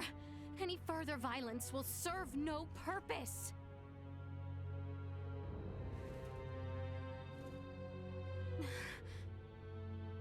Magnificent. A fine display of the strong wills that drive you. I do believe I should like to test, through the Song of Steel, just how well those fierce wills of yours hold up to my own. Emperor Bulldor, why? Surely there is no need to fight any longer. I do this precisely because there is a need. The peace of our world demands it. Father, it is over. The Empire is... Gerard, This is merely the beginning. Call this an empire though we may, in the end it comes down to the strength of one man. Bear witness to this truth now. Is there no other way? Relinquish your fears. Prove that you can bring me to my knees.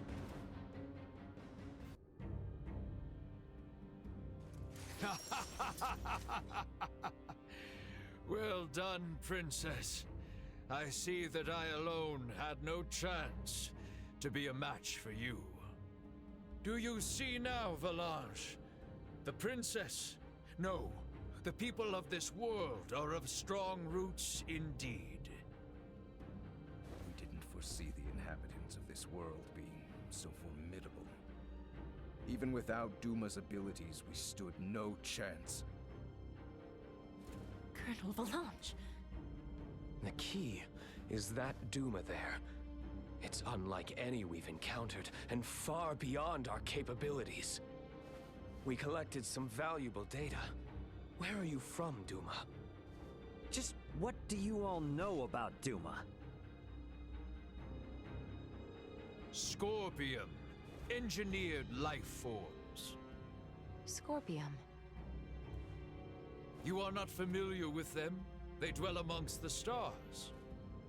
Wonderful beings capable of plucking all pain from this world and bringing about everlasting peace. As long as humanoids exist as they are now, their desired utopia will never exist. How simple. That's merely how you choose to see it, as an android from Verguld. What are you inferring? Perhaps it's best if you enlighten them yourself. Eh, Duma? Tell them your purpose and identity. Correct. Scorpium is an integration of artificial and organic life. The name refers to our cybernetic collective, which exists to seek out further evolution as a novel life form. I am a probe, created to survey and assess the suitability of organic candidates for integration. An integration of artificial and organic life? Is that possible? Compensating the failings of flesh within organic matter? Such a lure is not unusual. I presume this Scorpium simply works on a much grander scale. Like Elena, it sounds as if their goal is to force evolution's hand through technology. Incorrect. Our primary purpose for integrating cybernetic and organic life is a congruence that draws upon the strengths of both sides to the fullest. We do not seek evolution that extends along a course biased toward one side or the other. So you aren't just cyborgs then? No, the reverse, in fact. It is not so much making an organic base more cybernetic, but Scorpium is rather making certain aspects of a cybernetic base more organic. Affirmative. The observations of the Arnold Robotics android are astute, as expected. Wait, what? The base is cybernetic? The end morphological faculties may appear as such. However, it is also conscious as a life form. In other words, major philosophical differences emerge when the concepts that form the basis of self-awareness are derived from either organic or cybernetic. These present some drastic differences in outlook. I see. Your sense of self-consciousness as an artificial being has been of interest to me. Since Duma, or rather Scorpium, achieves such a state, they must now be seeking to further evolve themselves by integrating with humanoids. Wait, hold up. I am completely lost here. These are some pretty tough concepts you're tossing around. So how is it that the Emperor is so familiar with this stuff that throws us spacemen for a loop? Marielle, an unidentified vessel is approaching the Aster sector at high speed. ETA to the system is 36 hours. What? Our escort, no doubt. Valanche, Gaston. Yes. Colonel? Gaston? What is this? Lola. thank you for all of your hard work. It was due to your efforts that we obtained such a marvelous specimen as the Emperor here. We are truly grateful. What are you saying, Gaston? Do you mean to say you're going back to Scorpium? Oh, come now, Lola. Surely you knew this from the beginning. Now, the Colonel and I must be going. We have to do our part to protect the Emperor. Gerard, I leave this empire and world in your hands for the time being. Forge peace with Princess Laeticia. And wait patiently for the inevitable return of your lord. Father! Wait! You think you can escape? Please, I wouldn't try if I didn't think it possible. What in... Mariel calling the Akizuki. Send me the trace coordinates of the two who just vanished. I'm sorry, but they've completely disappeared from sensors. We can't track them. No. What now? Another ship is approaching from the opposite direction. Looks like it should be here in 48 hours. I've identified the ship. It's the Aldous, a Vergoldian merchant vessel. It's Antonio. Mariel, how about opening up a proxy channel with your ship? Copy that. Mariel to the Akizuki. Please open a channel to the merchant vessel Aldous as soon as possible. Once the channel is open, patch it through to Captain Raymond's universal device. Understood. Whenever you're ready.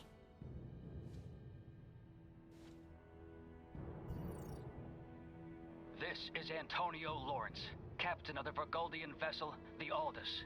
Who am I? Antonio! It's me, Raymond! Ray, is that really you? Why are you using a Federation frequency? It's a long story, but I've teamed up with a Federation officer. There's a Federation ship in orbit around Aster 4, but they are not hostile. I need you to focus your attention on the unidentified ship coming in from your opposite direction. I'll be in touch again once things calm down. Over. Wait, Ray! What nonsense are you talking about? Now, I take it we don't have any leads on where the Emperor and his friends ran off to. No, I'm afraid not. In short, this means we've won? It most certainly does not feel that way. So Boldor fled. I find it hard to believe. But the reality is my father has abandoned the capital, and the powers of the throne has been transferred to me. Then... Neither I nor the citizens of the Empire ever wished for this war. If your kingdom were to offer peace, we would be most receptive. Prince Gerard, after your good mother was sent to be wed, the kingdom and the Empire enjoyed amicable relations. I ask you now, Emperor Gerard, new sovereign of the Vale Empire, can there be peace between us again? That is all I could ever ask. Quicker than expected. The unidentified vessel is apparently no less than 3 hours away from Aster 4's orbit. And the Aldous? They are 16 hours out. Unfortunately, the unidentified vessel also possesses speed on par with the Astoria. Depending on what they want, it may be dangerous to take our time here. I was hoping we would have had a bit more time.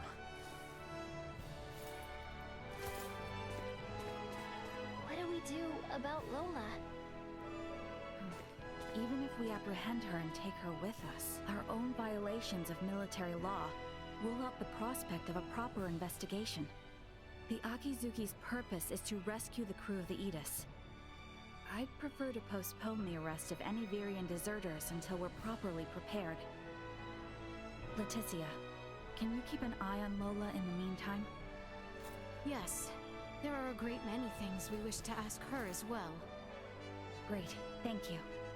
On behalf of the Federation, I sincerely apologize for this inconvenience. Oh, nice gesture. If only I could stick around a little longer, I could gather some intel from her. And take it back to Vergold as a nice souvenir. Sorry for rushing off like this. If you cannot take me with you, then perhaps I can ask that you not leave. It'd be hard to refuse if you did. Forgive me. I did not intend to impose upon you. And yet... Must you leave so abruptly? We have yet to even thank you. You saved my life. Took me in and helped me to survive on this world. Rescued my friends as well. It wouldn't be fair of me to ask you for anything else.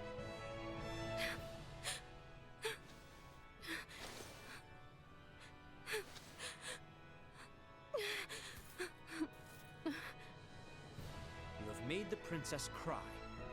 A man who brings a woman to tears is a vile man indeed. So you're leaving? Yes. Remaining on this world any longer will do nothing more than cause harm. I am hoping this is not farewell forever. No, we Vergoldians aren't bound by Federation laws. If I start missing you guys, I can come whenever I want, and if you call, I'll come running. Not to mention Duma here. There's no way we're getting it away from Laeticia now. And since it is Yidis's cargo, we'll have to come back to get it. Yes, that is true. Do not think of staying away too long. I dislike leaving my debts unpaid. Indeed. I formally command you to visit us again. I dare say your name shall never be forgotten in the kingdom of Osirius. Mariel to Akizuki. Requesting transport. Ray, No better hands for this nation to be in than yours.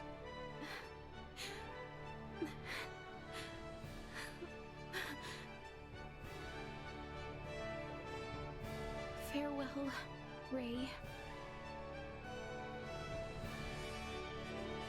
Goodbye, Laeticia.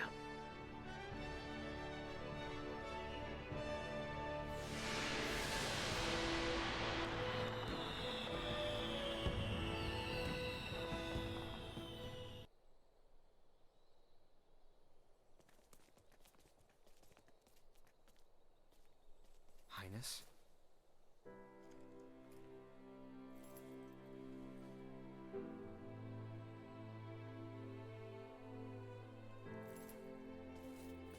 Nina, lift your head.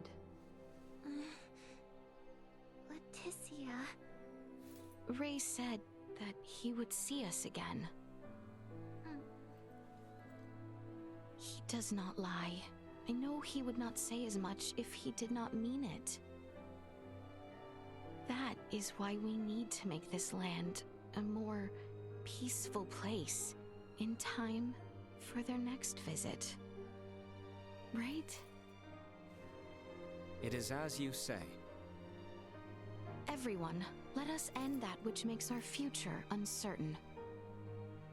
You refer, of course, to Valange, Gaston, and the Emperor, yes?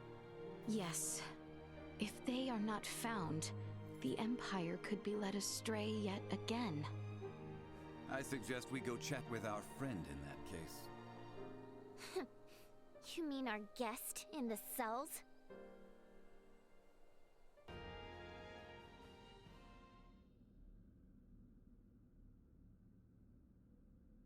It appears our situations have reversed. Indeed. However, Lola, I have not come here to execute you. You're here to ask about Colonel Valange, Gaston, and the Emperor. You seem intelligent. No good will come of leaving them unaccounted for. I assume you have a thought as to where they may have fled? Silence will not help you. We pledged our loyalty to the Emperor. If you wish for me to break that oath, I ask only that you offer me appropriate incentive. See, that's what I find most odd. With your abilities, you all could have assumed control of the Empire. Why swear loyalty to an underdeveloped master? Because the Emperor may just become the savior of our homeworld. Back at the Imperial capital, you asked why we had such an interest in Duma. We did. Colonel Valange and Gaston have been assimilated once already. Our home, the planet of Vir,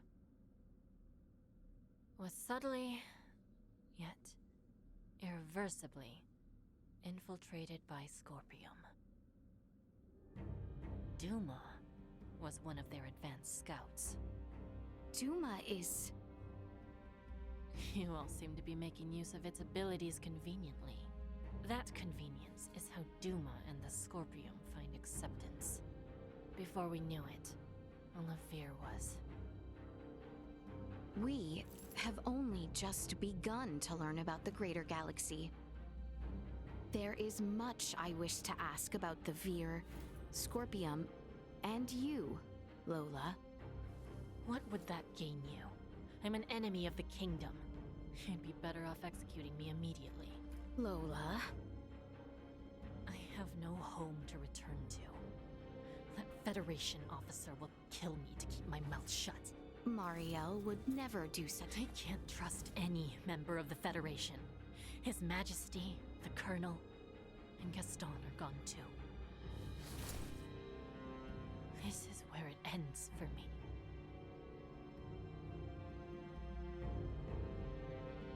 You give up quite easily. What? Despite stating quite plainly that we had no intentions of executing you, you have proven less resolute than imagined. Asirius will soon make peace with Emperor Gerard. We must know the truth of this war, so that neither we nor the Empire will ever allow it to happen again. Thus, you are an invaluable witness for all parties involved. If you will commit to helping build peace between our lands, we are willing to negotiate with you. Why, exactly, did you come to our world?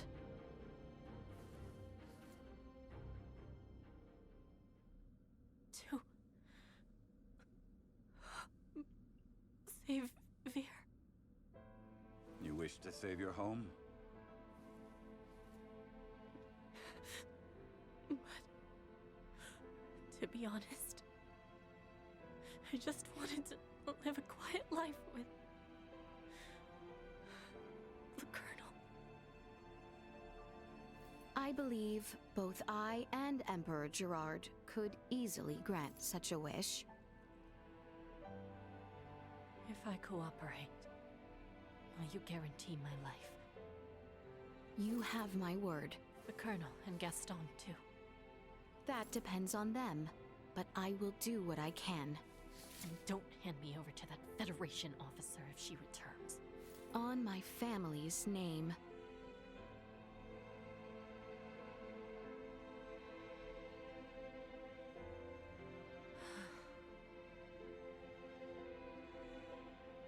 Our ship, the Tyrannus, crashed to the east of the Imperial capital.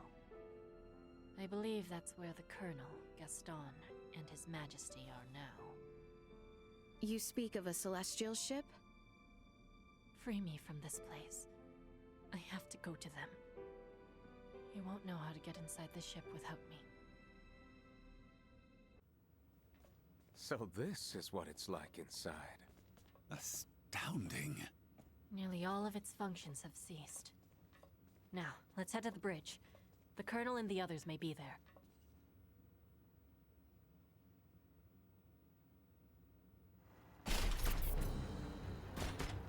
What? Why are the security droids attacking me? That just must mean they're here. That seems pretty obvious even to someone like me. Attack!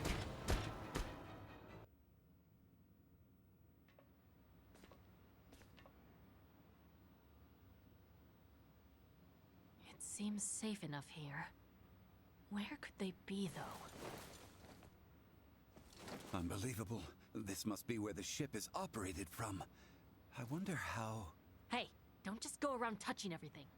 This much will be of little harm. Midas, stop being a child. I swear. All right. I'll start by checking for any life signs other than our own aboard the ship. The escort that Gaston mentioned may also be in a nearby sector. I knew it. Is this another celestial ship? It looks really different from what we've seen so far. It's a scorpion vessel.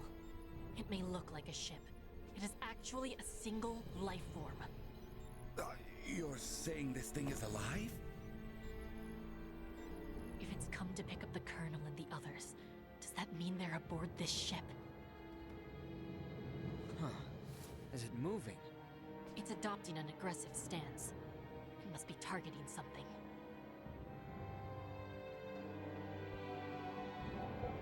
There we are. It's after the ship, carrying Lieutenant Kenny and Raymond Lawrence. So that is Ray and the others? It seems to me they may be pinned down in hiding to avoid the Scorpion vessel's attention. One careless move can cause them to be perceived as a threat, and then destroyed. No! Is there nothing we can do?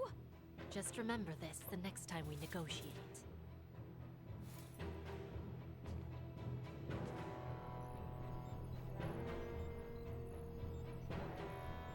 What are you doing? The Tyrannus was originally a Federation ship. If they're nearby, I should be able to. The Federation transport ship Akizuki. We should be able to help them from planet side. So we can aid them? Yes. I should have a channel through to them shortly. Ah. Ray! Laeticia!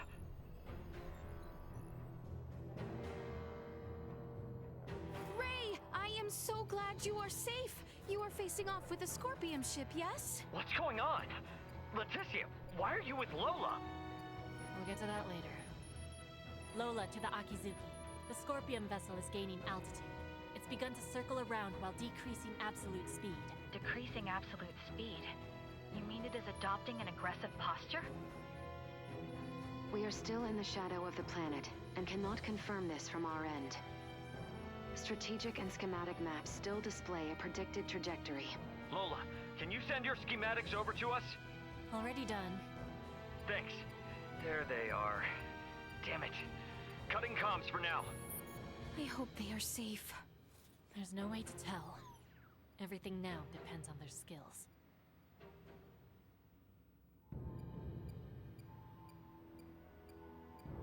Ray! What happened? It just exploded! Wait, wasn't that the one Ray and the others were aboard? No. I'm detecting transfer signatures. I believe they may have escaped. My guess is they're close by.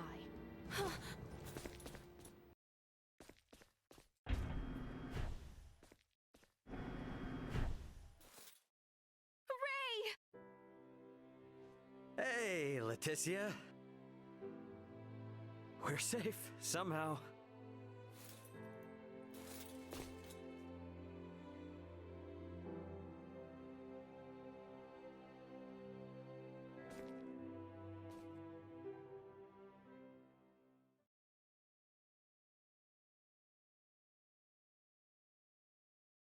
Far be it from me to interrupt this joyous reunion, but I've pinpointed the Emperor's location. They're still inside the Tyrannus. What? What do you mean, the Emperor? There's a good chance that the Scorpion vessel that destroyed your ship just now is here to collect Colonel Valange and Gaston. And perhaps the Emperor. And what is Boldor hoping to accomplish aboard this strange ship? The Emperor knows of the Scorpion.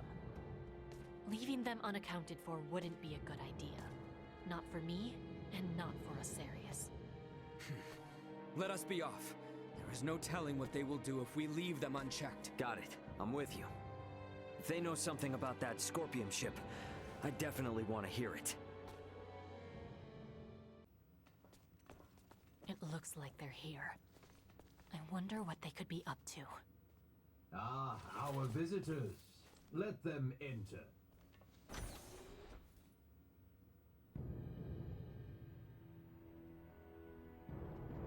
Colonel, Gaston, Emperor. That's Valange and Gaston. Remarkable. To think that a single being could destroy a ship that sails the ocean of stars. You're talking like you saw it with your own eyes. It's not like you commanded the attack. You may take it that way if you wish. Scorpium would not attack those unrelated to the network, at the request of those who have yet to be successfully integrated. What is this, Colonel? Why does the Emperor know so much of the Scorpium? A simple reason.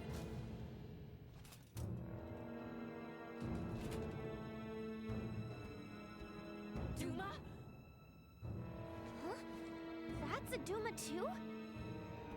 Right. This particular Duma was dispatched to the planet Vir. It came with us when we fled our homeworld. I didn't know anything about this. Colonel Gaston, explain yourselves! So, you want to integrate now, huh? Did those two whisper some sweet somethings into your ear? I found the Scorpium ideology espoused by Valange and Gaston to be most compelling. I realize with certitude that this is the future I sought. Therefore, I will have Duma examine the suitability of the races of this world. In good time, I shall have all inhabitants of this planet integrate with Scorpion.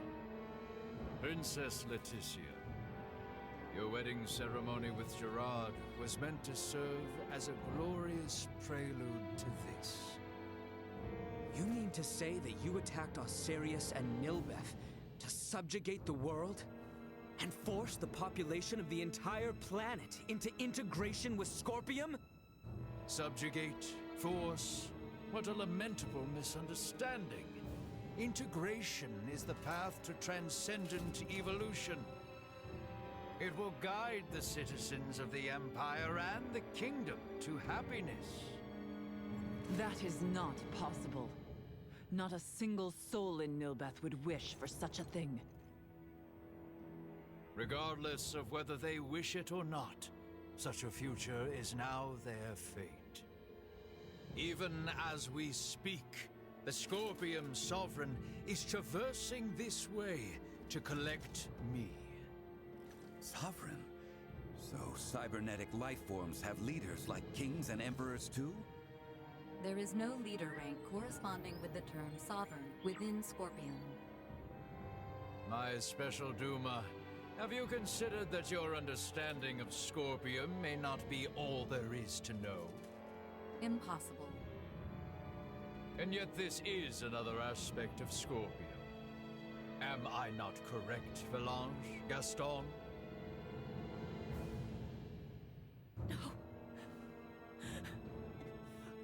No!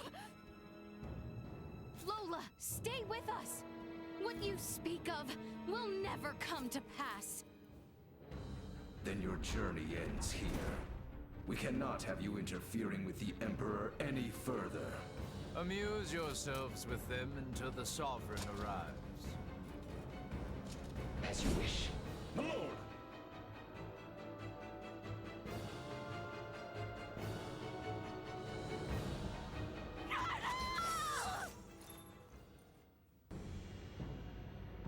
Hey! Don't they seem stronger than before? So, this is the might that comes from integrating with Scorpium.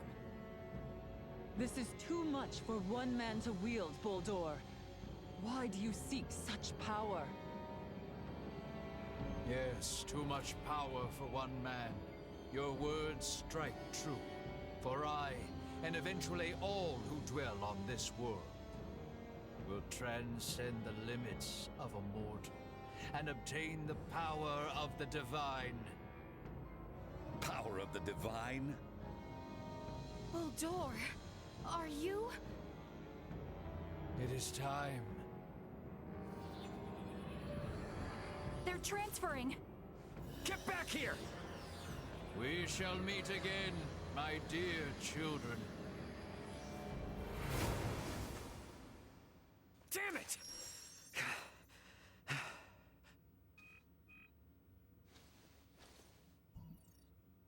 That you, Antonio? Ray, you okay? We're gonna be there within the hour. Got it. Contact me again once you arrive. Everyone is currently planetside. Copy that. I just got confirmation that the unidentified ship you mentioned broke orbit and entered subspace warp. What the hell happened? Yeah, I'll tell you later. Understood. Anyway, just hang tight. Antonio out. Ray, will you not take me with you? You want to go after Buldur? Not quite. I wish to go forth and protect this kingdom. No, this entire planet. If Buldur means to integrate everyone on this world, then I cannot sit idly by as someone who claims this place as their home. Let's head back to the Royal City for now. Ray! Look, I hear ya. It's great that my brother's coming, but if I take you guys along with me now, everyone back at the castle would think I'd kidnapped you. And a certain someone is likely to make a fuss. And just who are you referring to? At any rate, better to sort things out properly before we leave. I understand. You got a visual on us, Ant? Great. Transfer us up in about 3 minutes from now.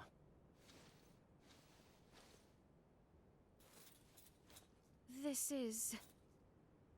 I understand how determined you all are. But from our side, we really want to maintain good relations between His Majesty and Dr. Marcus. I understand. I will go and request their approval. Yeah. And when you're ready, all you need to do is press that button. Gather everyone who wants to go out into space. Choose someplace discreet. Understood. I'll be waiting. Got it.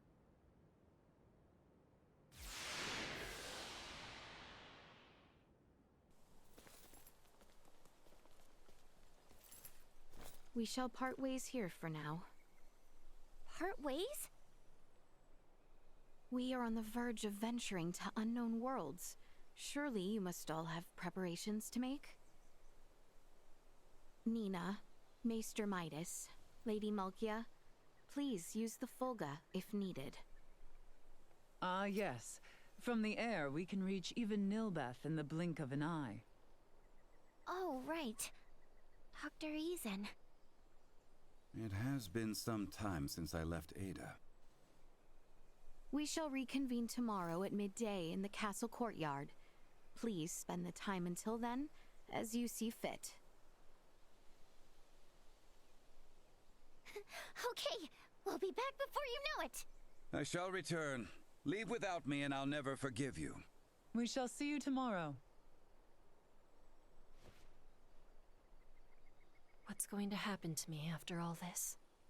I assume I have a date with the Executioner's axe. Do you still not trust us? Without you, there is much we will never learn about what took place on the Tyrannus and the battle to come. Please, aid us in our cause. Did you not come to our world in search of a peaceful life?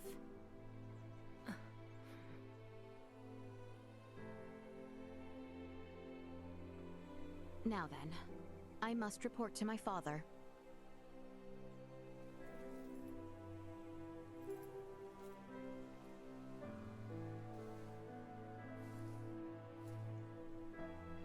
Theo, what is it?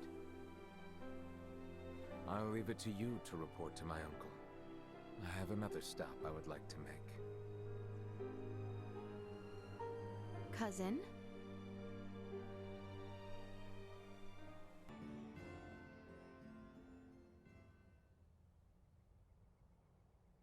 Your words are difficult to believe, but after all that has transpired, I have little choice but to accept them as truth. Father, Buldur has escaped to the stars with those responsible for bringing misfortune to our world. If left unchecked, I am certain he will disrupt the peace of this world once more. You will give chase, even into the sea of stars above? May I have your permission?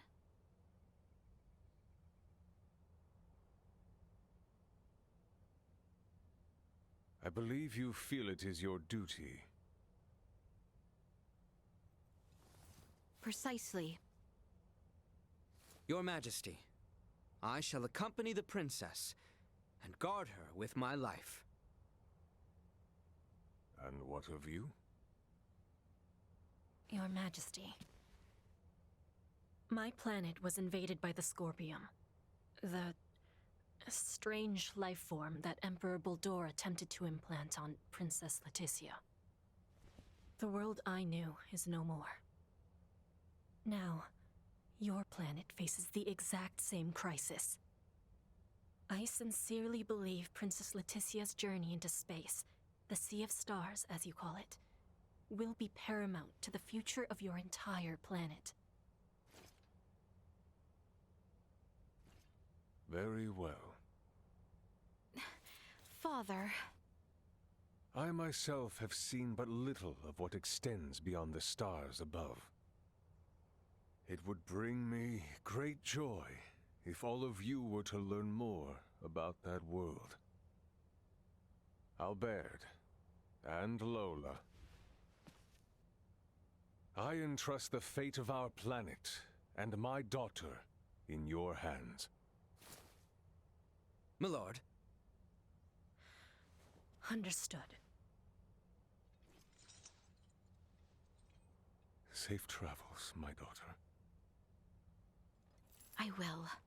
And I will return to you, Father.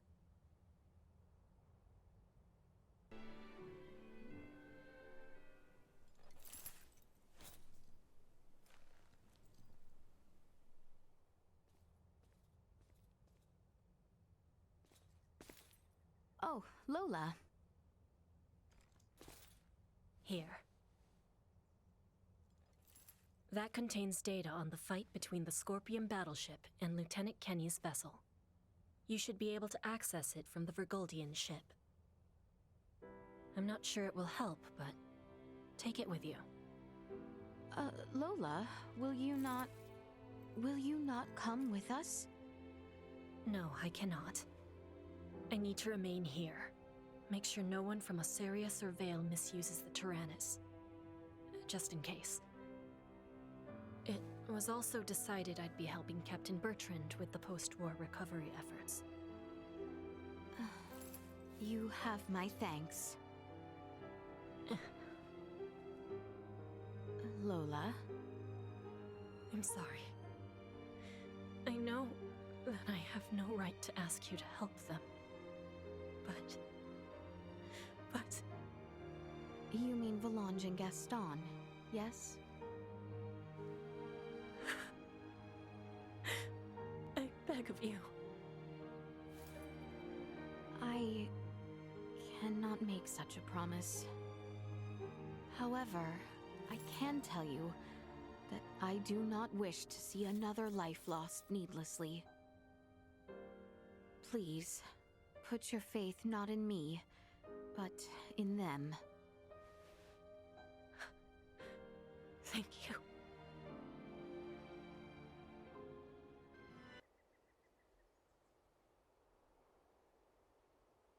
It looks as if all are present. We've been waiting for you. Everyone is ready to depart. Laeticia, you ready to roll on your end? Ray? Yes, we have assembled everyone. All right, I'll initiate the transfer. get somewhere you won't be seen. So, now all we do is wait? I believe so. Oh!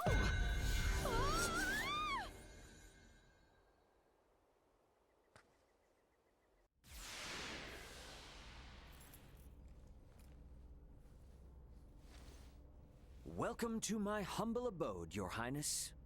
Ray, this is your ship? Not so different from the Tyrannus, huh? But it is so different. There are so many lights. Ah, well, this ship is up and running, I guess. Antonio, I give you Princess Laeticia. I am Laeticia Austerius. Thank you, once again. A pleasure, Princess. I'm Antonio. Raymond, you've been traveling with such a stunning beauty this whole time? Oh, well... All right, everyone. Let's make for the bridge. We'll be taking off soon.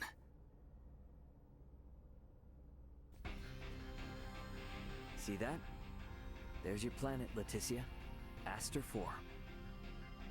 That is... our planet? Our world? To think all of our struggles have taken place in such a minuscule space makes one feel insignificant. Yes, but it is so very beautiful. No doubt about it. Right then. I suppose we'd best get going. Elena, Chloe, Miss Kenny. Roger. It's been so long. I'll, do my best. We're counting on you, Aldous. Chloe, get us out of orbit. Keep thrusters at 1/4 power. Exiting orbital trajectory. Thrusters at 1/4 power.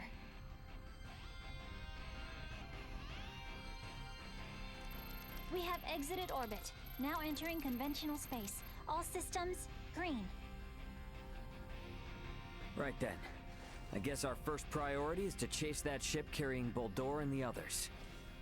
I hope you're not intending to engage them. The Aldous won't stand a chance. Oh, yes, Ray. Here. This is from Lola. It is a record of the battle between the Scorpion battleship and the Akizuki from the Tyrannus. She hopes it will prove useful. Much appreciated. Okay, let's get this analyzed quick. I have no intention of taking them head on. All right. If we compile this data first, we might at least be able to figure out where the hell that battleship is headed. Under normal circumstances, it would likely be their homeworld. It may be safe to assume they are returning there. No such location that would correspond with the concept of a homeworld exists within Scorpium. Is that so? Scorpium is a collective of life that forms a network which spans the galaxy, with enormous spaceships traveling between artificial colonies and space stations. Well, couldn't those be considered their home planet? No. In this particular instance, all the bases and ships are also part of the overall Scorpium life form. That is correct.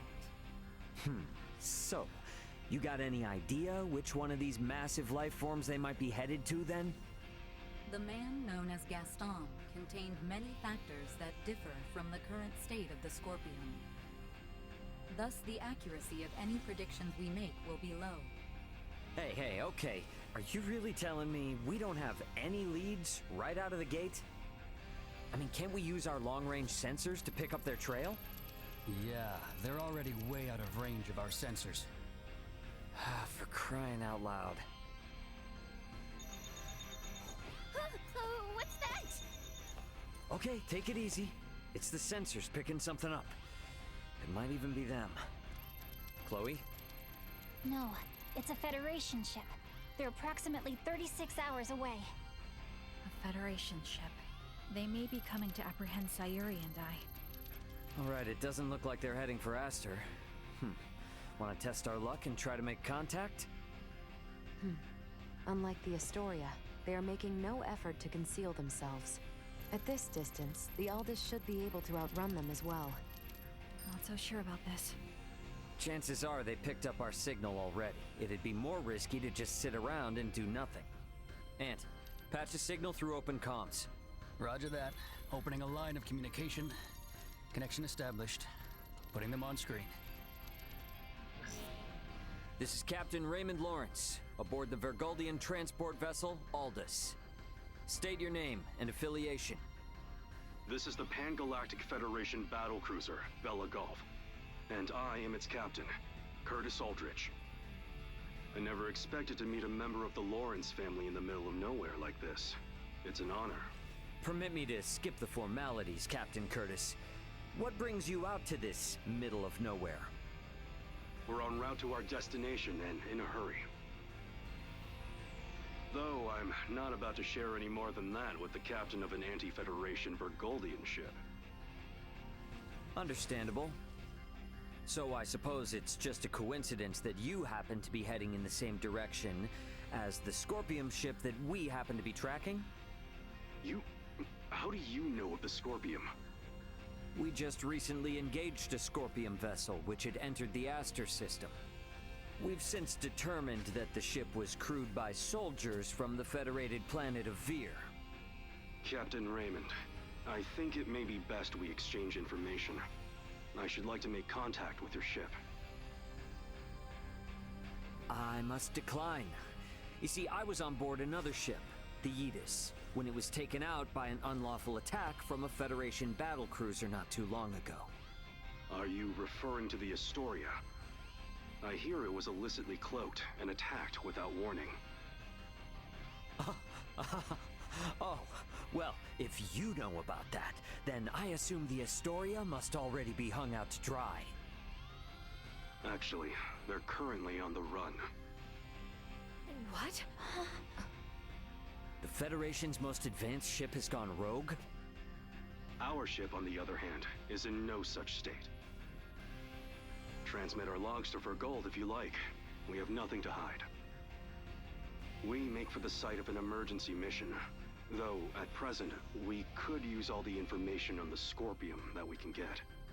Fine. Send us a rendezvous point.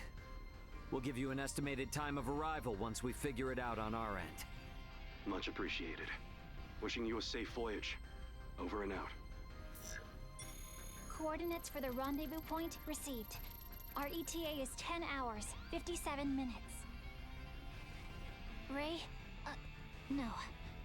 Captain. I think that we can trust him. I agree. We may gain some valuable information this way. You should be more worried about getting arrested. We have no reason to trust them, or think that they have our best interests at heart. Arrested? Oh, yes. I suppose you're right. Either way, we still have 11 hours until we know for sure. All right, everyone. Let's take breaks and shifts. What of us? Right. Allow me this opportunity to give you all a tour of the ship. Raymond may be the captain now, but the Aldous is still my ship after all. Understood. You have my thanks, Sir Antonio.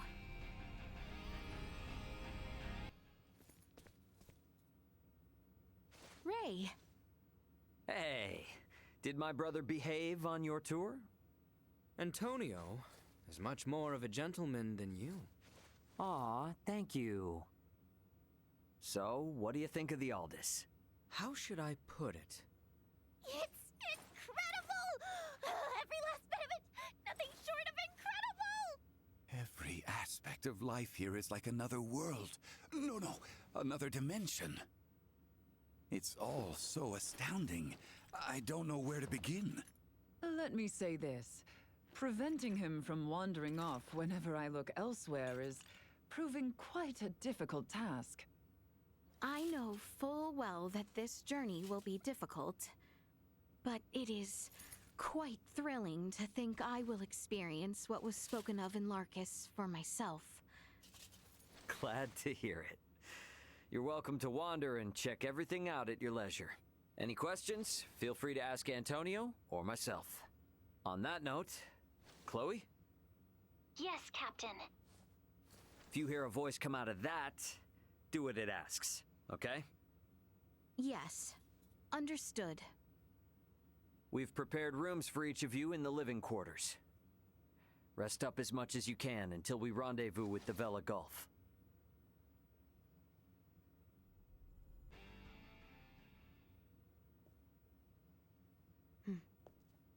I would like to know why you came aboard the Aegis, Duma. We were dispatched to assess the integration suitability of Vergoldians. What? So the shippers we were dealing with were Scorpium? Affirmative. But the client sure seemed like a human, from what I could tell at least. The Scorpium Collective takes many forms. Some may appear entirely cybernetic, others as cyborgs or androids. There are also those who are entirely organic in nature. Ah, great. It is frickin' horrifying to know that we handled unknown cargo from unknown clients. So you're saying that if I succeeded in delivering you, all of Vergold would be Scorpium by now? Horrifying is an unfairly emotional evaluation. Integration with Scorpium is... I don't care what you think, all right? Based on what we've seen and heard about it, that's how I feel. Deal with it. We cannot refute this statement. If Scorpium is truly acting in violation of our principles, it would be in defiance of our very existence itself. Are you confused? Do you even get confused? We cannot deny this possibility. There is a need for us to learn the truth of these events in order to carry out our mission successfully. We shall cooperate as much as possible when necessary. Oh, I'll see to it that you shall. Don't worry about that. After all, you're different from the other Duma, aren't you?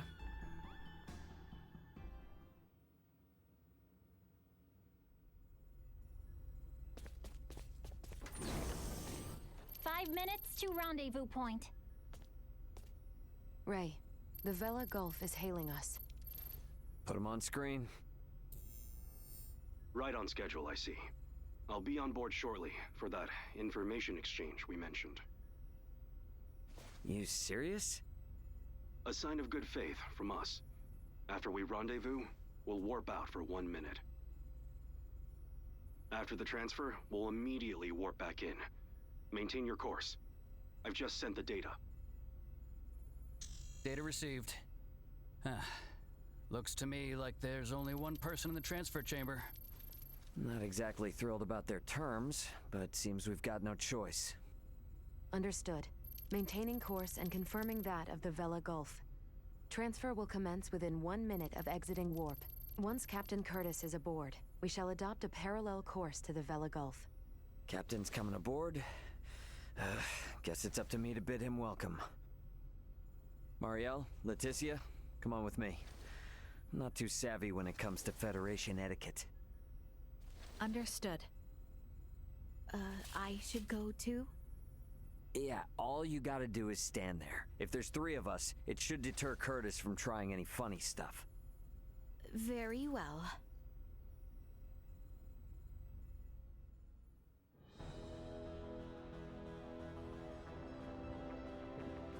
Gotta admit, Captain, wasn't expecting you to come along. It'll be easier for us to talk like this. Let's make this quick. The Vela Gulf is currently en route to the Manuk system. Captain, this emergency you mentioned. Are you Lieutenant Marielle L. Kenny? There's a warrant out for your arrest, you know. I am aware of that and ready. We can explain all that and more in this intel exchange. First things first, though. Can I offer you a cup of freshly brewed Terran coffee? Don't mind if I do.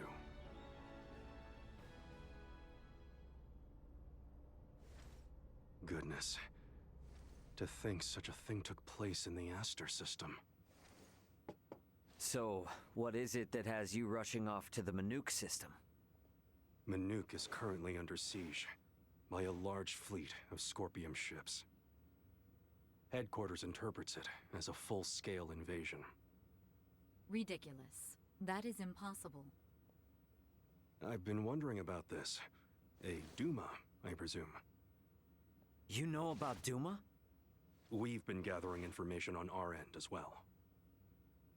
The Duma are the ones proselytizing the Scorpium's integration ideology, correct? Affirmative. Scorpium is a being that seeks to evolve as a life form. Aggressive incursions are nothing more than an act that limits our evolutionary choices. It would seem the Scorpium are no monolithic entity. The faction currently attacking the Manuk system are known as the Centralists. Centralists? Ray, do you think... Yep, Centralists. That's the name Boldor mentioned on the Tyrannus. The entirety of Scorpium is composed of individuals linked without partiality. A central being cannot exist within our system. And yet Manuk is under siege by Scorpium calling themselves Centralists. How did headquarters come by this intel? You know, Captain, it hasn't been that long since I left the Astoria, yet there seems to be too much new information. There must be some connection between the Scorpium and the Federation higher-ups. Fleet headquarters specifically. Your assumption is correct. A significant number of fleet officers have broken off from the chain of command.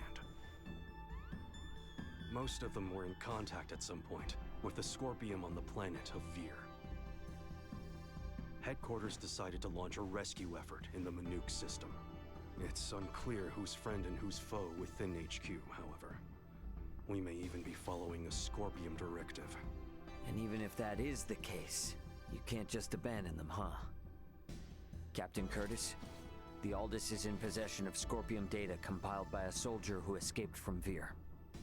We are currently pursuing the Scorpium ship that came to Aster 4. I'd like you to analyze that data and identify the ship in question once we reach the Manuk system. This is invaluable intel. We're in your debt. Yeah, no worries. Just reimburse me for the Yidis once this is all over and we'll be square. I'll see what I can do.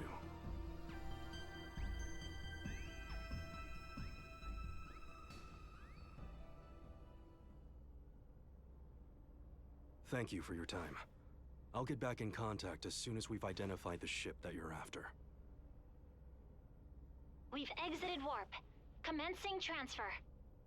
Please be careful. You as well.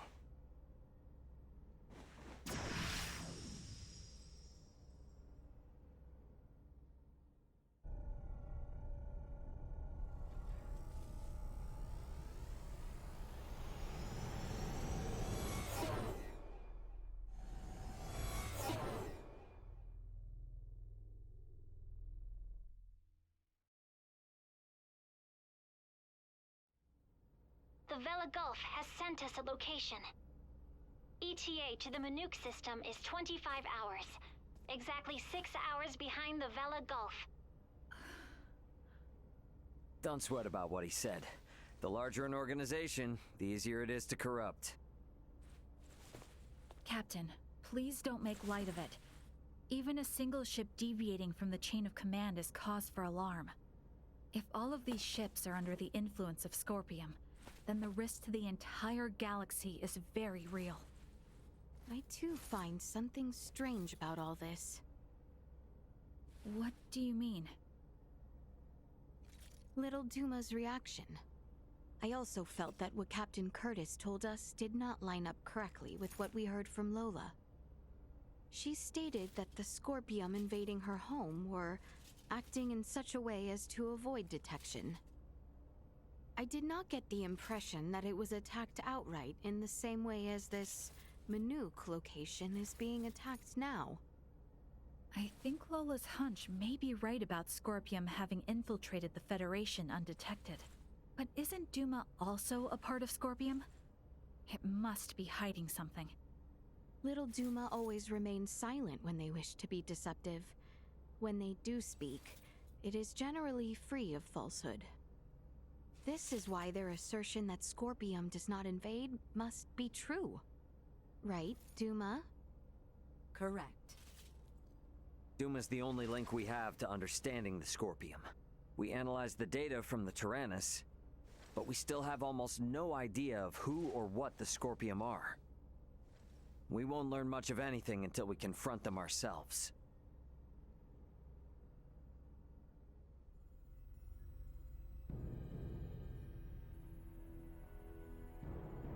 As I discussed with Captain Curtis, it's most likely that the Scorpium faction attacking Manuk are in cahoots with the ship Boldor is on. The Vela Gulf has kindly agreed to help us track it down. I have detected other unidentified ships also approaching the Manuk system, where the Scorpium battleship is heading. However, support from the Federation is still far away.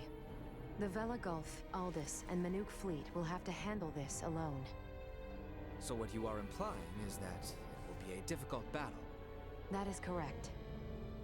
What will you do if Boldor is aboard that ship, and we find ourselves forced into combat with it?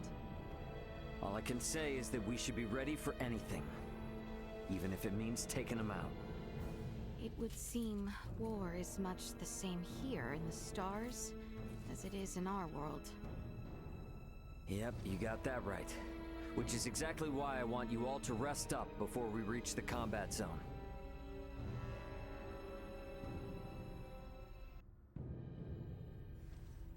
Status report. The Manuk fleet has already suffered heavy losses. They only have 3 vessels deployed currently, none of which have been able to attack effectively. Can you tell me, Ray, why is this Manuk fleet so inferior? Even up here in space, some folks have the technological leg up on others. Another Scorpion battleship is nearing the Manuk system. ETA 2 hours, 3 minutes. How long until the Aldous arrives? 2 hours, 11 minutes. However, we could become embroiled in battle at any time. I'm sure we'll be fine.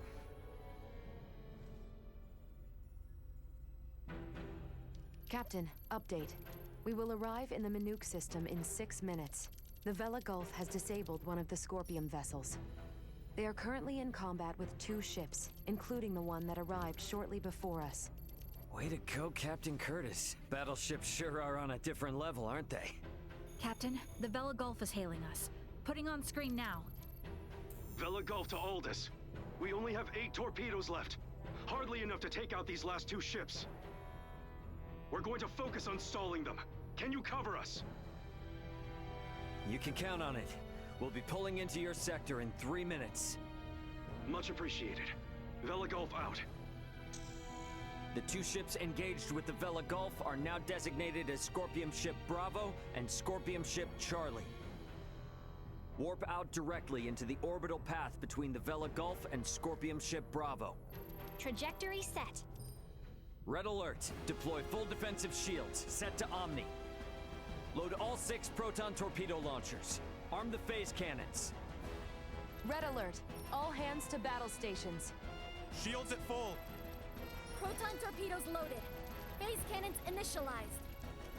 Everyone get to your seats and strap in. It's about to get bumpy. Currently maintaining distances of 500,000 kilometers with Bravo and 760,000 with Charlie. Fire 3 torpedoes at Bravo and immediately reroute to course 60, Mark 0. Proton torpedoes away. Impact in 11 minutes. The Vela Gulf has also launched a torpedo at Bravo.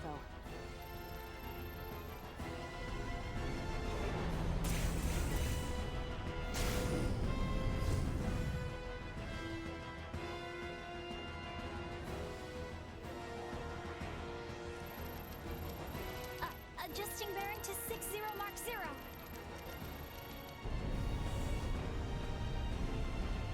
Charlie has just fired 4 torpedoes at us. Activate auto evasion. Activating auto evasion. Ah! It's shaking! Keep quiet. You might bite your tongue otherwise. 3 of the torpedoes will miss, but 1 cannot be avoided. Brace for impact.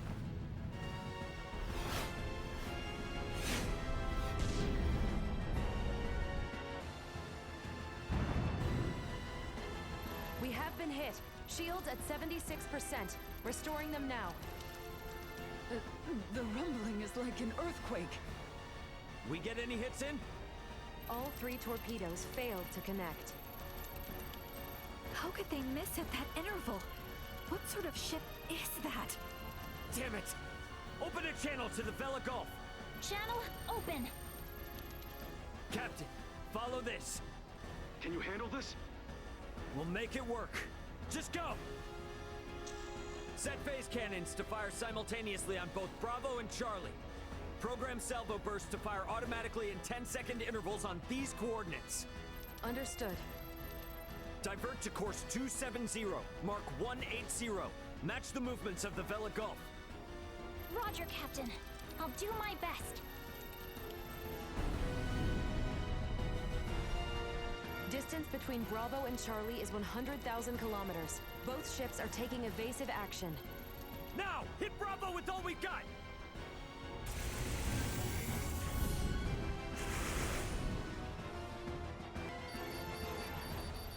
Two torpedoes have hit. Bravo has ceased turning. The Vela Gulf's attacks on Charlie also landed. Bullseye! Bravo and Charlie are on a collision course.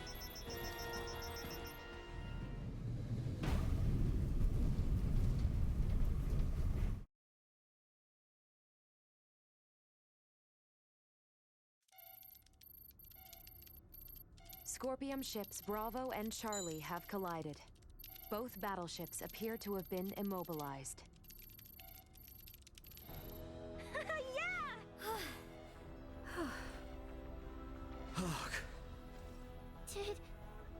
Did we win? For now. Don't get out of your seat just yet, though. We don't know what's still out there. Captain, the Vela Gulf is hailing us. Excellent work, Captain Raymond. Thanks, but it was the Vela Gulf that did all the heavy lifting. We just came in to steal the show. The real work starts now. What do you intend to do?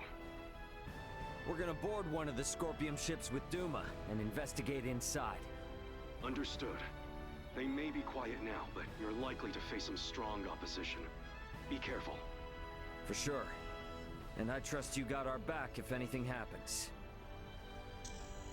Can you tell me which ship is the one that came from Aster? Is it Bravo or Charlie? Don't tell me it was the ship that went down before we even got here. It is fortunate we have the data from Lola. Bravo is the one we seek.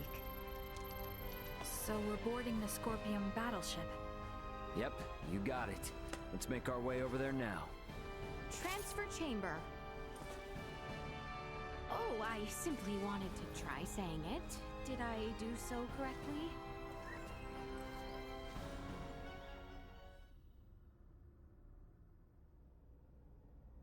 And these? Portable optic deflectors. You can wear these to protect yourself from portable optical weaponry equivalent to a Federation phase gun. I see. Wait, pray, what exactly does all that mean? It means that even if you're hit by a glowing gun, like the one Marielle was using, it won't kill you. But that's not a complete guarantee, so don't get too cocky.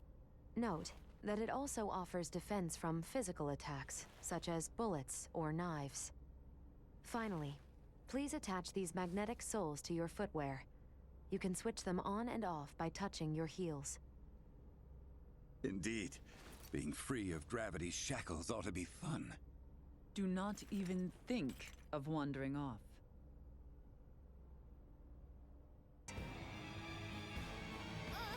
Okay, like this?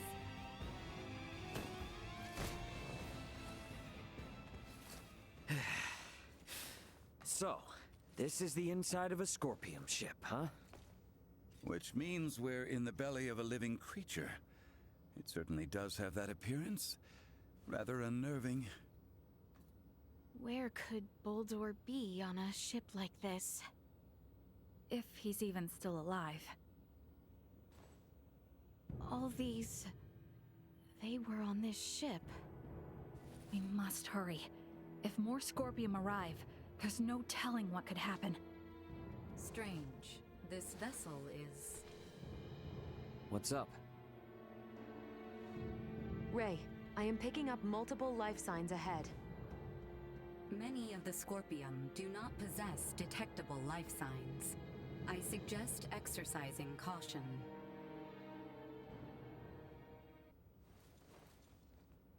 Hey, look! There seems to be some infighting. Ridiculous. Impossible. To deny something occurring in front of us? It doesn't match you. They also have Federation officer uniforms. Must...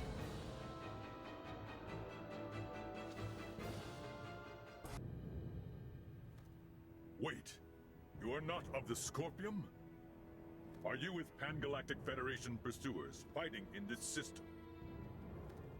And what if we are? We are not your foe. We do not wish to fight either. I beg of you, do with me as you will, but please, save the rest. The rest? Laeticia, behind it.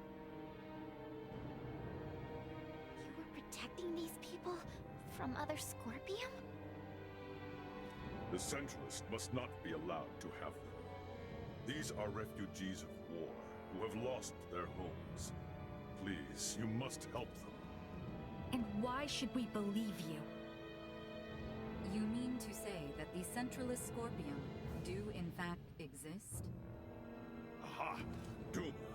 This will make things easy.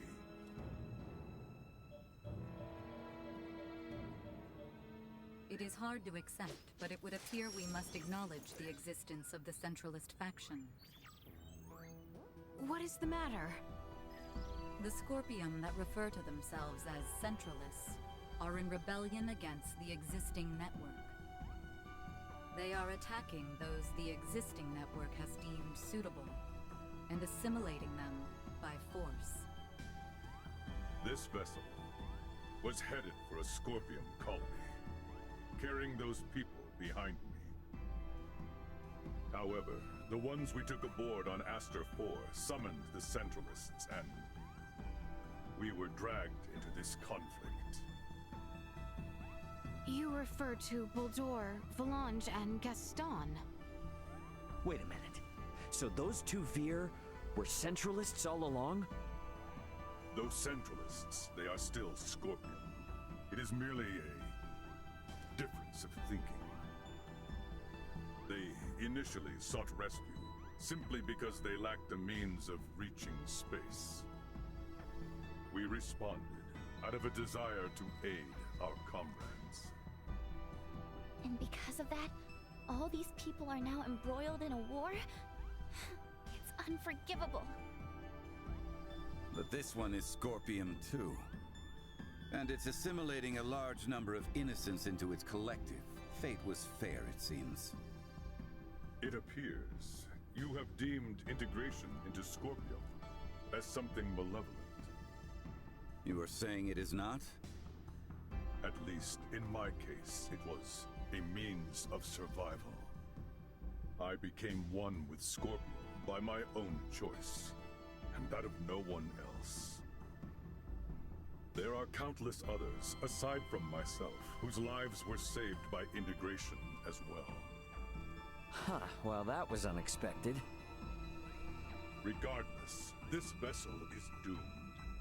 I ask once more that you at least save these people behind me. I am going to put a stop to those who commandeered this ship. They are a danger to the Scorpium network. What do you want to do? Let's help. We're able to reason with him. And he can tell us more about the Scorpium. Right? Please? Fine. So be it. You, got a name, bud? Please, call me JJ. All right, JJ. We'll do all we can to help you out. But, in exchange, I want you to tell us everything about the Scorpium. Thank you. Whoa, whoa!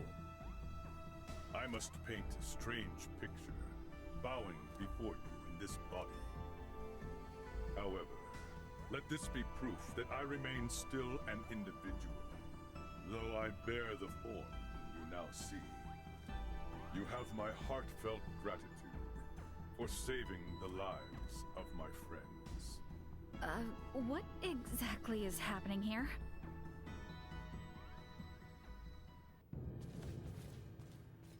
Baldur! Valanche, Gaston. Well, well, Princess Laeticia.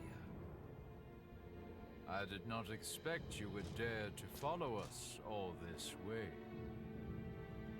Baldur, what have you done? Integration, my child. My power now exceeds imagining. It is no small wonder there are so many Scorpions spread throughout the universe. But how? I am certain that man was not integrated when he first came aboard. There was still some time until our escort from Central would arrive, so we had him added to the network a tad early. From the wedding? The Emperor was most impressive. His integration went flawlessly. Baldur, what is it you hope to bring about with this power? As an emperor, it is only natural to desire peace and prosperity for my people. Halcyon days lie ahead for the subjects of Vale in all of Aster 4 through Scorpium integration. Our planet will be connected, one network, one beating heart, free of war and suffering. And you would still call them people? Yes. Nevertheless, I cannot allow Centralist Scorpium to bring such a thing to pass. Baldur! Aster 4 is not ready for this power from the stars. I shall end your ambitions here.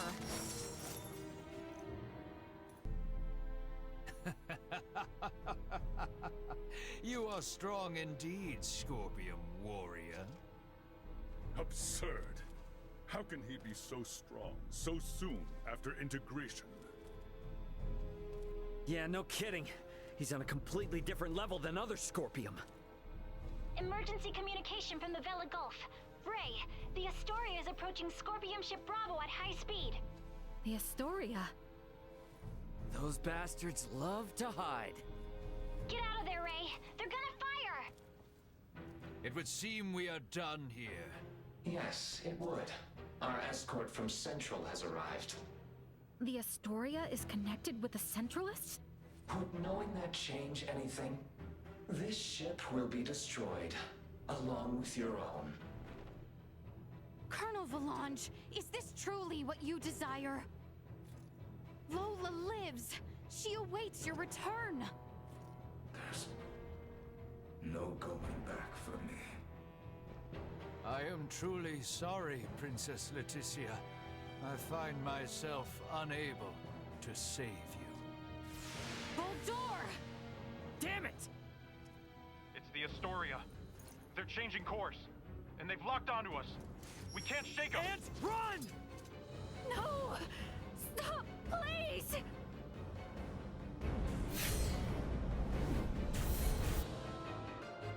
The Vela Gulf! Chloe, transfer all detectable life signs aboard this ship! JJ, grab onto me!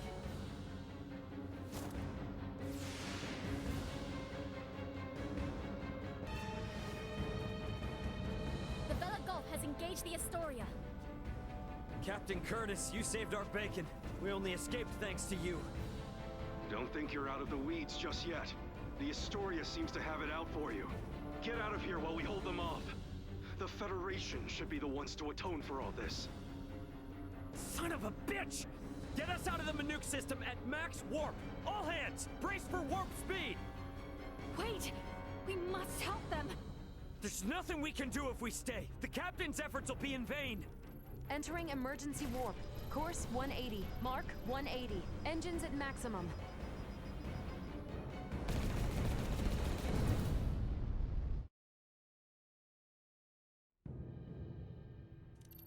No signs of pursuit. We have successfully escaped the Manuke system. Captain Curtis. What do we do now, Ray? JJ, I heard you say that Scorpium ship was an evacuation vessel. Can we have civil discussions with other non-Centralist Scorpium, like you? There are no hostile Scorpium among those who saved I and my comrades. What the hell are you talking about? That ship attacked the Akizuki! Only because your own vessel acted in a way that the Scorpium network deemed hostile. You were hiding and waiting for your chance to strike. That was a mistake in Scorpium's judgment! Hey, you know the coordinates of your destination? Don't tell me you're thinking of going straight to their base! We've lost Boldor and the others. We don't know whether the Vela Gulf survived. The Aldous can only sustain these evacuees for a couple days at most. Do we really have any other options? If you will give us passage to the colony, we of the Scorpion can promise to welcome the Aldous with open arms and with peace. JJ is not lying. I recommend cooperating with them in our investigation of these Centralists. Is your colony a Scorpium too? And where the hell is it? It is a Scorpium construct in the form of a colony. You will find it 700 light years from here. There's no way we can travel that far. We can arrive swiftly if we pass through the wormhole 6.2 light years from here. Can you input the coordinates of the wormhole?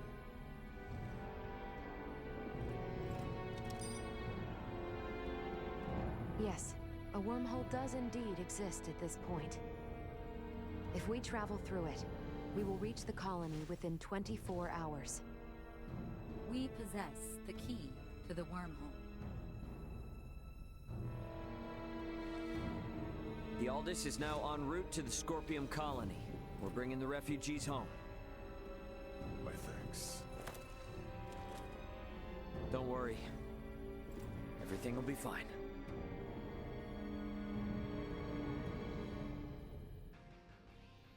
Well, looks like everyone had the same idea. Yes. I'd like to learn as much from JJ as I can. But I'm not quite sure how exactly to ask. If there is something you need, then please enter. There you go.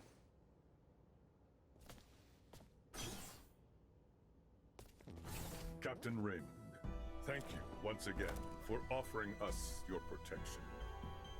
I am truly grateful. Don't worry about it. Actually, I came hoping you might tell us more about the Scorpium. Has Duma told you nothing? Mainly general information. However, we have never had the chance to speak with someone who became a part of the Scorpium directly. You wish to know if Scorpium is your enemy? Correct. I saw a great many of my comrades that had been integrated beyond the point of recognition on the ship where we met you. They were unquestionably hostile not only towards me, but towards Raymond and Laeticia as well. But then, we found you fighting to protect all those refugees. Is that not normal? Normal? They had their objectives and acted to remove any irregularities in its completion, which in this case would be all of you. I, too, had my own objective and sought your help to achieve it. Well, yes, that is all true, I suppose. But is Scorpium... A monstrous invader that transforms people into something they are not? That's how it seems to me. The same mistaken belief prevailed on my home planet as well. The belief that those who merged with Scorpium became creatures so utterly alien that they were incapable of conscious thought. But this is not the case. Am I, myself, not proof of this as I stand before you? So you, Scorpium, are basically just robots or androids? Maybe cyborgs? I would contend that none of those terms accurately describe my current state. I am a humanoid that has almost fully physically integrated with Scorpion. But why would you do that? To evolve. Duma said that too, but is it evolution to turn your body all mechanical? Conversion of the organic body is the process, not the means. The unified purpose brought forth by integration with Scorpion is connection with the Scorpium network that spans this vast galaxy. So you plug humans into this network? The Duma that came to my world also phrased many things in a way that invited misunderstanding. It is a concept that is easily grasped after integration, but difficult to comprehend prior to that. I believe that the evolution I gained through integration with Scorpion can be found here, and also here. Many different organic life forms join with Scorpion, but at least for we humanoids, history has proven that evolution of the mind and heart is possible, has it not? I know these ideas are not easy to comprehend. I alone am not capable of conveying them properly, and I also understand the feelings of those who find Scorpion difficult to accept. However, I would not have lived a full life had I not gained this body. Thus, I have not even one iota of regret. All I ask is that you at least understand this. Very well.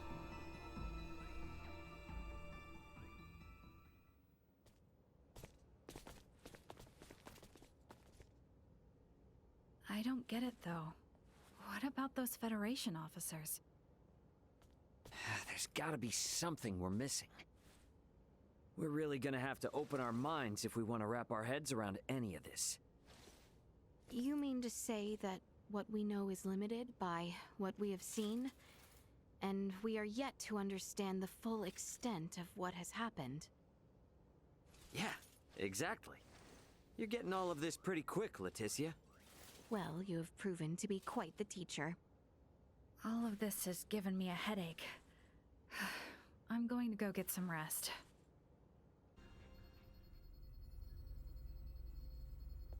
Come to think of it, how does one use a wormhole? It's not the same as warp, right? There should be a Scorpium space-time stabilizer affixed to the edge of the wormhole. How do you affix something to a wormhole? Ah, that thing. There it is. We need you to access it and send the code in the specified format. I should do it? Can you do it, Elena? I will try. Displaying coordinates to screen. Acquiring destination. Sending. Preparations are complete. You may now enter the wormhole in conventional space. All right. Keep the thrusters at half power as we head in. Entering the wormhole at half thrust.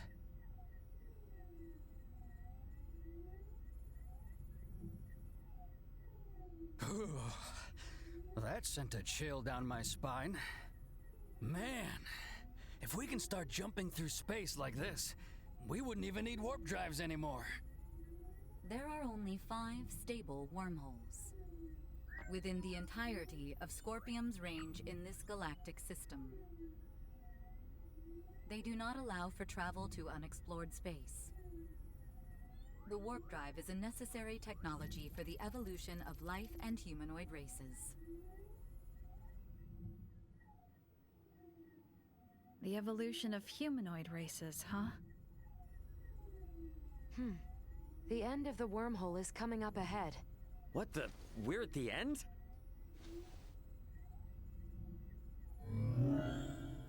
now exiting the wormhole. Space-time readings are showing major discrepancies. Recalibrating sensors now. Did, we get through without a hitch?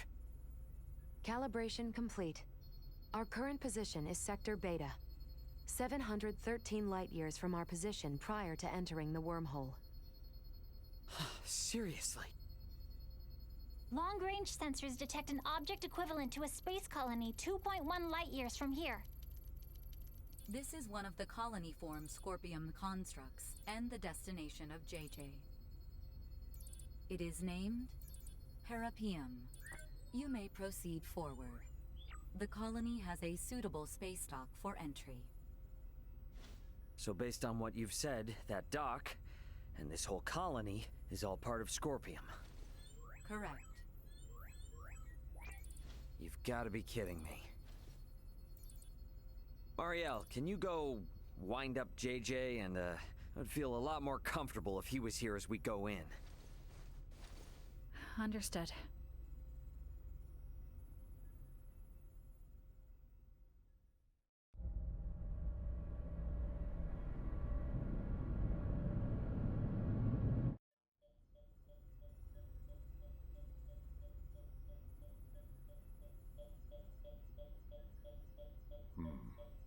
Hello?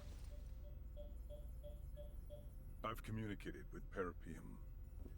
You may use the dock, or transfer, if that is to your preference. A port has been opened specifically for the Aldous. So no danger, right? There is no Scorpium here who view the Aldous as an enemy. The Aldous is welcomed. There is nothing to fear. Gotcha. Yeah, it'd be pretty lame to turn around and chicken out at this point. Let's go, everyone. Indeed. I dare say we will be fine. Yeah, exactly. Oh, how beautiful. Intriguing. So this is another world. No, another planet. This environment was made in a planet's image, I believe. Both ends of the terrain rise if looked at closely. I believe this colony is shaped as a colossal ring. Shaped like a ring? But why? Most likely, the rotation produces artificial gravity. The fact that we do not seem to need these devices attached to our feet proves this. Indeed. A gravity generator like those found on spaceships would be most inefficient to maintain gravity in a structure as massive as this. What is this gravity you speak of? Do we really have to start from all the way there? How can I put this in terms you would understand? Let's talk about this later. Welcome to Parapium. Are you here to integrate? No, They merely wish to learn. They have no plans to integrate at the moment. However, as reported earlier, some of the evacuees I have brought do seek to integrate. Yes, sir. Their requests have been confirmed. However... Something wrong? The integration plant is operating at reduced efficiency, so there will be delays. In the meantime, any guest requiring immediate attention will be sent to the medical center.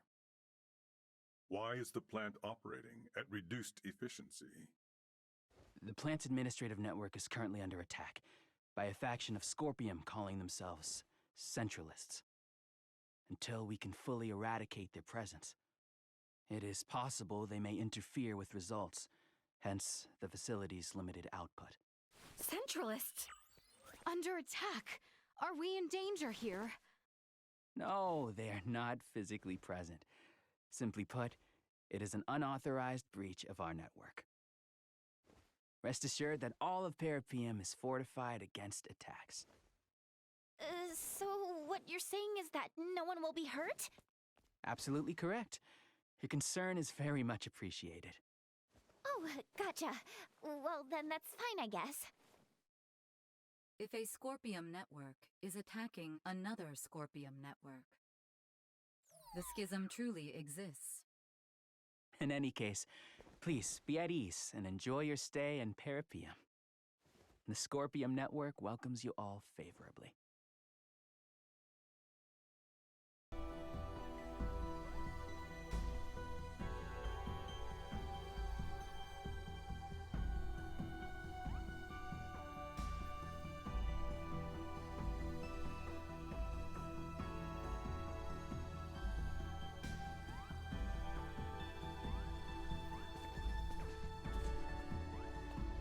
Welcome to Peripium.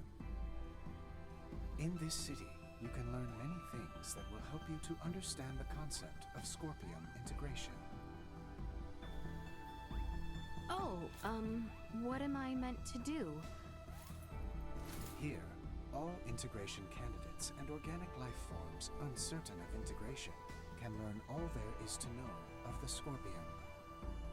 Do not hesitate to ask questions. Very well then.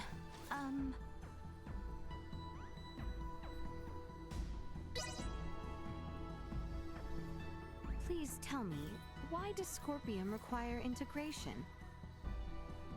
As a means of evolution. Evolution? To what end? That is a difficult question to answer succinctly. Evolution occurs naturally and is essential for the preservation of a particular species. For Scorpium, integration is a process that allows us to prosper across the universe. Integration serves to benefit both the individual and the whole, and as a method of preserving our species. For the benefit of the individual.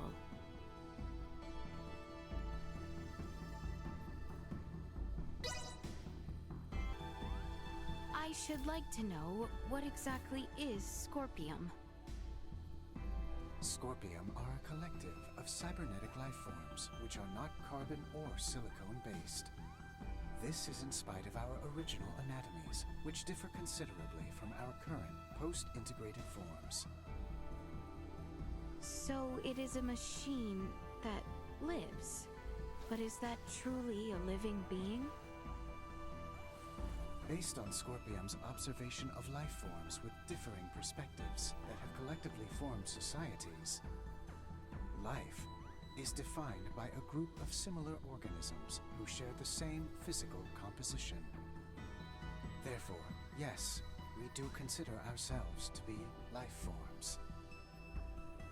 I think I understand, and yet...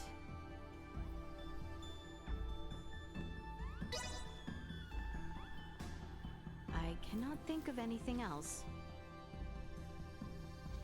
Huh? I think so. Yeah, my head is spinning.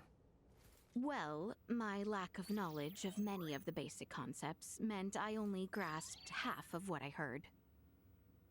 Am I correct in assuming that the Centralists are a faction that has emerged within the network and brought about infighting amongst the Scorpium? A state of internal strife should never be possible in the first place. Ah, you're really hung up on that, aren't you?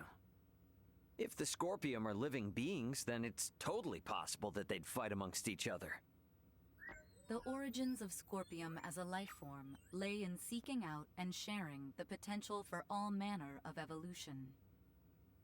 If factions or contradictory ideas were to arise, the conflict itself would be shared to nourish further evolution. That is Scorpium. This evolutionary prospect would then have been pruned as an issue with the fundamental algorithm. Yet this evolution has come to pass, so is it truly impossible, little Duma? It should be. Honestly, I feel the same as Duma. That is why the actions of these Centralists are all the more puzzling. I am certain those at the integration plant feel the same. What could Boldor and the others be hoping to achieve in becoming Centralist Scorpium? What was that? From outside!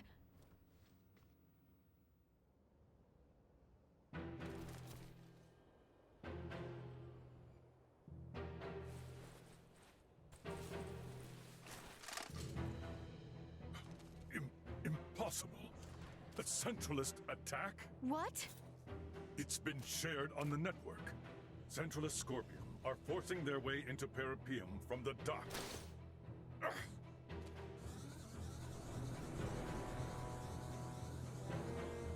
It appears Peripium itself is under attack from outside. That's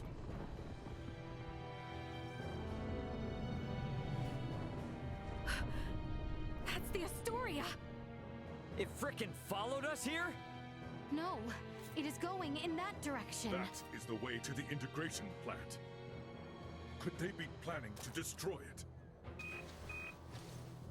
Ray, did you see the Astoria? Just now, yeah. Looks like it's headed for the integration plant. We need to regroup. Albert and the others have moved to fight against the invading Centralists. To protect the citizens of Peripium. Roger that. We're gonna meet up with Elena and the others first. Let's go.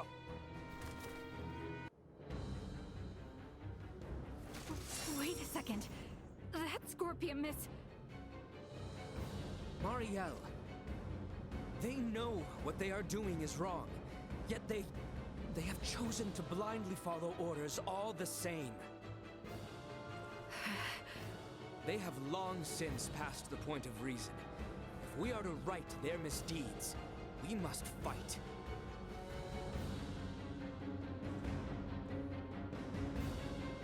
I understand.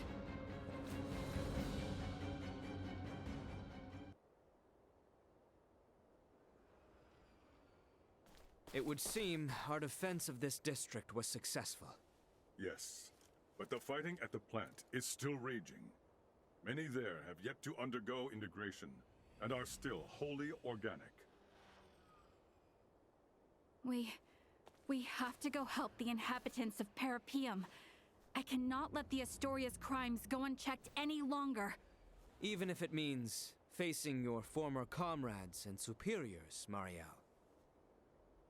Albert, thank you. You have opened my eyes. I am now prepared to fight. Any doubts are gone now. After seeing all this, it's clear that Captain Bennett is in the wrong. Precisely. The Aegis needs to be avenged as well.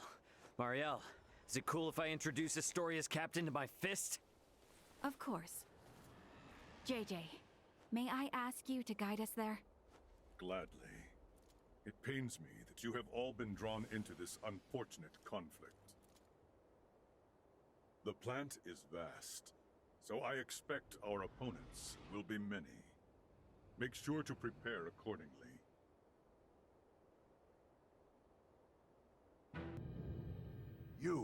Are you here for integration? This is the first time that kind of Scorpium has spoken to us. Perhaps it is best we play along for now.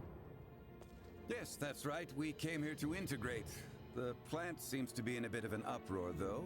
Did something happen? The Peripium plant is now under Centralist control. If you wish to integrate, it is absolutely essential that you swear allegiance to our cause. I see. So, our word will be trusted by you even before we attempt to integrate? Do not overthink your decision. Do you pledge allegiance to the Centralists or not? Answer. Impossible. There is only one requirement for organic life forms to integrate with Scorpion. The desire to do so. You're a Duma!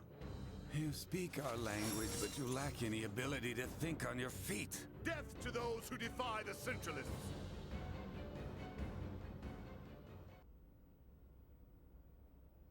What is this? The integration processing plant. Those you see here are in the very midst of integrating with Scorpium. Please don't tell me they will all be Centralists. If the principles of Scorpium are existent, the choice to be a Centralist or not will be left up to each individual.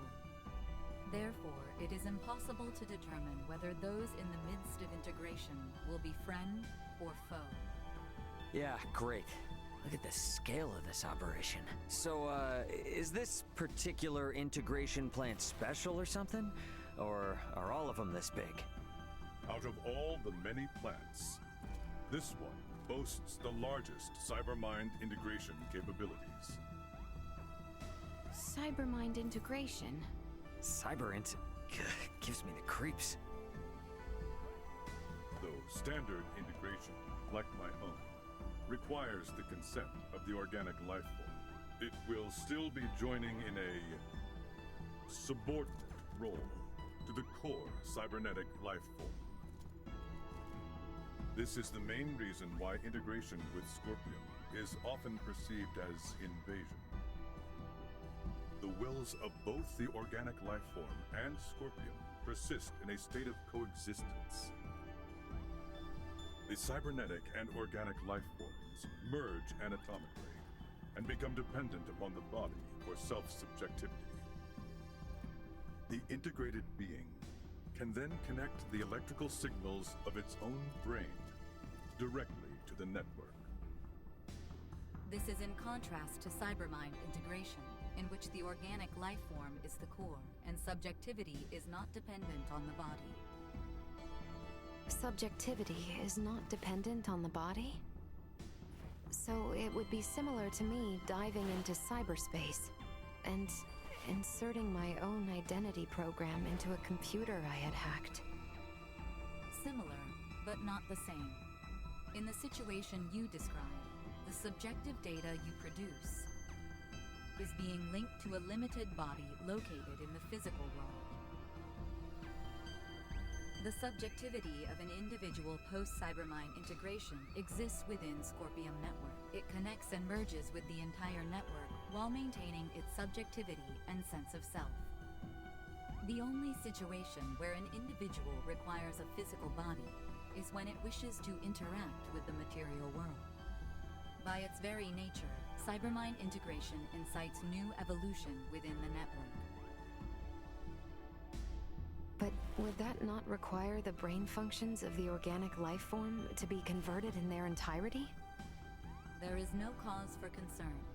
Even standard integration like that of JJ can be said to apply a certain level of cybermind integration in the way it allows connection to the network. Conducting cybermind integration generally requires that the individual have already undergone standard integration. As such, the progression to a complete and full state of digitalization is not an overly taxing procedure for the individual.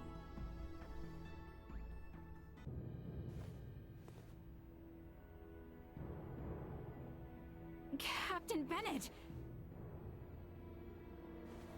There you are, Marielle. I knew you'd come. Hostile fused Scorpium unit has been detected. What? That man has completed integration. Stay on guard. No. What? But when? When did you integrate with Scorpium? A life-changing 15 years back. That long ago? Yes, though time has flown by. What happened here on Parapium today will forever change the fate of the Scorpion and the Pan-Galactic Federation. What are you talking about?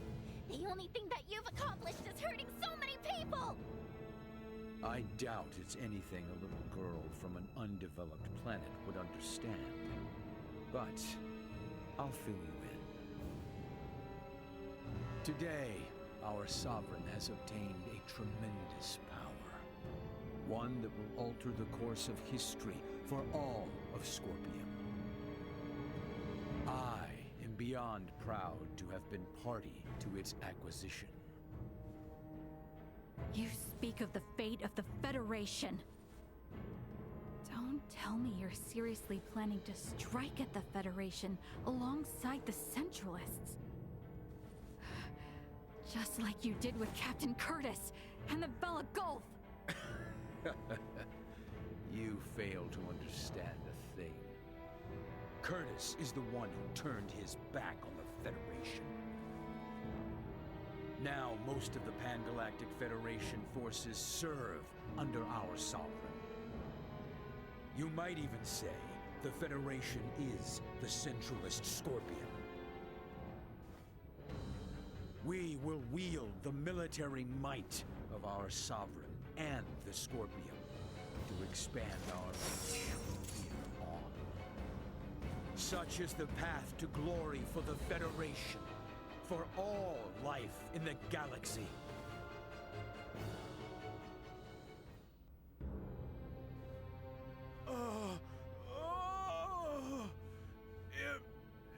Impossible. I'm sorry, my sovereign. Who is this sovereign? Is it a high-ranking Federation officer? Why not integrate with the Scorpion and find out? The network will tell you all you wish to know about our sovereign. And more. No! Tell me now! Though I may die, my memories, myself, will live on in our sovereign.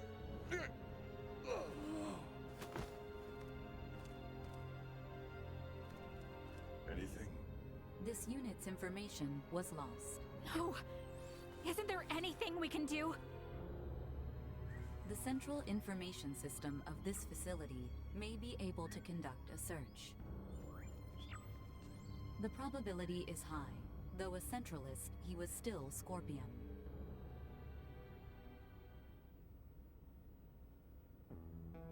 Authentication successful.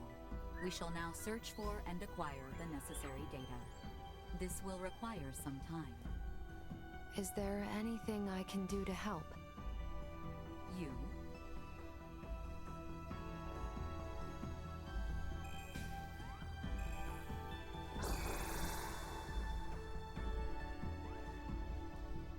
As this system is incompatible with Vergoldian android specifications, we recommend instead that you assist using the touch interface. Understood.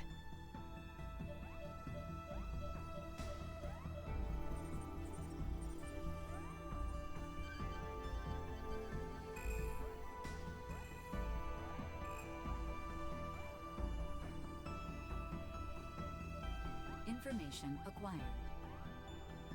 We have established that the unit bearing the concept of Sovereign is a top-ranking officer at Pan-Galactic Federation Fleet Headquarters. The previously unthinkable concept of a Scorpion leader first emerged 15 years ago. This aligns with the time Bennett was integrated. A high-ranking officer? Who the hell could it be? This is Ray. Ant, what's going on? Shit's hit the fan, Ray. You need to get back to the Aldous now. We're going back home. The hell are you saying? We don't have time for that, right? A large fleet of Federation ships are on their way to Vergold as we speak. Huh? Vergoldian Interstellar has already deployed forces throughout the system to intercept them.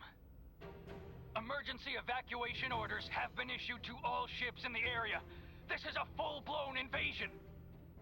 And Ray, the commander of the invading fleet, is Remington Kurtzman, the most bloodthirsty bastard in the Federation. What? How can they? Those sons... They didn't even make a declaration! Antonio, this is Elena. Did you just say Kurtzman? I did? Why? He is the one. Huh? When referenced against this data, it is irrefutable. Captain Bennett left for his post on Veer 15 years ago. His direct superior at that time was Remington Kurtzman, who is now commander of Fleet Headquarters. Incredible. Wait, there's no frickin' way. With this much evidence, I'd say it's certain. I can't believe it. I want to say it isn't true, but... Commander Remington is the Sovereign.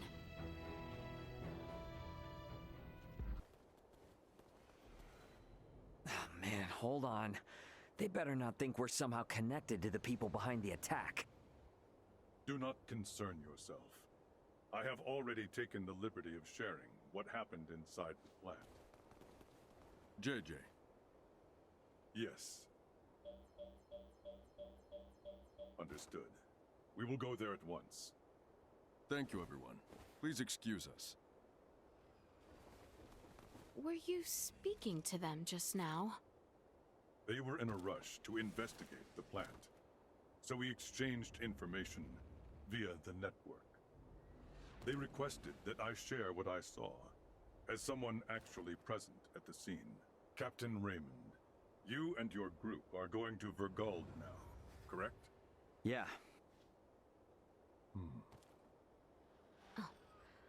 I take it you have affairs of your own, which you must attend to? I sincerely apologize that I am unable to do anything to repay you all for protecting my comrades. It was our pleasure. Think nothing of it.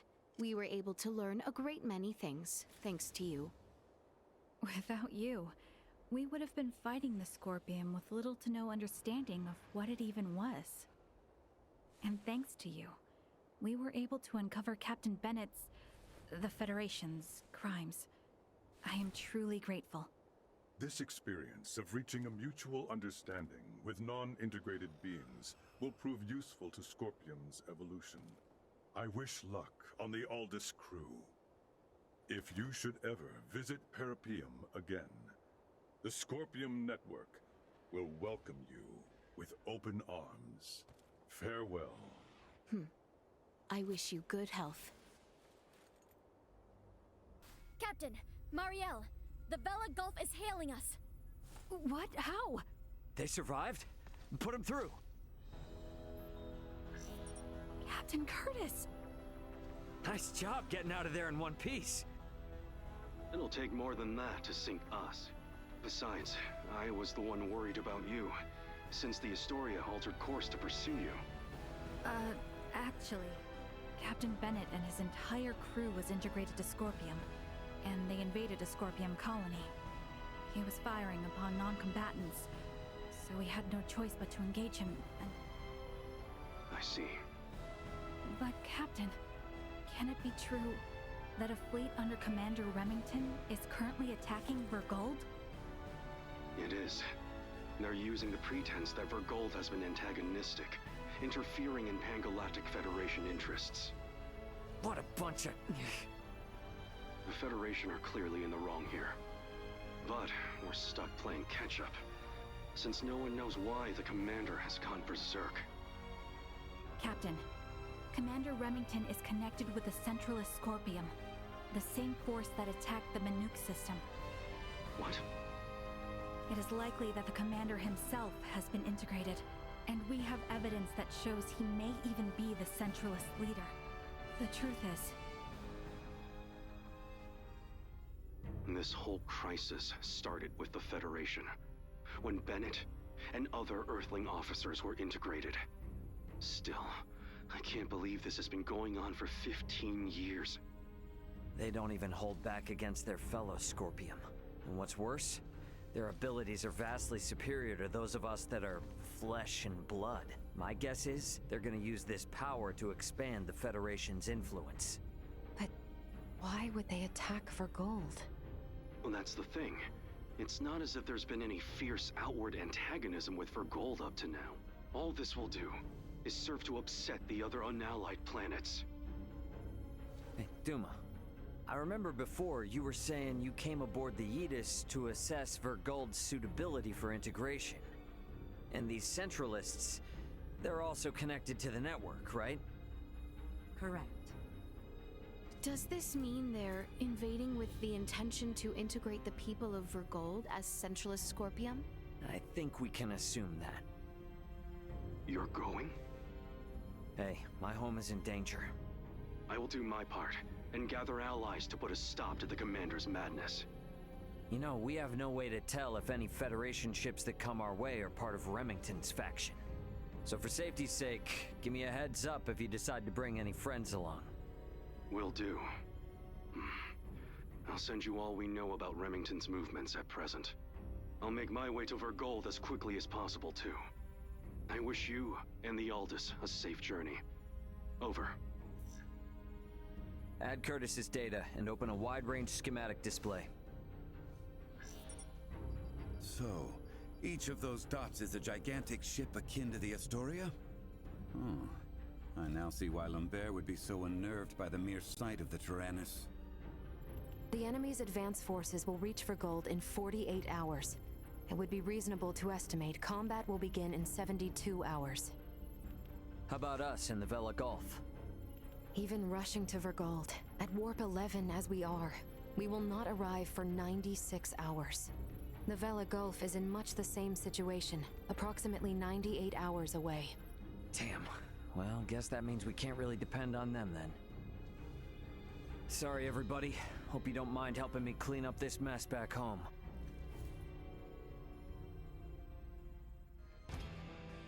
The duty of Duma is to seek out candidates for Scorpium and recommend integration if they are found suitable. Our actions were in service of this mission. However, recent events have given us reasonable cause to question the validity of Scorpium principles. What's this all of a sudden? You struggle to understand the Centralists. Our fundamental principles also.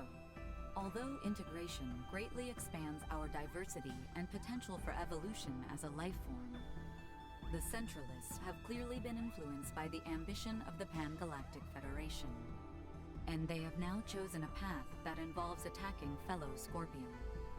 We believe that Scorpion has proceeded in an overly uniform manner in our continuous quest for evolution.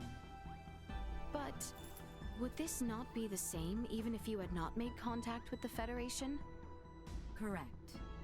It appears to be one of the inherent dangers of Scorpium's ideology. Pursuit of our goal, so excessive that it drives us to invasion and even harming of our own kind. In short, forced evolution. All this hand-wringing is well and good, but this is the time for action. Even if we don't have all the answers. So, what do you plan to do? It is an undeniable fact that the Centralist Scorpium philosophy is extremely dangerous. We will do whatever we can to stop them.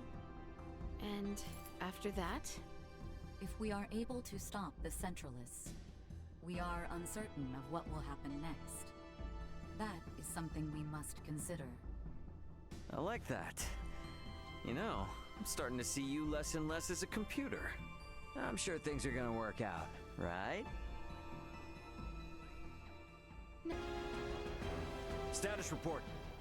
3 battleships, 1 hybrid research vessel, and 2 Scorpion battleships have invaded Vergold space. The Vergoldian fleet has engaged them. We are approximately 13 minutes away from the main combat zone. Schematics. So the Vergoldians have them outnumbered. Maybe there is some hope after all. Well, it's not really that simple. There's no telling how long the Vergoldian fleet's shields will hold up against Federation battleships. 7 minutes. Damn. Tactical. Displaying tactical map. Now what? 3 Federation vessels and 1 Scorpion battleship are approaching the combat zone. 2 will arrive in 12 minutes. The other 2 within the hour. Even if the Aldous starts fighting now, this situation looks bleak. You come all this way just to retreat? No, never. But I gotta make sure that our info on the Scorpium is shared with my family. We're gonna cut across that battle zone and land on Vergol. But we'll never make it, Ray. I don't have any combat pilot experience. I will take over primary navigation. Please provide support. But Roger, 3 minutes. Captain, the battleship Sadith has broken away from the Vergoldian fleet. Their warp drive is damaged. 2 Federation battleships are pursuing them. Phase cannons charging. They're going to fire. They're going to fire on an incapacitated ship? Shit! Bring us about! Go help the Sadith! Impossible. If both ships come after us, we will be destroyed in a single barrage. Damn! Damn! We should continue with our initial plan. Our only option is to reach headquarters and share what we have learned of Scorpion and the Federation with the Lawrence family and the military. Wait, what is this? What do you see? Look at tacticals.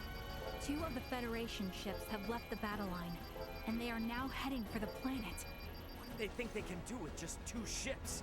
Surprise attack or no, they're never gonna get through the planetary shields. Ray, we're about to return to conventional space. You better settle on a plan. We're going after those 2 ships that left the front line. Got it. Now entering conventional space. Gonna be following those ships at a safe distance. Hey, they aren't headed for the homeworld. This course is set for Vergnus. They must be after the Symbo drives on Vergnus. Yeah. Chase them with everything we got. Send an emergency transmission to the military. The fleet they're facing is a feint. We are already at maximum speed. We will not catch them. They are 20 minutes ahead of us. Have you gotten a response from the military? Captain, we're receiving a transmission from Vergnus. It doesn't appear to be from the military. Put him through. Dad! What? Well, well, glad to see you punks are in one piece. Dad, I'm gonna have to keep this short. The main fleet is a feint. Their real target is Provenience Cavern on Vergnus. 2 of their battleships are headed there now. Keep your pants on. Maybe you forgot, but Vergnus has a permanent defense fleet. It'll take more than a couple of Federation ships to get through them. Raul Lawrence, this is Lieutenant Mario L. Kenny of the Pan-Galactic Federation. Please, sir, heed your son's warning. These ships are renegades, broken away from the fleet's chain of command. Normal assumptions do not apply. Why is there a Kenny aboard the Aldous? Long story. We've been through a lot here. Dad, this is important. I need your help in getting the data we have to the military ASAP. These bastards, they're Scorpion. They're not what you think. Federation ship sighted. They're transferring down. No! They broke through the planetary shield? What the hell are these guys? Security, strengthen frontal defenses. Looks like this ain't gonna be as easy as I thought. The commander of defense on Vergnus is an old pal of mine. Send me your data. I'll convince him. But I want you two to get the hell out of this. Wait, what? Hey, you don't really think the Aldous can take on a fleet of battleships now, do you? Get out of the combat zone and keep yourselves alive. Got that? Over and out. I believe Raul's judgment here is sound. All we have done will be for nothing if the Aldous is destroyed. Ray. What? A Federation vessel is hailing us. Have we been spotted? No. If they were with Remington, they would have shot without warning. Put them through. Understood. Putting them on screen now. This is Admiral Luca Maverick, hailing from the Pan-Galactic Federation vessel GFSS-1007T, the Calnus. Admiral Maverick! What do you want, Admiral? Here to ask for our surrender? Whoa, whoa, whoa. Let's not rush to conclusions here. Would it help at all if I told you I've spoken with Curtis? Our vessel is headed for Vergald along with one of our newest battleships. At maximum warp, as we speak, to put an abrupt stop to Remington's incursion. We should be there in around 40 minutes. Can you hold out for that long? The Vergoldian fleet might just barely make it, but they've also put forces down on Vergnus, and have started attacking cities and civilians. A detached force, huh? You require any backup? No. We'll take care of it ourselves. Think you can handle it? Sure, we'll be fine. I can't apologize enough for Remington's actions, and the cowardice of the Federation. Yeah, gotcha, but actions speak louder than apologies. Got it. Let's all get through this alive. Over. He's a good man who worked alongside my grandfather at the Federation. We can trust him. Fine. We'll let the military and Admiral Maverick handle the defense of Vergald. We are gonna transfer down to Vergnus. We're gonna go help my dad. Understood. We can transfer down to Lawrence Logistics. Thought you were gonna try to stop me. I never assume that you, Raul, or Antonio will ever listen to what I say. Yeah, no point in starting now then. Ant, we're heading to the surface. Once we're there, I want you to move away from Vergnus. No need to tell me that. You think I'm gonna hang out here staring down a couple of battleships? Ray. Sorry, but I'm gonna need your help. You need not have asked. Exactly. If it's a fight to save your home, then of course we're going to go. Indeed. Any battle of yours is a battle of ours. My agreement to maintain Elena is still in effect. Thanks, guys. All right then. Let's do this!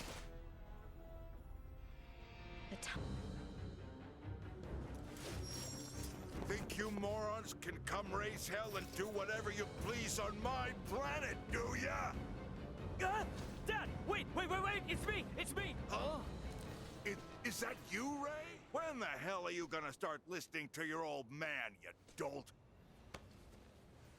But you did make it back here in one piece, I'll give you that. Yeah. So, Elena, what are these bastards really after? They are likely here to learn the secrets of the Symbo Drive. The squadron engaging the Vergold defense fleet is a diversion. How do you figure? Many Federation officers that have integrated with Scorpium beamed down on Vergnus. I would guess that this is their main force. I still don't know what the hell these Scorpium are, but I get the picture. The Federation's always been on our case to join up, just so they can get their mitts on our Symbo Drive. Looks like they've finally blown their tops. Hey, Ray. Yeah? What is it? How many times have I told you to give me all the important details up front? I sent you the data! I passed it on to the defense base commander and told him to read it. I'm busy protecting my business. Ain't got time for that. The hell? I'm guessing this all means these jerks will be going after the Museum of Vergnesium Symbology. Right, Elena? Seems likely. Am I correct in assuming you all are the resident experts on these Scorpium at the moment? Yeah, definitely. Okay, then. In that case, I'll leave the defense of the museum to you. I'll send word along to the Vergnesian military and police. Just make sure you keep this city safe. Got that? Don't worry about that. We're on it. Huh, good answer. Don't screw this up. Once we've taken care of this mess, bring your friends around. We'll have one hell of a party. Yeah. What manner of place is this? It's a museum for showing off Vergnus's development over the past 300 years. And it's also the location where the Symbo Drives were discovered. Those Symbo Drives are the reason why we have advanced androids like Elena here. So you mean the technology used to create Elena came from here? That is generally correct. Symbo Drives are compact, semi-permanent energy sources that run off converted energy from imaginary number space, using energy generation principles that utilize symbology. These drives allowed for dramatic advancements in Vergold's android technology. If this technology was behind your creation, I see why they're so eager to get their hands on it. Midas, was that not a tad indiscreet? He speaks the truth. Anything that makes beings such as Elena possible would be highly sought after. Even integrations with organic life forms cannot support all the power needs of fused cybernetic parts. For a being so advanced, you certainly lack tact. It is not surprising that a semi-permanent, highly efficient power source, such as the Symbo Drive, would be perceived as potentially beneficial to Scorpium, and sought after as a result. Nature does not make leaps. What is that? One of the fundamental theories for evolution on Earth. The theory states that life evolves gradually, a single step at a time. One would think the idea of proceeding step by step could apply to a great many things. Yes, and when evolution takes a great leap forward due to some unusual mutation, it always ends up as a heavy burden for the individual or species in question. The Centralists are a mutation. I'm hypothesizing, but when I think about what may happen should these Centralists who are so unpredictable successfully seize this place, it fills me with dread. I agree. However, standing here imagining things will not help us. What the enemy seeks lies below the museum. Let us go, and see what we can learn from these invaders. Oh, it's a cave? Yes, it is a cave. But the entrance is only part of the facility. All Vergnesians visit the museum when they are students. Right, Ray? Yep, pretty much. However, deep within lies the location where the Symbo Drive was discovered. It supports the industries of not just Vergnes, but all of Vergold. Are drives normally found in natural caverns? To put it more precisely, symbols were found upon the stone walls within the cavern. So, this is referred to as the location where the Symbo Drive was discovered. In that these symbols were what made its development possible. Vergold has kept a tight rein on these symbols, and never once shared them with outsiders. Hence the Central is coming here to learn this valuable secret. These symbols, mayhaps they were left behind by some ancient civilization or the like? That is unknown. Vergold started space exploration 300 years ago. Before that point, Vergnes was an uninhabited satellite planet. We have yet to unravel the mystery of who created these symbols. But would the Federation not be... no, perhaps not.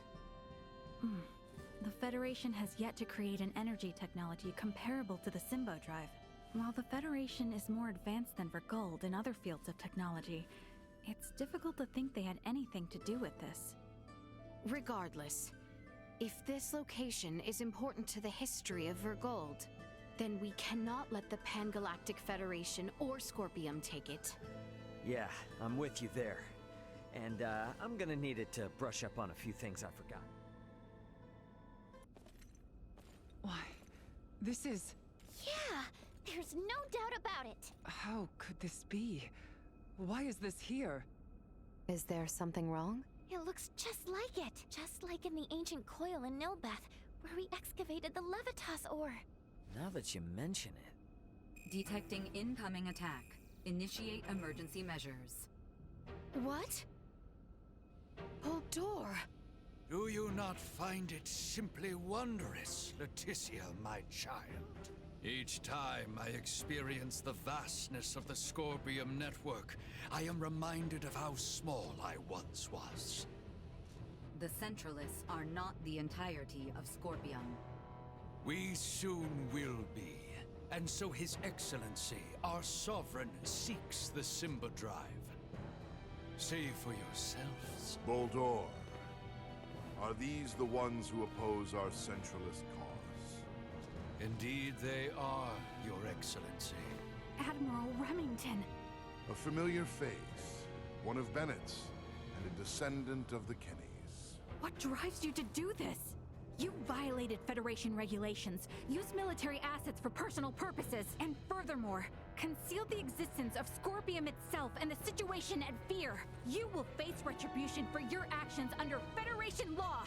We do this for the Pan-Galactic Federation, for universal peace and prosperity. Surely a Kenny would understand. Don't be ridiculous! Ronix J. Kenny once interacted with the people of Planet Rook, set foot on the Forbidden Planet Styx, and led us to victory in our conflict with the planet Fargus. Claude C. Kenny violated your precious pact, planting the seeds of the planet Expel joining the Federation. As a result, our studies of symbometrics expanded greatly. Yes, but... It was much the same when your ancestor, Captain Emerson, found gravitic engine technology. History has proven that the law must be broken at times to move worlds forward. And at this moment, that role falls upon my shoulders. What authority does a Kenny have to try and stop me? I'm... Don't listen to this ass, Mariel. He's just trying to manipulate you. Oh, really? The reason for Mariel's ancestors breaking the rules was because following them would have led to the deaths of lots of innocent people. Don't lump them in with a dumbass trying to steal other people's stuff for his own selfish gain.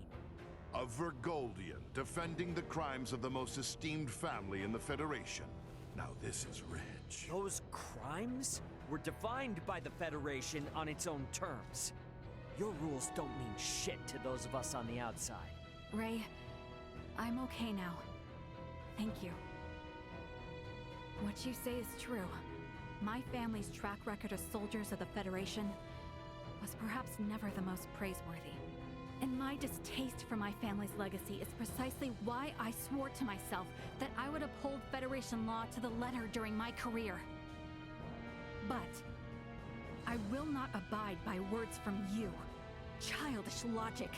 Excusing your own actions because someone else did it? Have you no shame? A Kenny through and through. Your Excellency, it would appear reaching a consensus with these fools through discourse in the physical realm is futile. What shall we do? They serve no purpose in the expansion of the Federation or the evolution of the Scorpium. Any who would keep the Symbo Drive from us are undeserving of mercy. Buldor, just what do you think you are doing? Did you come all this way simply to be used by this petty man?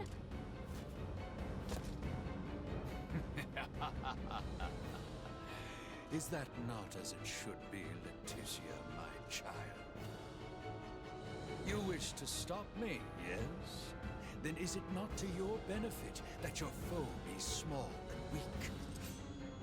My actions are all for the benefit of Scorpium and the Centralists. Fight me! Let us put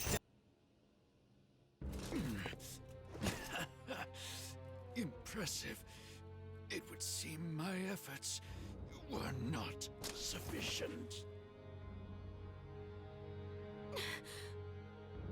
It appears my confidence in him was misplaced.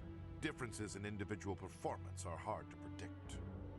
That is how you would speak of one who pledged loyalty and would die for you? You are a most contemptible wretch indeed. You still say such things after all that you've seen. There is no concept of loyalty within Scorpium. We are a group within the greater Scorpium network, with myself occupying the top position of Sovereign. Nothing more or less. Incompatible. The term sovereign is entirely incompatible with the Scorpium we understand. Had things been different, you would have been my father-in-law. It is unfortunate that this is how your life ended. But I will avenge you. This is evolution. The greatest evolution in the cosmos. The everlasting prosperity of the Pan-Galactic Federation begins now, under my rule. We will never let that happen! Remington Kurtzman, your misguided ambitions end here and now! Absurd! I am Sovereign! The Sovereign of Scorpium! Destined to unite the galaxy! My morals, my beliefs! No!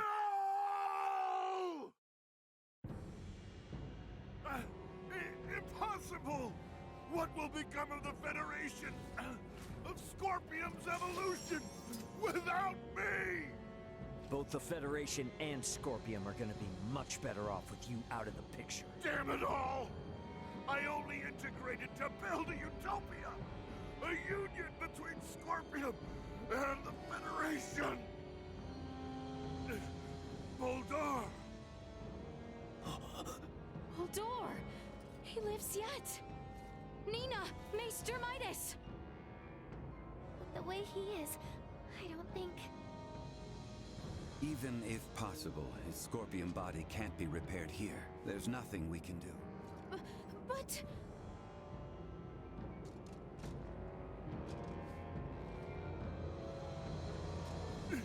Summon the fleet to Vertness!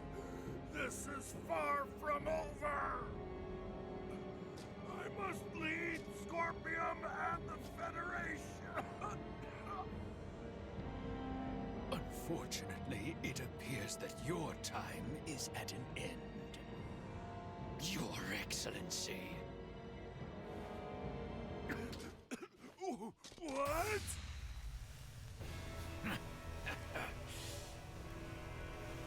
Did you truly believe a fool such as you would be appointed sovereign? You have been nothing more than a stepping stone to prepare the network for the true sovereign. That is the consensus of our network.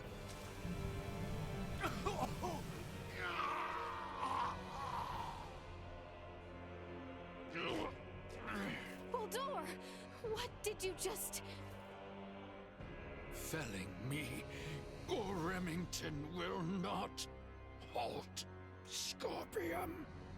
Oh, we're definitely gonna stop your invasion of Vergold. We'll speak to those Scorpium that have faculty of speech and enforce Federation regulations. This kind of Scorpium lawlessness will not be allowed in the galaxy any longer. If the conceptual sovereign individual vanishes, in time, Scorpium will be restored to our correct state.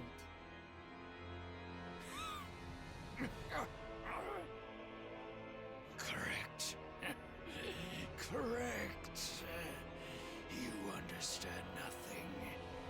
Neither you nor Remington know what is true, what is correct in this life.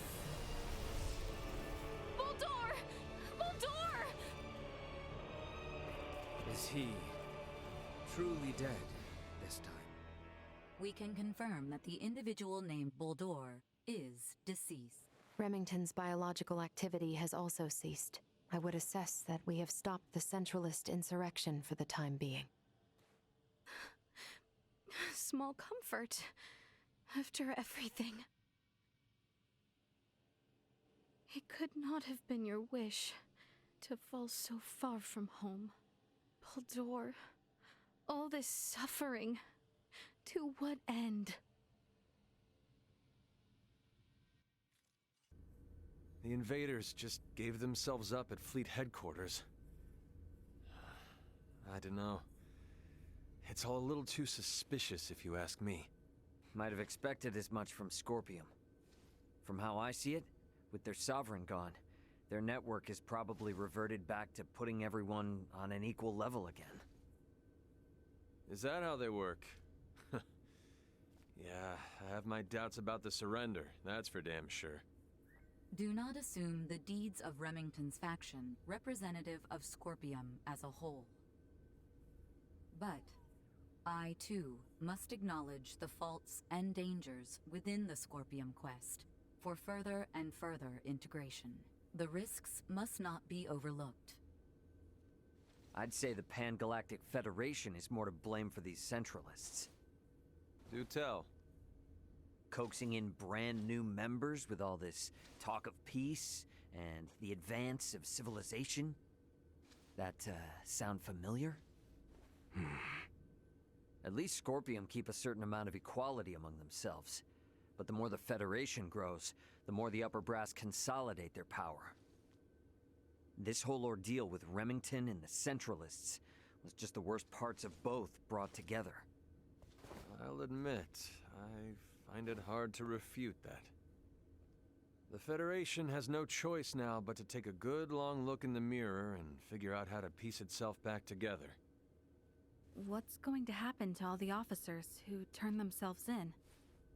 They could very well claim they had no choice but to comply with Remington's orders after integrating with Scorpium, which might actually grant them immunity from Vergoldian law.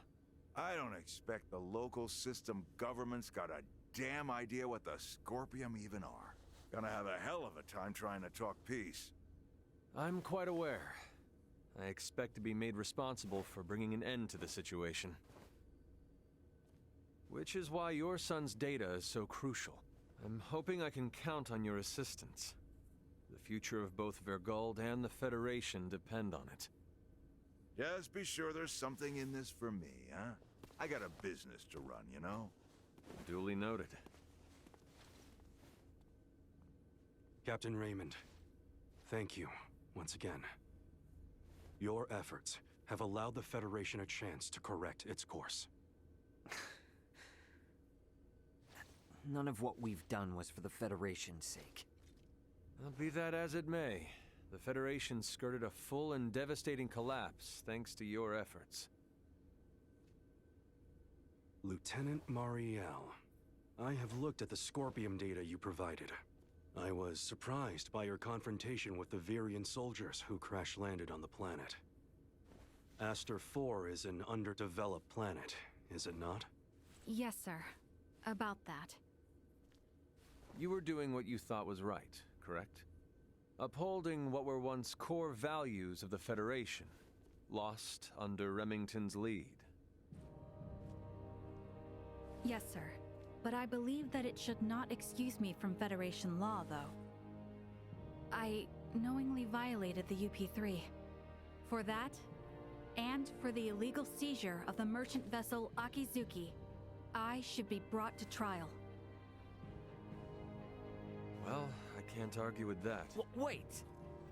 Those of us in positions of power can never let the ends justify the means, regardless of the outcome.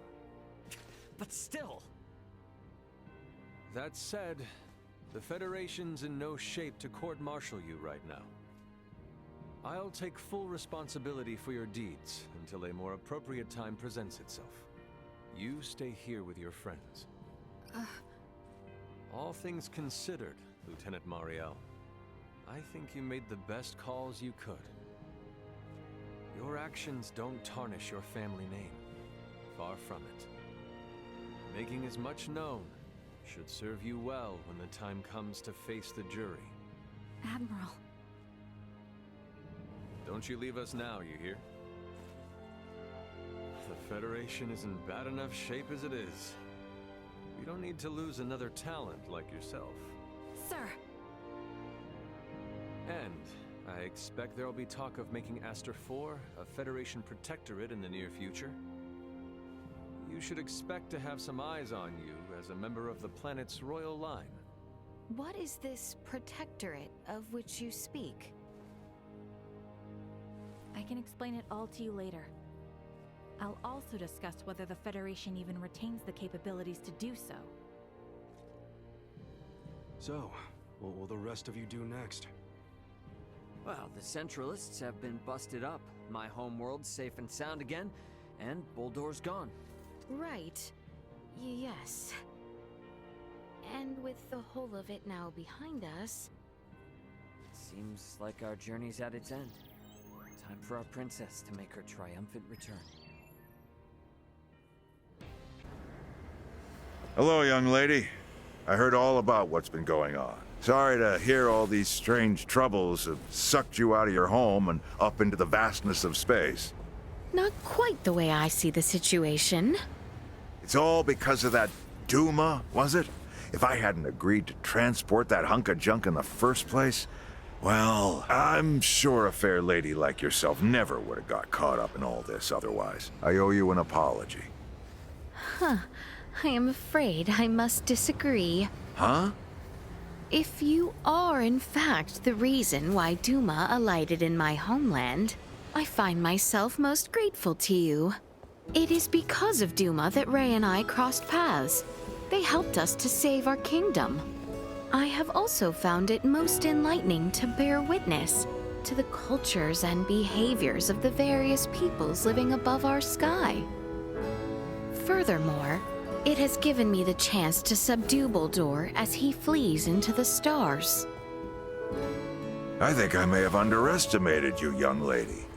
Young lady? Ha! Where are my manners? Laeticia, you're good people.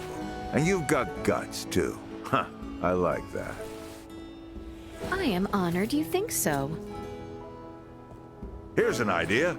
Once all these issues are done and dusted, why don't you marry into the Lawrence clan? Pardon? If I do say so, Ray is a young star at our company. He's got quite the bright future. Hey, hit the brakes, Dad. What are you saying all of a sudden? And there's also Antonio, but I personally guarantee you'll have an easy enough life with either of them. Come on, old man, lay off. You're making the poor girl uncomfortable. What do you say, Laeticia? Would you rather marry Ray or Antonio? Antonio. What? Antonio, surprising choice. Mind telling me why you'd choose him out of the two? Antonio is more personable. He was able to deal with my kingdom's chief vassals quite skillfully, and Albert sees him as a gentleman. A gentleman? Of course. You got a problem with that? The first time we met, have you forgotten he sent a threatening message saying he's gonna blow your whole planet to bits? Yeah. Now, wait. Hold on. That was only because I was worried about you, Ray. Whoops.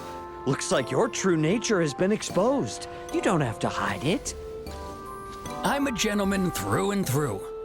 Oh, is that right? Even in the looks department, you look kind of deviant. You give our new crew members the willies. Huh? Is that why the staff is avoiding me? Well, somebody had to warn them that terrible things might happen if they get on your bad side. I knew you were freaking them out. How well these brothers get along. Sorry, Laeticia, but maybe we should save all this wedding talk for another day. I'll feel awful for whoever gets stuck with either of these clowns until they both grow up a little more. So, I guess we're setting a course back for Aster 4 then, that right? Yep. If you would. By the way, you should know that Vergoldian Interstellar sent out a warning. Some of Remington's fleet haven't surrendered to Admiral Maverick yet. They report some scattered pockets of resistance. So a straight course for Aster is out. Yeah, might be smarter to take the scenic route this time. You know the drill. Better to be safe than sorry. Right. So we'll steer clear of the usual routes and see if we can find some safer detours then. A most prudent choice. It would do us no harm to linger longer among the stars, yes?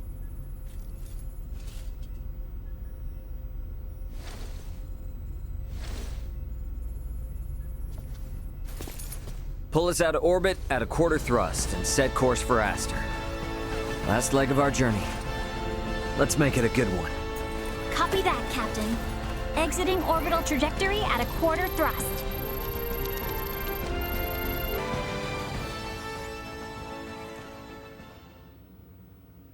I inquired of Raymond to determine if we might sail the Fulga through the Ocean of Stars.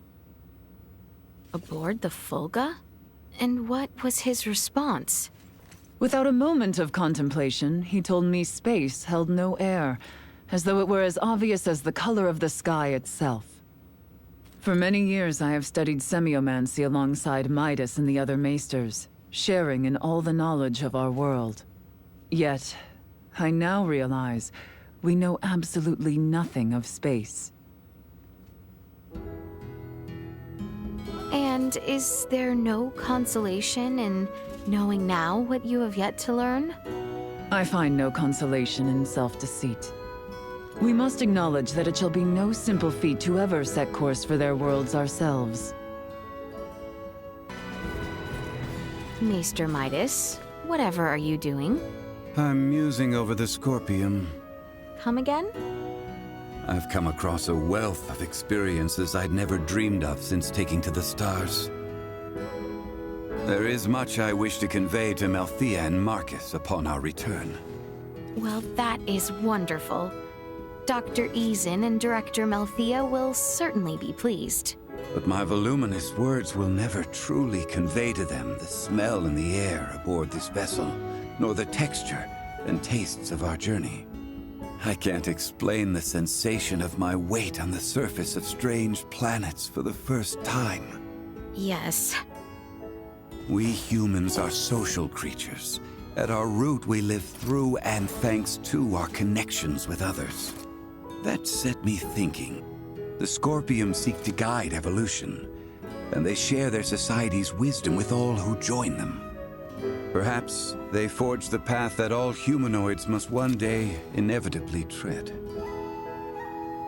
Be that as it may, Maester Midas, do we humanoids need not still build for one another the road which one day leads us there? I needn't be reminded, but the matter itself is now known to me. It has taken root and will occupy my mind for the rest of my days.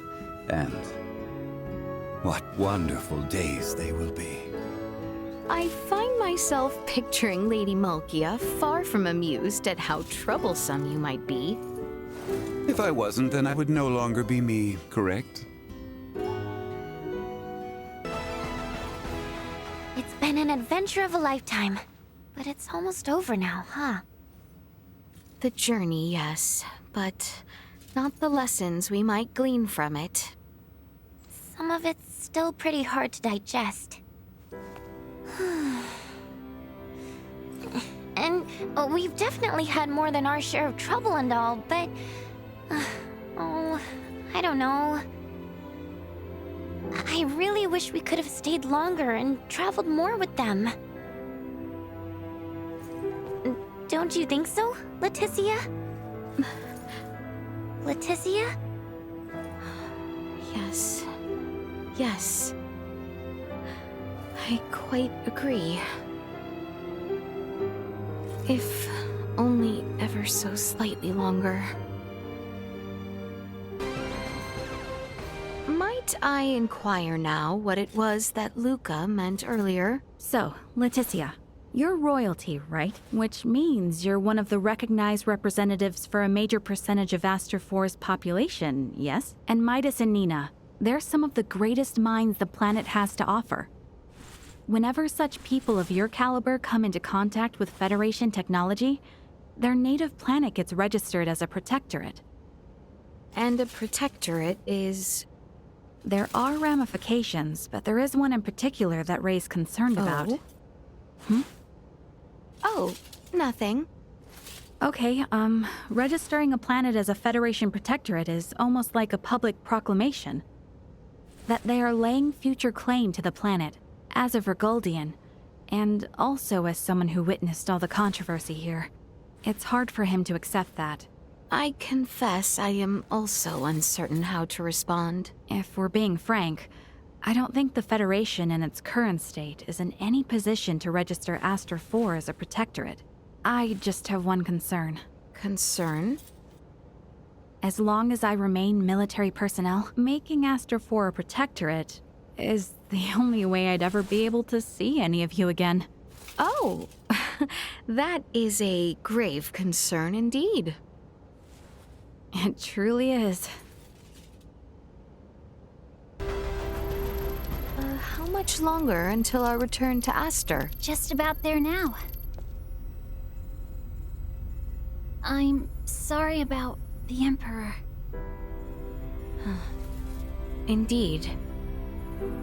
I don't think I could say this in front of Albert or the others, but I feel like he wasn't a bad person. It's quite all right, Chloe. I am in agreement. I'm sure Prince Gerard... Emperor Gerard now, I guess. This news will be very difficult for him. We must accept the Emperor's fate if the Empire and my kingdom are to move toward peace. Chloe? Yes? I must confide. I find myself wishing you a Sarian like me. I'm very flattered and honored by your words. But I have a feeling perhaps we wouldn't have wound up as good as friends if that were true. Right. Well put. Mayhaps things are best as they are. I agree.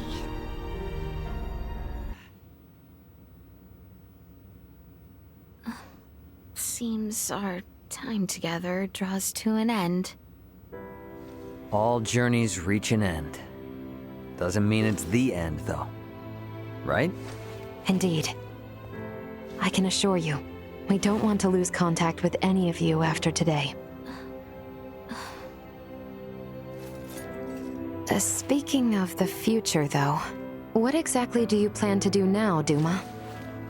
You were meant to assess the people of Vergold for Scorpium compatibility, yes? I am contemplating the endeavor to normalize Scorpium integration. Normalize Scorpium integration? Should I take that to mean moving away from invasive assimilation to focus on what were your prior methods then? You are correct. though we expect that alone will be insufficient. Contact with the Pan-Galactic Federation served as a catalyst in the Scorpium Schism. However, it is now obviously apparent that Scorpium ideology has always been susceptible to such dangers. It was always at risk of taking a more aggressive route, then? Indisputable. Armed with that information, we must learn from our failures and seek out new methods by which to further our evolution. This perspective should be shared with the network. Sounds a lot better than the Centralists, that's for sure. But how's one little probe supposed to influence the whole network? Astute observation. I am but an investigative life form, unable to intervene in non-mission critical duties.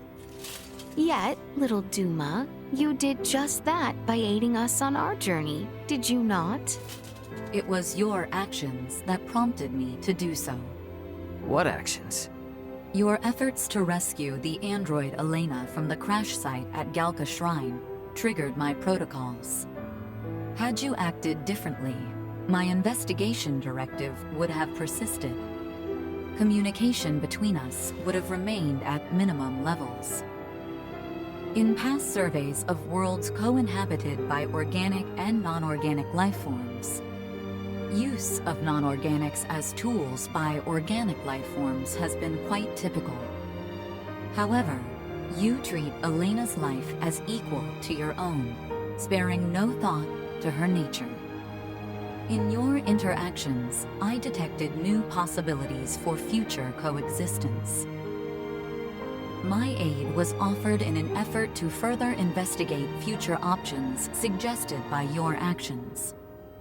Additionally, influenced by the interactions they witnessed between Raymond and Elena, Laeticia and the people of Aster 4 naturally accepted the android as an equal being, working alongside Elena as they would any other fellow humanoid. This is an astounding occurrence, and serves as proof that such a symbiotic relationship can spread. My actions may have breached my role as an investigative unit, but I am grateful to all of you. That's all just common sense for Vergaldians. Likewise, it seemed only natural for us. The greatest hope for the future of Scorpium is in finding more who share such a mentality. And you will strive to foster such thought. Is that right? Correct. Perhaps you have already experienced some form of personal evolution yourself, then. Personal evolution. Yeah, I don't doubt it, little Duma. You've been through way too much not to be left a little wiser for it. You know, I'd say this whole adventure taught us all a thing or two. Indeed.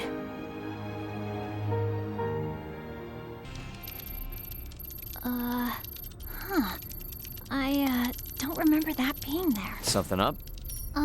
There are 3 unidentified objects in orbit around Aster 4. They're around 30 meters in diameter. They weren't there before. Establishing visual.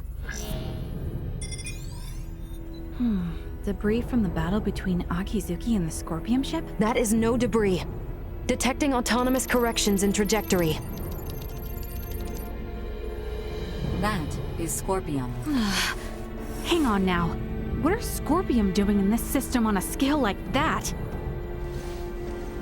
Sure doesn't look like anything good. Doesn't look like they're itching for a fight, but it's probably safer to think they've got eyes on us, too. We got readings on any other Scorpion battleships? Captain, we've picked up a massive structure on the surface that wasn't there before. Pulling up the feed now. Whoa, wait a minute. Don't tell me that thing is... Scorpium. The sheer size of it. Where is this tower, precisely? This looks like... the ancient coil in Nilbeth? That cannot be! What of the Trathan settlement there? Can we not see what is underway within? Sensors are being blocked. Interior scanning of the tower was unsuccessful. This construct, could it be? I have no idea what's going on. Well, Laeticia, looks like it's not time for goodbyes just yet. It would appear so. Ray, transmission from the surface. From that tower? No, this is... It's from the royal capital. This is Lola paging the Aldous. Do you copy? Lola! Welcome home, Princess Laeticia. The situation here is critical. Details now! Settle down and listen well. We are without many casualties. Osarius, Vale, and Nilbeth are working jointly on this. We're currently assessing the situation. I'd ask that you land at the Osarian Royal Palace. I can brief you on the latest intel once you've arrived. Very well. We shall be with you shortly. Ray? Copy. All right, let's do this. Ant? Yeah, leave the rest here to me. But haul your ass back this way if things go south.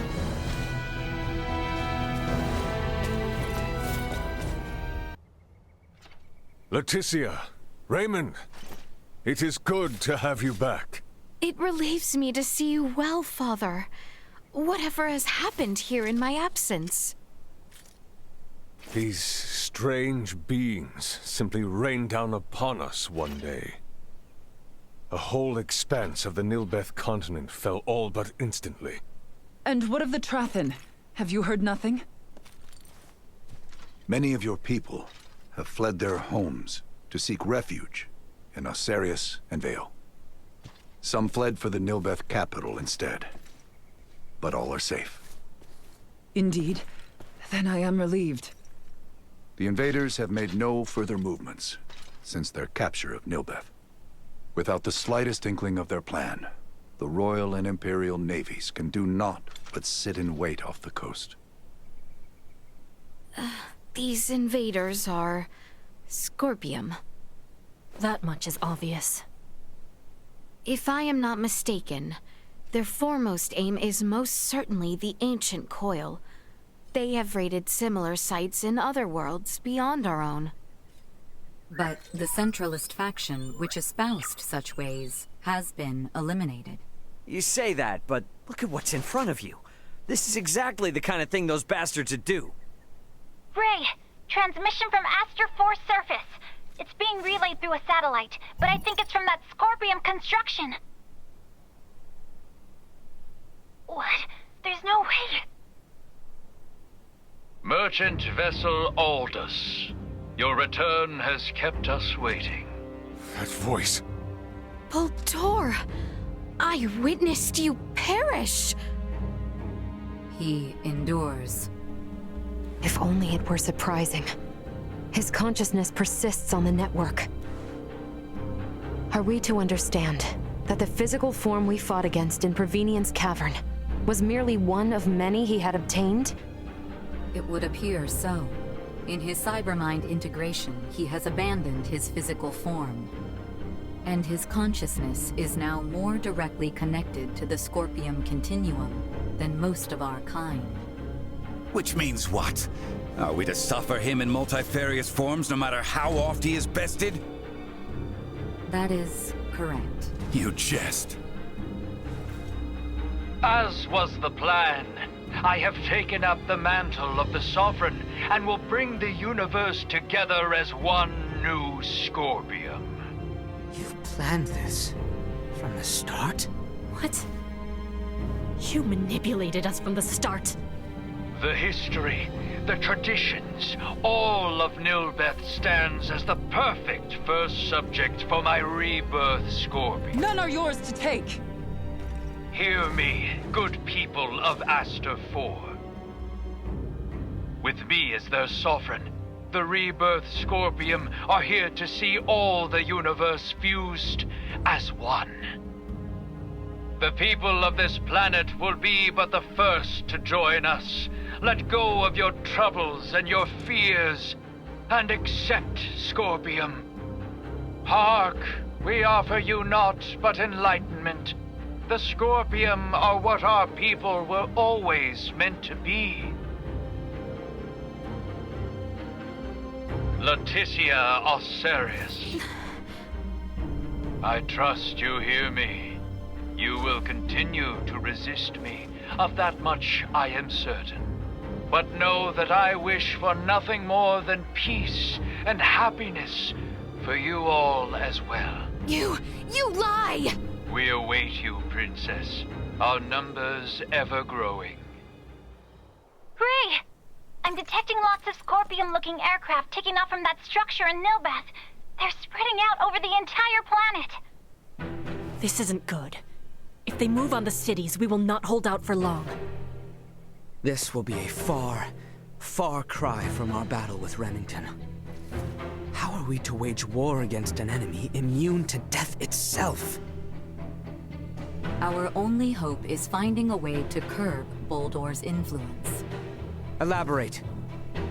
The data we require can only be obtained by visiting that tower. All right then. Nothing ventured, nothing earned, huh? Chloe, what do you think about landing us inside that spire? The way they're jamming our sensors, a direct landing will be impossible.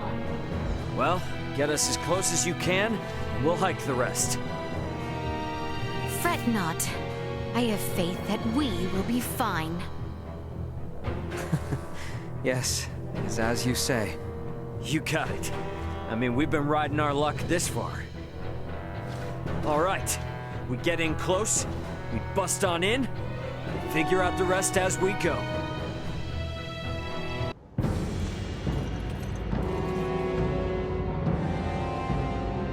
Gaston! Lady Malkia, Princess Laeticia, welcome to our new home. Why the hell are you here?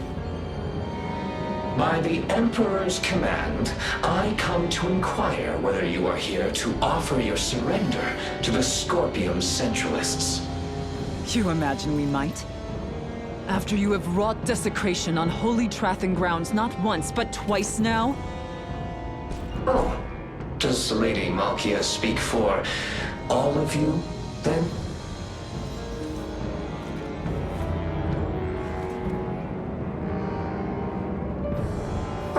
That's too bad. But the Emperor is a benevolent man. Knowing full well you would refuse, he chooses still to offer you a final chance. For his wish is but to stand guardian over all life in our universe, those who would resist him included.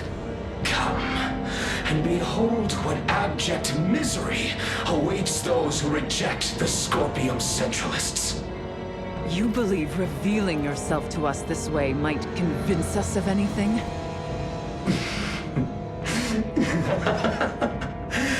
If you yet refuse to reconsider, you merely reveal who you truly are.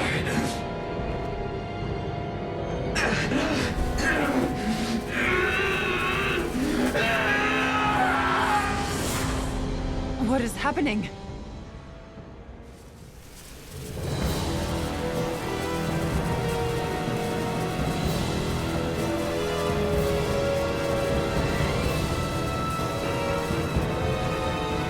It would seem to be a compatibility issue with the fused cybernetics.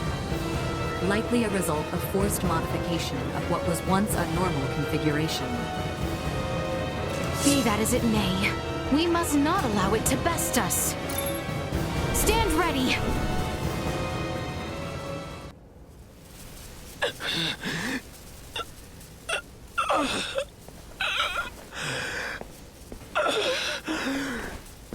How could this be?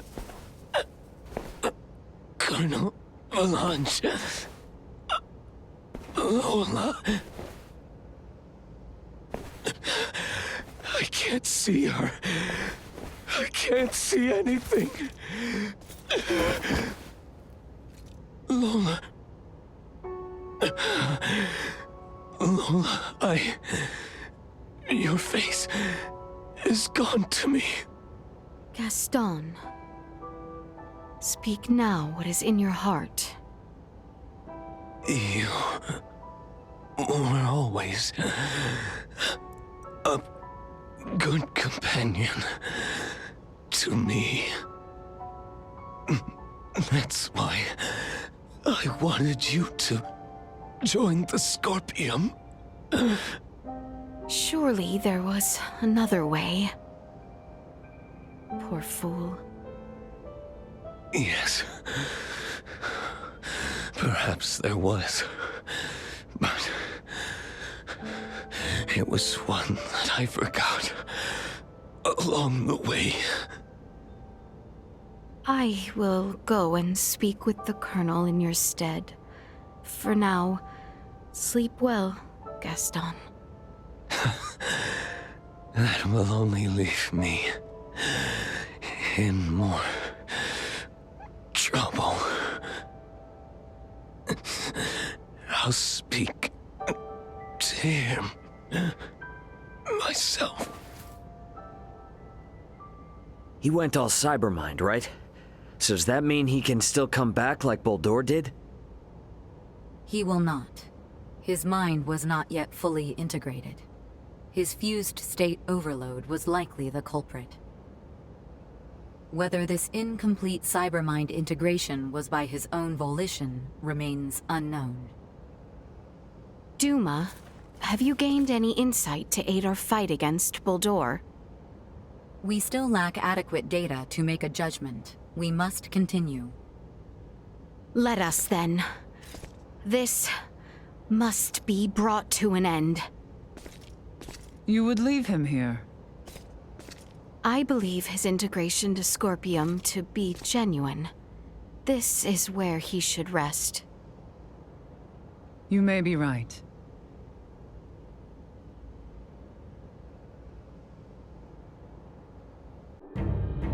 Welcome to your new sovereign's castle. Marvelous, is it not, children of the stars? Boldur. Such a pity, young Gaston. So earnestly devoted to me. He offered himself up, certain his cyber mind would help center the network around its new sovereign. Alas, you have been witness to the truth. How dare you! His life and its conclusion are now shared upon the network. Trivial though it may be, it stands to help bring forth a new era for Scorpium, a cause for celebration. Observing Boldur has provided insight into the problems with Scorpium evolution and integration. Share with me your insights then. Join me. Let us foster our coming evolution together. My dear, unique Duma, why do you insist on interfering with those who are willing to support my ascension? Boldur, or Sovereign, as you call yourself now. After careful observation, we conclude your actions are unconnected to Scorpium evolution and are mere acts of conquest. Such a biased conclusion, one that has kept all Scorpium from greatness for far too long. We must now be more proactive in our push towards evolution. Come, children of the stars. Join our Scorpium network and let us bring prosperity to the universe. I refuse. Ever so stubborn. But the network is rich with records of those even more resistant than yourself, all of whom chose to integrate in the end. Is that not so? You shitting me? Him too? His mind has not yet been fully integrated. However, his fusion runs deep into his body. Valange! Lola awaits your return as we speak. You need not continue this. Your words are wasted. Here stands a man integrated twice-fold, fully conformed to our cause. He has chosen to aid me in our quest for a new future for Scorpium. Now, Valange, give our guests some convincing. Nice look. What exactly is your deal in all this? I ventured beyond the point of no return. Nothing more. Gaston is gone. And he was not alone. The people of my homeworld, both those who integrated with Scorpium and those who refused, the people of Aster. Many have perished, and yet here I stand. I, who wish to see the planet Fear free from the clutches of Scorpium. Under the Emperor, under our sovereign, I will one day make it so. I can work through their own network and see Fear liberated from Scorpium. Were I to stray from this path here and now, then all who have died, all their sacrifices will have been for nothing. Valange! The path I take is mine, and mine alone. This is my choice to make. Tell her that for me. Tell them. Now draw your weapons, and spare me your words. With this, at last. Why? What consolation might I offer Lola? This was of his own accord. What? He wished for his home planet of Vir to be freed from Scorpium influence. But when it became clear the masses had chosen integration, he and the others were forced to search for other means. This led them to join the Centralist cause. Their aim was to promote an evolution of Scorpium kind, which called for a secession from Vir. Evolution through secession. Inconceivable. Yes, impossible even. But still they placed their hopes in such a plan, clinging to the improbable, empowering themselves through integration with their foes. This, in and of itself, should be sufficient evidence that Scorpium is the future. Damn it, Duma. Come on already, get it together. You still trying to figure out how to deal with this guy? Initiate combat with his current form. Final verifications will follow. Ah, great. Not sure why I ever expected a different answer. Still you choose resistance? So be it. Such will only prove to bolster the future of Scorpium. Incoming attack. Initiate emergency measures.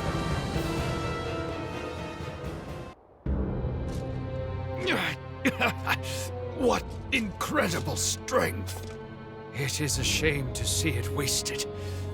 Why must it be you powerful few who refuse so unmovingly to join us? Hey, we aren't finished here! This has been quite an informative encounter. Though I do hope you come to me with a more favorable answer when next we meet.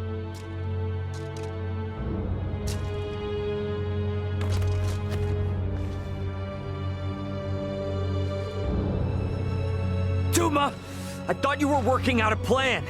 What the hell are we supposed to do? Elena, I request you scan for any remaining traces of life in Boldor. No biosigns. The body appears vacant of his consciousness. He has completed his return to his digital form. You will require my assistance for what follows. Once you are ready, gather together. We have reached a conclusion. To apprehend a Cybermine-integrated entity, we must confront them as a like format. Buddy, your final answer is to force us to integrate? You are correct, in part. Only in a quasi-integrated state. Quasi... Recall the training facilities on Parapium. As then, you will be virtually shifted into the same realm of existence. Once you enter the network, you will be able to track down the being once known as Boldor and sever him at the source. Did Gaston not fail to accomplish just that? What you ask is beyond most all of us. Thus, virtually, unlike Boldor, we will not separate the death of the body from that of the mind. This will allow us to infiltrate the network. However, should either mind or body perish, there is no return. Is this quasi-cybermind integration something I too am capable of? By my calculations, yes. Where? How? Here and now. The spire itself has functionality similar to an integration plant. Likely in an effort to simultaneously assimilate a greater number of this planet's populace. Okay, so our consciousness is going to be pulled out of us and uploaded onto the Scorpium network? And what the heck happens to our bodies in the meantime? They will remain here, defenseless, limp, and unconscious. You want us to lose consciousness here? We are in enemy territory. Who among us would dare leave themselves defenseless in such conditions? Princess Laeticia, are you safe? Lola?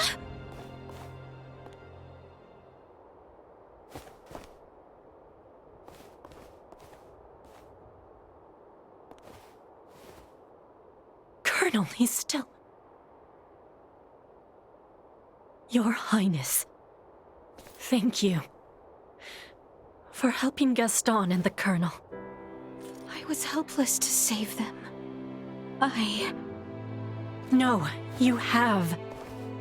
Gaston may be lost to us, but the Colonel, he still lives. Huh, really? All this is our own doing.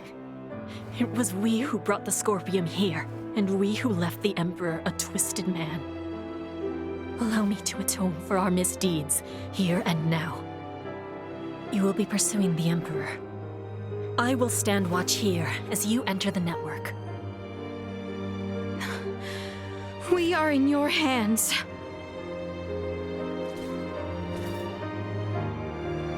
Little Duma? Gather together. Commencing digitalization for Scorpium network traversal.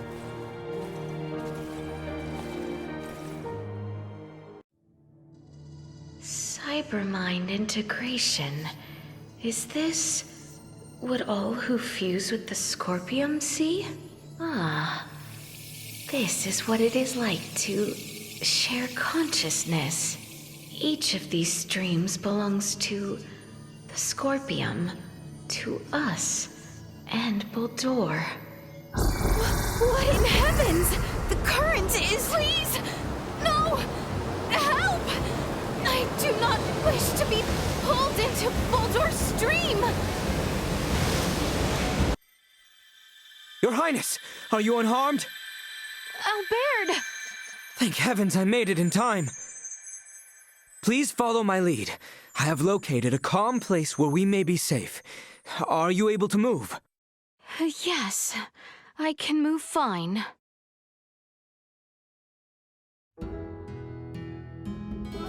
The streets of the capital? There were various other locations, but within this pandemonium of shared knowledge coursing through the network, the capital appears to be the most stable location to support our existence. Is it due to our quasi-integration? I know not the details, but I assume so, yes. Though I wonder why here, of all places. Surely there are an abundance of more memorable and peaceful locations between the both of us. Why, indeed.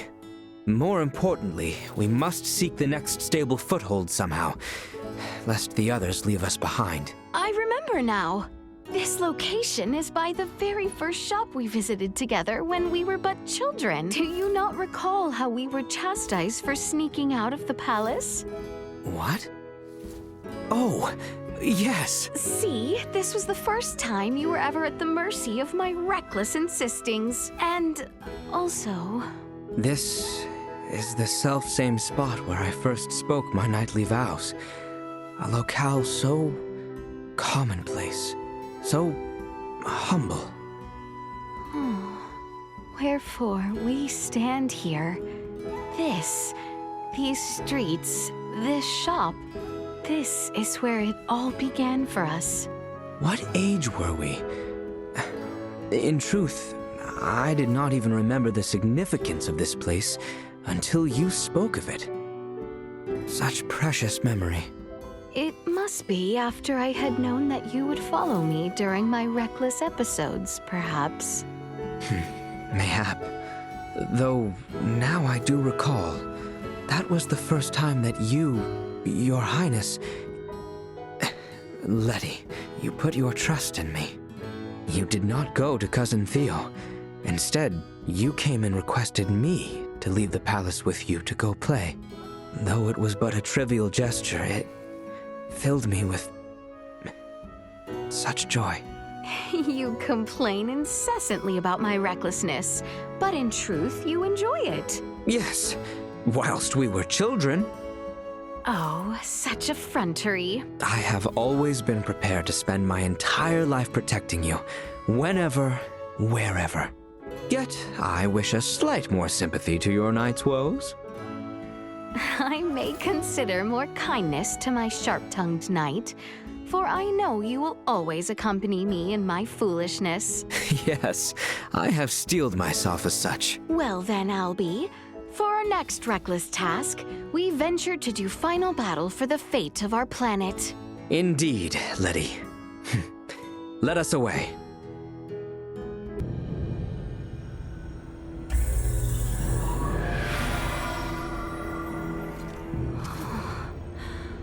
My word. Welcome to the Scorpium Network. We have entered a projection of Boldor's deep psyche. Virtual forms. Huh. Hey, is the form I'm seeing of you real? I, too, exist merely as data on the Scorpium Network. I was certain you would come. Boldor. Boldor. You've lost yourself in your twisted dreams of what the Scorpium might offer you. Take a good hard look at yourself now. Do you still see one of the humanoids you wanted to save? Humanoid? Of course not. The power the Scorpium possess is divine. In joining them, I am now closer to a god than mortal. Our kind and the Scorpium are but life by different forms. None of us living can claim ourselves gods. And there is no need for any of you to be. My only desire is for you to join us and live your lives in a whole new world, one free of sickness and conflict. As Emperor of Vale, it is my duty to lead my people to peace. And in becoming the Scorpium's god, I can finally fulfill my duty. Your current existence is no different from an android like myself. Constructed by humans, given life through technology, we will never be gods. Listen to yourself. Are the gods of history not but man-made creations? Then surely you would agree that the most godlike among us now is either you or myself. You're a paltry excuse for one. Man cloaks himself in knowledge and power taken from others and mistakes himself an idol. You are just one of many who litter the pages of our history. Yes, correct. And even with all the technological advancements we've seen, your story is quite common. History itself will determine my divine status. Once the whole universe is one with the Scorpium, we shall be omnipotent. We shall become God. Well, it'll be impossible for you to become one, since we're here to make sure that never happens. The universe needs not such a deity. If there is anything divine in this world, it is but the flame of life inside of all of us. Mortal life has always feared the unknown. A fear of the divine is only natural. Yet fear you will not find in us, nor a thought spared for the desecration you speak of. We're not going to get anywhere arguing about this, are we, Boltor? At last, a sentiment I find agreement with. As mortals, we stand more powerful than the god you claim to be. Princess Laeticia, it is precisely that fiery spirit of yours which Scorpium so desperately needs. Join me, my new daughter. Detecting incoming attack.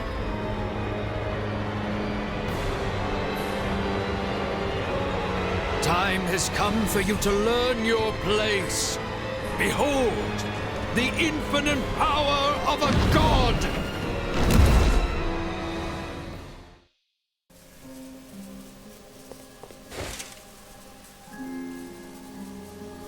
Preposterous! What could you lowly mortals ever hope to do?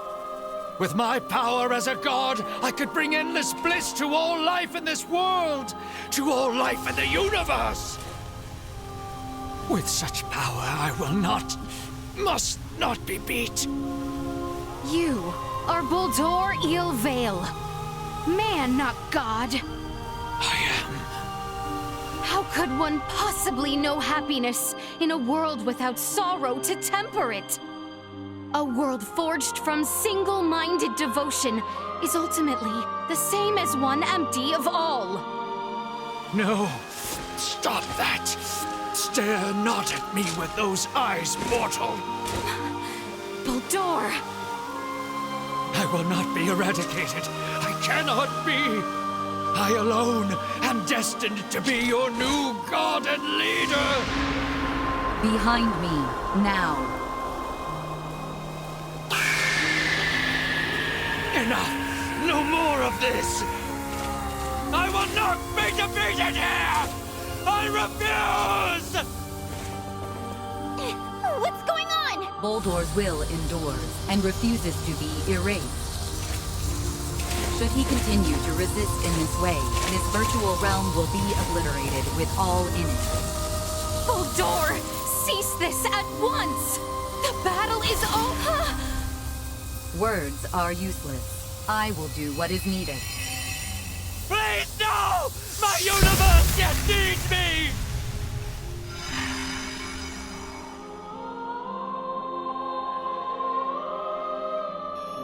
Here we part. What?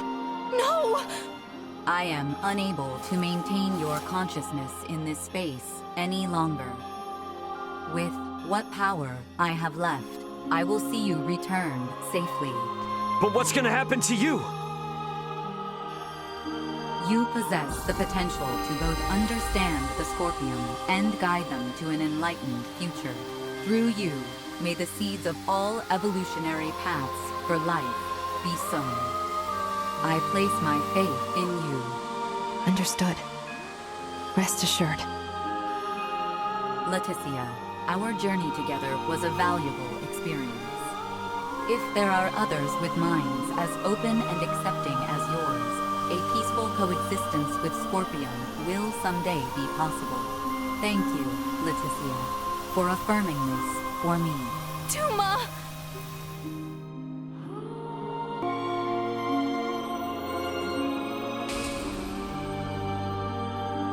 My investigation is at its end.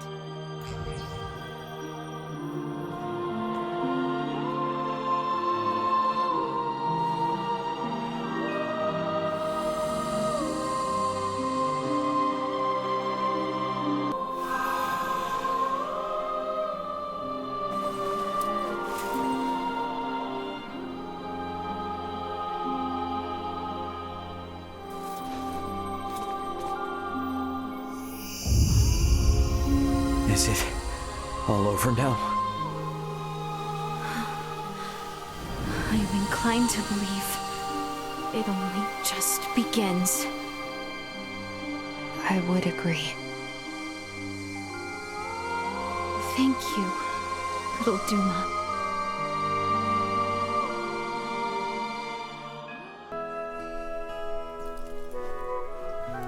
We are to be a protectorate, then? Yes. As I mentioned before, Aster 4's prolonged contact with more advanced civilizations categorized it as a protectorate of the Pangalactic Federation. Are we to be subjected to surveillance by an ambassador? No, nothing quite as direct as that. Aster will remain under observation to prevent any unnecessary interaction with advanced civilizations until it reaches a certain threshold. Pretty imperious, aren't you? Was that not where the Federation's faults originally lie? Guess some things are hard to change. And though it might not exactly be compensation, all of you who have been subject to intense intervention now have the option to travel to any Federation system to live or study. Studying on a different planet. I must say, I don't hate the thought. Right? Agreed. But I must refuse. I vowed to attend to tasks on this planet using mine own strength. I've had lesson enough as to the consequences of progression that was acquired through the power of others. That's true. If I studied medical science at such an advanced level, I'm pretty sure I could save lives all across the universe. But first and foremost, I want to treat the suffering people of this world with my own hands and using our own techniques. Our journey into the stars must be one born of our own volition. Only then will we find ourselves on equal ground with you and yours. I see. You know, you're probably right. Yeah, I mean, if it were up to me, I'd set up a branch of Lawrence Logistics right here in Osarius, and that would let us see as much or as little of each other as we could ever want. Now is a time for restraint. Surely, the events here have opened your eyes to the importance of the Federation's underdeveloped planet preservation pact. Yeah, I get it. But come on, you gotta at least see how hard that is on a personal level. Don't be so uptight. I say this with respect to the positions of both Elena and Marielle. But, from my own view, I fail to find fault in Raymond's suggestion. Wow, Albie. Can't say I expected that coming from you. Spare me. I simply speak for us all. I wonder if my ancestors also felt the same way long ago.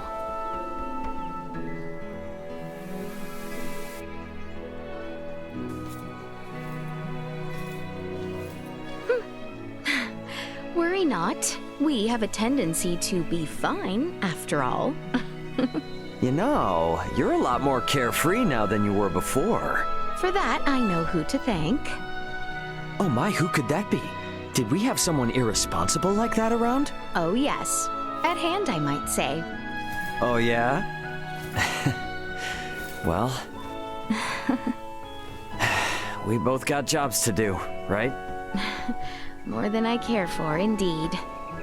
If only some god would show up and free us all from the burdens of work life so we could just kick back and have fun. Says the man bound to place his burdens on the shoulders of poor Chloe and Elena. Hey, I've become crazy capable after all this. I'm sure they feel like they can just relax and enjoy the ride. You are free to believe whatever you want. Ray? Okay, let's leave it at that.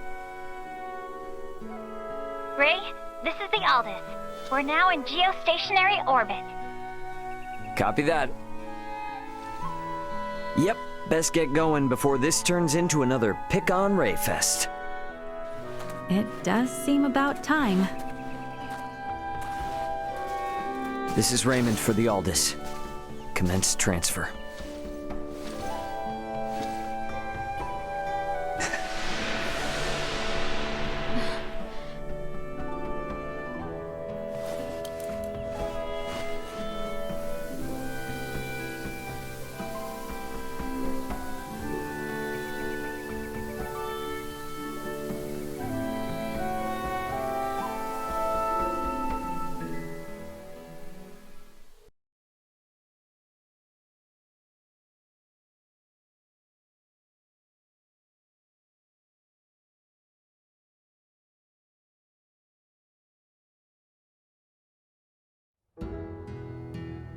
Our peace treaty with the Empire had been postponed indefinitely due to the Scorpium conflict. Yet today, discussions have concluded. I present the documents signed by Emperor Gerard. Good news at last. And what news of my daughter? Her Highness remained determined and performed her duties admirably. She did not back down before the Empire's new commanders.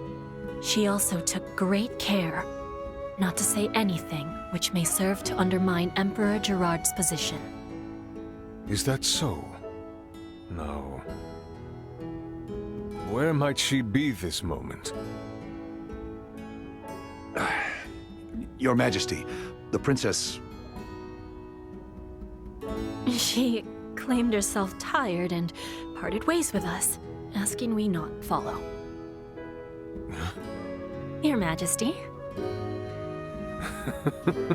Well, not much we can do about that. Perhaps I was in too much a rush to abdicate. These are times of peace. I best stand strong for her till she is ready. Now, Bertrand, Lola, I would ask you look after my daughter and I for some time yet. Sir. Sir.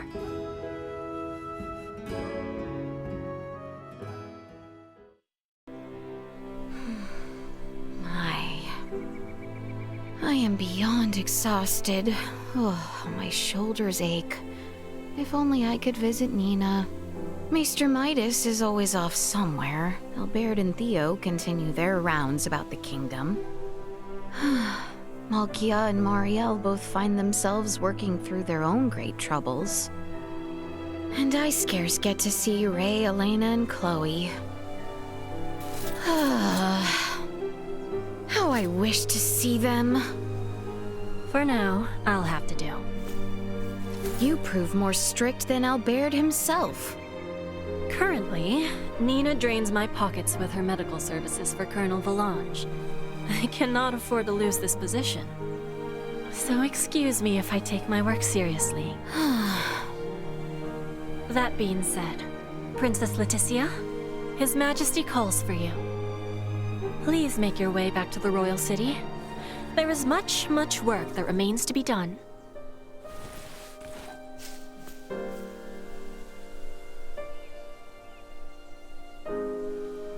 I am working quite diligently, I'll have you know.